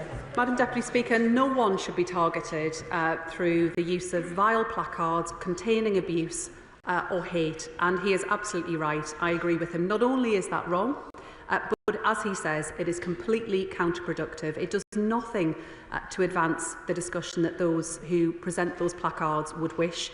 And it is important, whilst I understand that people have strong opinions in this area, that through any discussion or any debate, that does not take us to hate-filled rhetoric, threats of violence or intimidation. Neil O'Brien. Thank you, Madam Deputy Speaker. The Secretary of State says that her position on these issues is very clear and hasn't changed at all over the years, and she's promising to work at pace now. And yet, 9 months into her time as Education Secretary, the guidance that was consulted on over a year ago has still not been published on gender questioning children. So can the Secretary of State help schools by answering this question? Can it ever be right for a school to socially transition a child without talking to the parents first? Secretary of State. Madam Deputy Speaker, we will set out guidance this year for gender questioning children. It is important because I will answer the question. I will answer the question directly if the Right Honourable Lady would just allow me a moment. We will publish the guidance later this year. I recognise the importance of providing clarity to school leaders, and we inherited a draft version that it was important we looked at and engaged with stakeholders following the final review of the final CAS review. But yes, I do agree that it is important that parents are involved in important decisions about their children's lives. There will always, alongside that, be potential safeguarding considerations that also need to be taken into account. That's why we are looking at these areas very carefully to make sure that we get that right and we provide the clarity that school leaders, quite rightly, are asking for. Chris Ward. Thank you, Madam Deputy Speaker. The Secretary of State is absolutely right that we need to conduct this debate with respect and compassion. Excuse me, because ultimately this is about people's lives and their rights. And that's why there is such concern in the trans community at the moment, including in my Brighton Kemp Town constituency, which has the largest trans community in the country. So can she confirm two things for me? First, how will she ensure that trans people have faith that their existing legal protections will be upheld and not rowed back on? And secondly, how will the government ensure that trans voices are heard as public bodies roll out their response to this ruling? Secretary of State. On the two areas that my right honourable friend asks, yes, absolutely. The trans people retain important protections in law, and the ruling of the Supreme Court puts that beyond doubt. Secondly, to the question he asks around ensuring that trans voices are heard, it will be important that the EHRC, as part of their consultation in developing the code of practice that will be required to provide further clarity, engage with a range of voices as a part of that, and I'm confident that will happen. Jim Allister. Given that Article 2 of the Windsor Framework ridiculously requires Northern Ireland to be in dynamic alignment with EU equality directives, which include embracing self-identification, what steps will the government take to ensure that this common sense ruling of the Supreme Court is applied consistently and without adulteration across the whole United Kingdom now and always? I will review the questions that the Honourable Gentleman asks and write to him with a full response. Tom Hayes. Thank you, Madam Deputy Speaker. The Supreme Court asked that politicians not weaponise their interpretation of law set down by Parliament.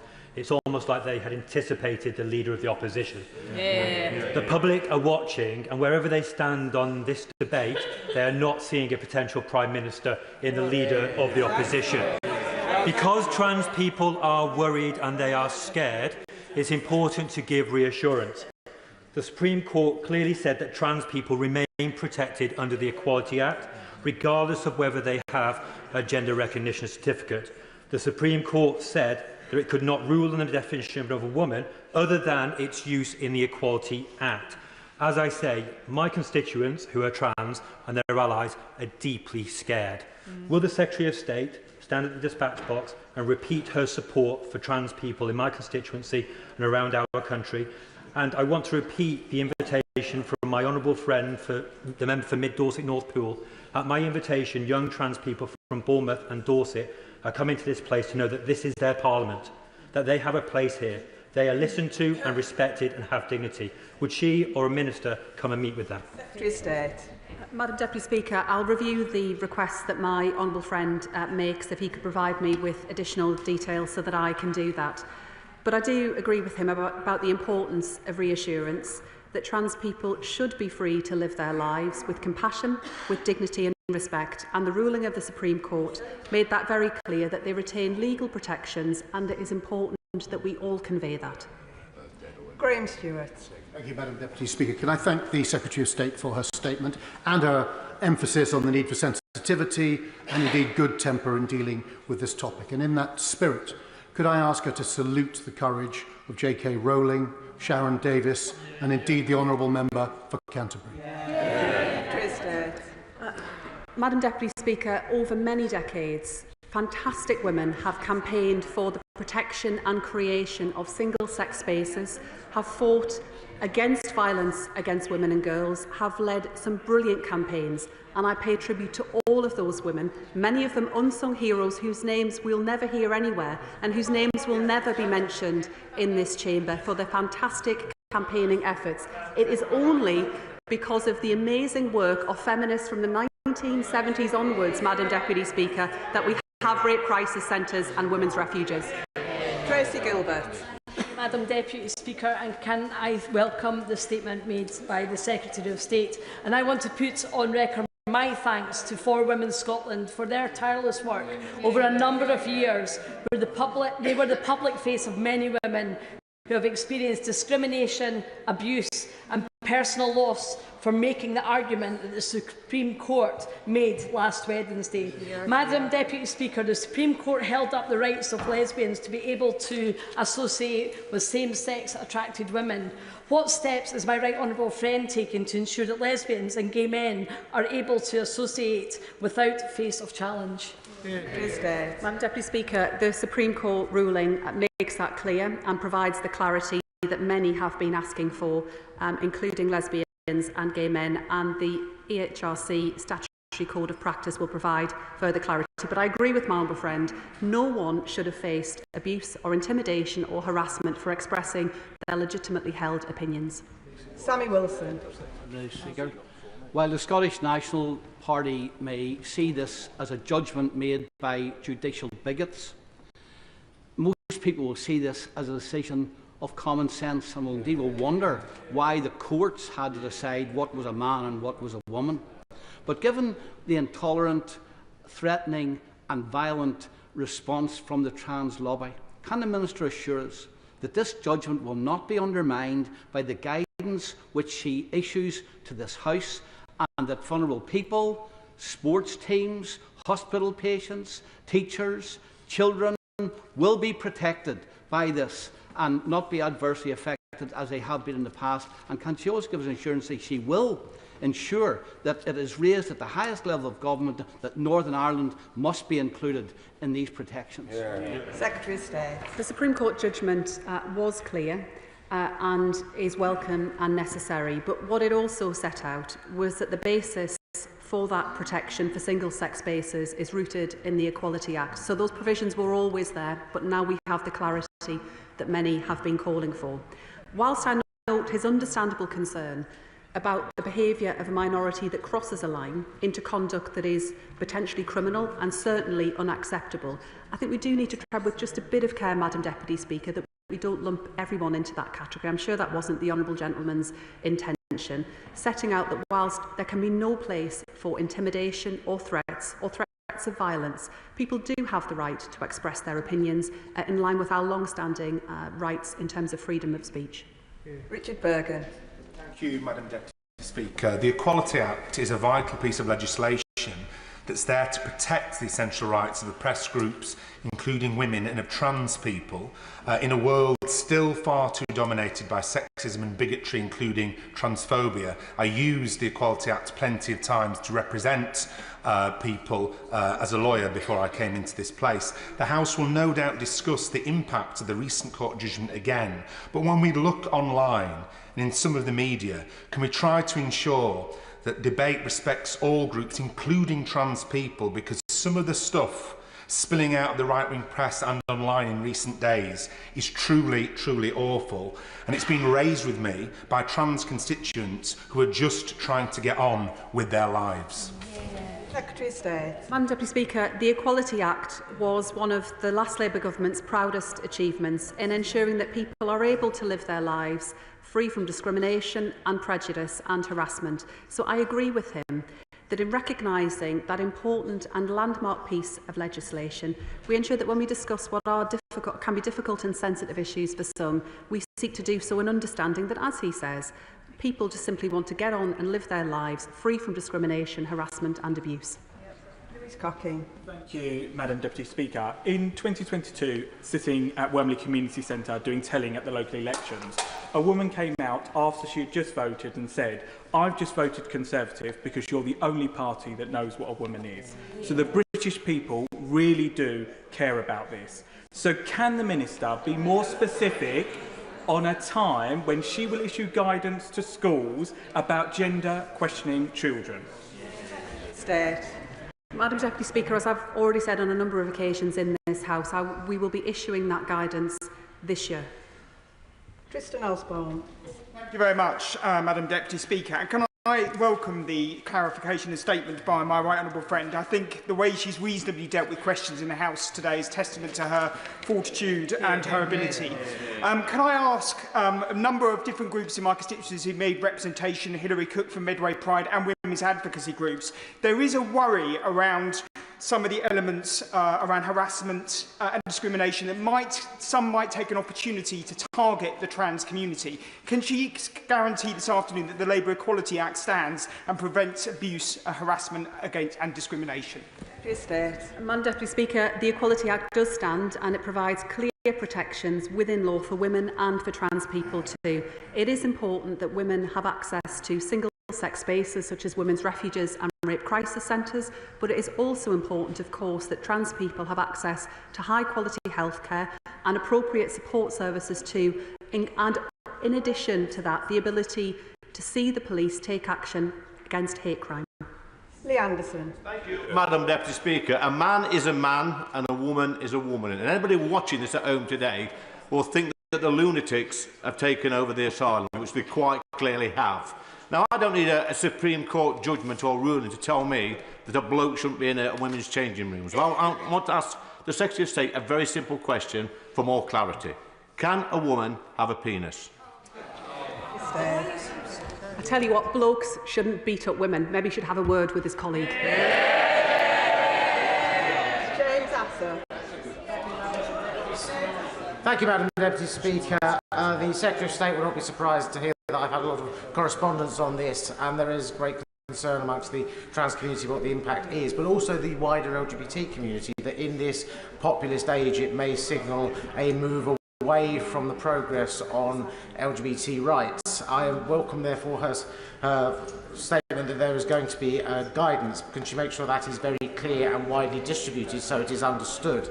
But can she also assure the LGBT community and this House that this government and this party, as it long has, stands foursquare behind the advancement of LGBT rights, and we will defend any attempt to row back the progress of the last 30 years or the gains of the last Labour government? Secretary of State. Madam Deputy Speaker, my humble friend is right to draw attention to the advances made over many decades to ensure that LGBT people are treated with dignity and have the support and ability to participate in public life that, frankly, for many people from many years ago was just simply not the case. We have made enormous progress in tackling prejudice and discrimination, and this Labour government will always ensure that whatever someone's background, they have every opportunity to take part in public life, to achieve all that they are capable of. And the Equality Act, one of the proudest achievements of that last Labour government, enshrines in law the right to freedom from discrimination and harassment for women, and yes, also for trans people too. Jim Shannon. Thank you, Madam Deputy Speaker. Can I thank the Secretary of State very much for her answers and her statement. This ends years of confusion around sex-based protections. Being a woman is a matter of biology, not identity, and certainly not paperwork. This judgment is welcomed by women and children, and I believe many others. And does the Secretary of State not agree that this is not an eradication of rights for any person in this United Kingdom, but it's an underlining of protection? And what discussions will take place with Cabinet colleagues to see an end, for example, posters for birthing people terminology and other such phrases being used in the NHS, and instead return to the court-declared definition of women through health trusts in this UK? Today is a good day for women, a great day for the law, and a wonderful day for the people and for truth.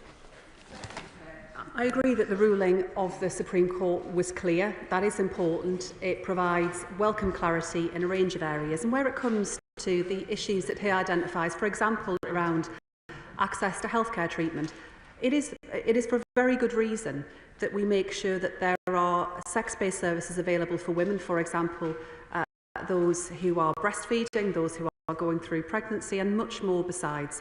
But we also, alongside that, need to make sure that healthcare is available and accessible to all. Jonathan Hinder. Thank you, Madam Deputy Speaker. We've made so much progress as a society in breaking down sexist stereotyping. The stereotypes which said women had set roles, should look and act in a certain way, they were being broken down, exposed as the fake construct they really are. Because sex is the only factor which distinguishes men from women. Beyond that, you should be able to live without conforming to those stereotypes. But then this movement came along which argued actually all those feminine, girly things, those sexist stereotypes we'd been fighting to break down, they're in fact the things which make a woman. not sex. Regressive, backward, nonsensical. So will the Secretary of State join me in saluting those courageous women who stood up and pointed out the absurdity of this argument and commit to rooting out this ideology from our public institutions? Madam Deputy Speaker, it was over many decades that feminist campaigners from the 70s onwards worked incredibly hard to ensure that women were able to divorce, that when that happened, they were able to see their children, that they got protection at work, that they didn't face discrimination, that they could access women's refuges, rape crisis centres, and that rape was finally, back in the early 90s, banned in marriage. I pay tribute to the amazing feminist campaigners and women over many decades who have brought us to a much stronger position, and to the brilliant trailblazers from across political parties who have ensured that we have far more women represented here now in this place than ever before. Peter Swallow. Thank you, Madam Deputy Speaker. Dignity and respect for all, those are the values that lift us up and set us free. Those are the values that define and distinguish any modern and compassionate society. I want to thank the Secretary of State for those remarks in her statement today. Will she just reiterate one more time that when this government talks about increasing, supporting equality for all, that really does mean all?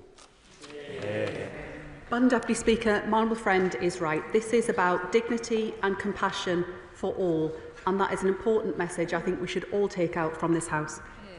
A final question from the backbenchers, David Smith. Thank you, Madam Deputy Speaker, and I thank the Secretary of State for her clear and positive response to the Supreme Court's ruling. I, like her, before I was elected into this place, ran a North East-based homelessness charity for 8 years.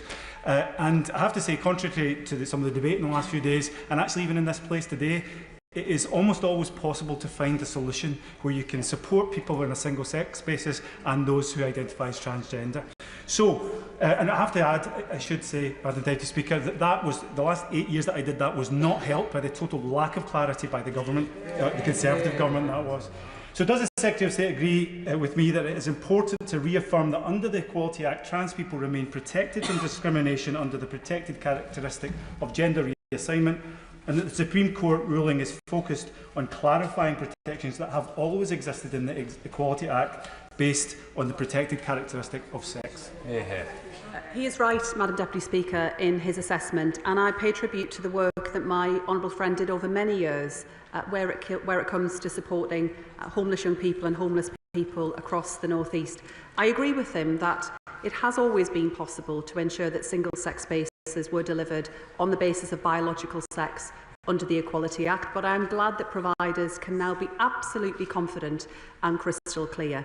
But one thing I would just observe in addition is that those rights were hard fought and hard won and received significant pushback over many periods of time. He will have doubtless had the same experience that I had, where commissioners would suggest that mixed-sex accommodation was appropriate, where in many cases we were talking about vulnerable young women who had been exposed to sexual violence, including sexual abuse within the home. And what they wanted and what they needed was single-sex accommodation. And it is important in that context that we ensure that services are available in an appropriate manner for anyone who needs them. And that does mean that on occasion, trans people will also require separate provision so that their needs can be properly met, their healthcare needs, their support needs, and where they may be facing abuse and intimidation. That concludes the statement, and before we move on to the next statement, I'll just give a few moments for the front benches to swap over.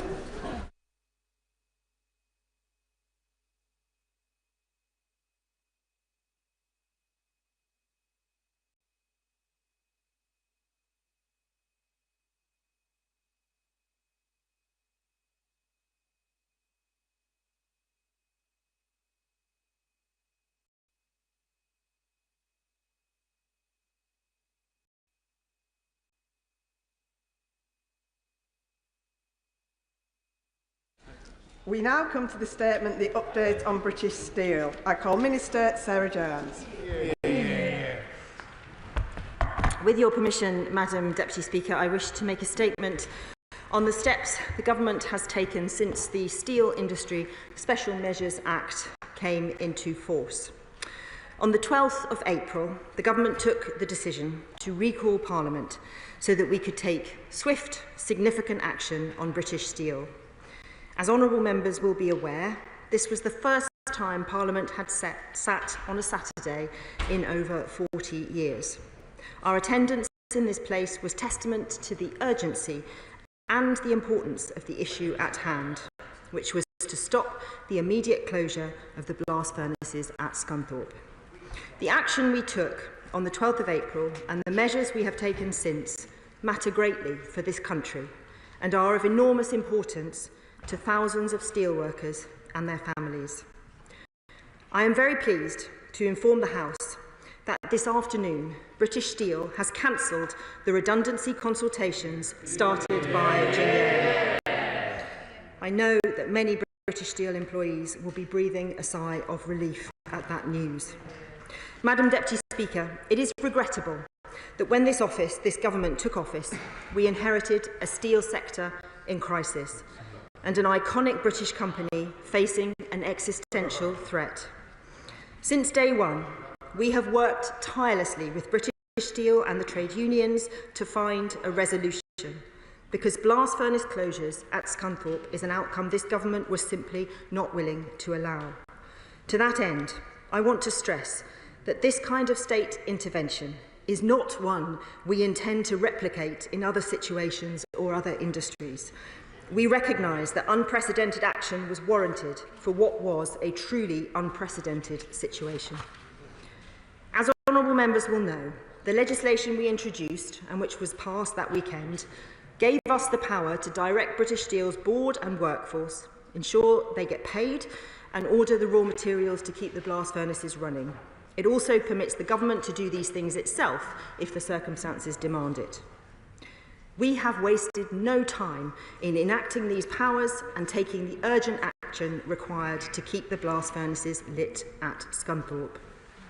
Madam Deputy Speaker, we have secured the raw materials needed to keep the blast furnaces operating, and we continue to work at pace to secure a steady pipeline of materials. Officials were on site to help British Steel within hours of the Steel Industry Act becoming law, and we are already seeing the real-world impact of our decisive intervention. I am delighted to say that British Steel has also confirmed today that they can keep operating both of the UK's last remaining blast furnaces, in contrast to Jingye's plans to shut one of them down earlier this month. It will come as no surprise to honourable members that the company's workforce, their families, their suppliers and communities have expressed deep gratitude for the action we have taken, which has preserved steelmaking at Scunthorpe and safeguarded thousands of skilled steel jobs. But now the immediate emergency has passed. It is right that honourable members also ask questions about what is next. We have been clear that to secure the long-term future of British Steel, which has not been properly invested in for years, we will need a modernisation programme, ideally with a private sector partner. Furthermore, we will need to look beyond any individual company and ensure a secure and thriving future for the whole steel sector. That's why we are continuing our work to publish the steel strategy this spring. All options are on the table as we begin to address the company's long-term sustainable future. My officials met with Jingye on the 16th of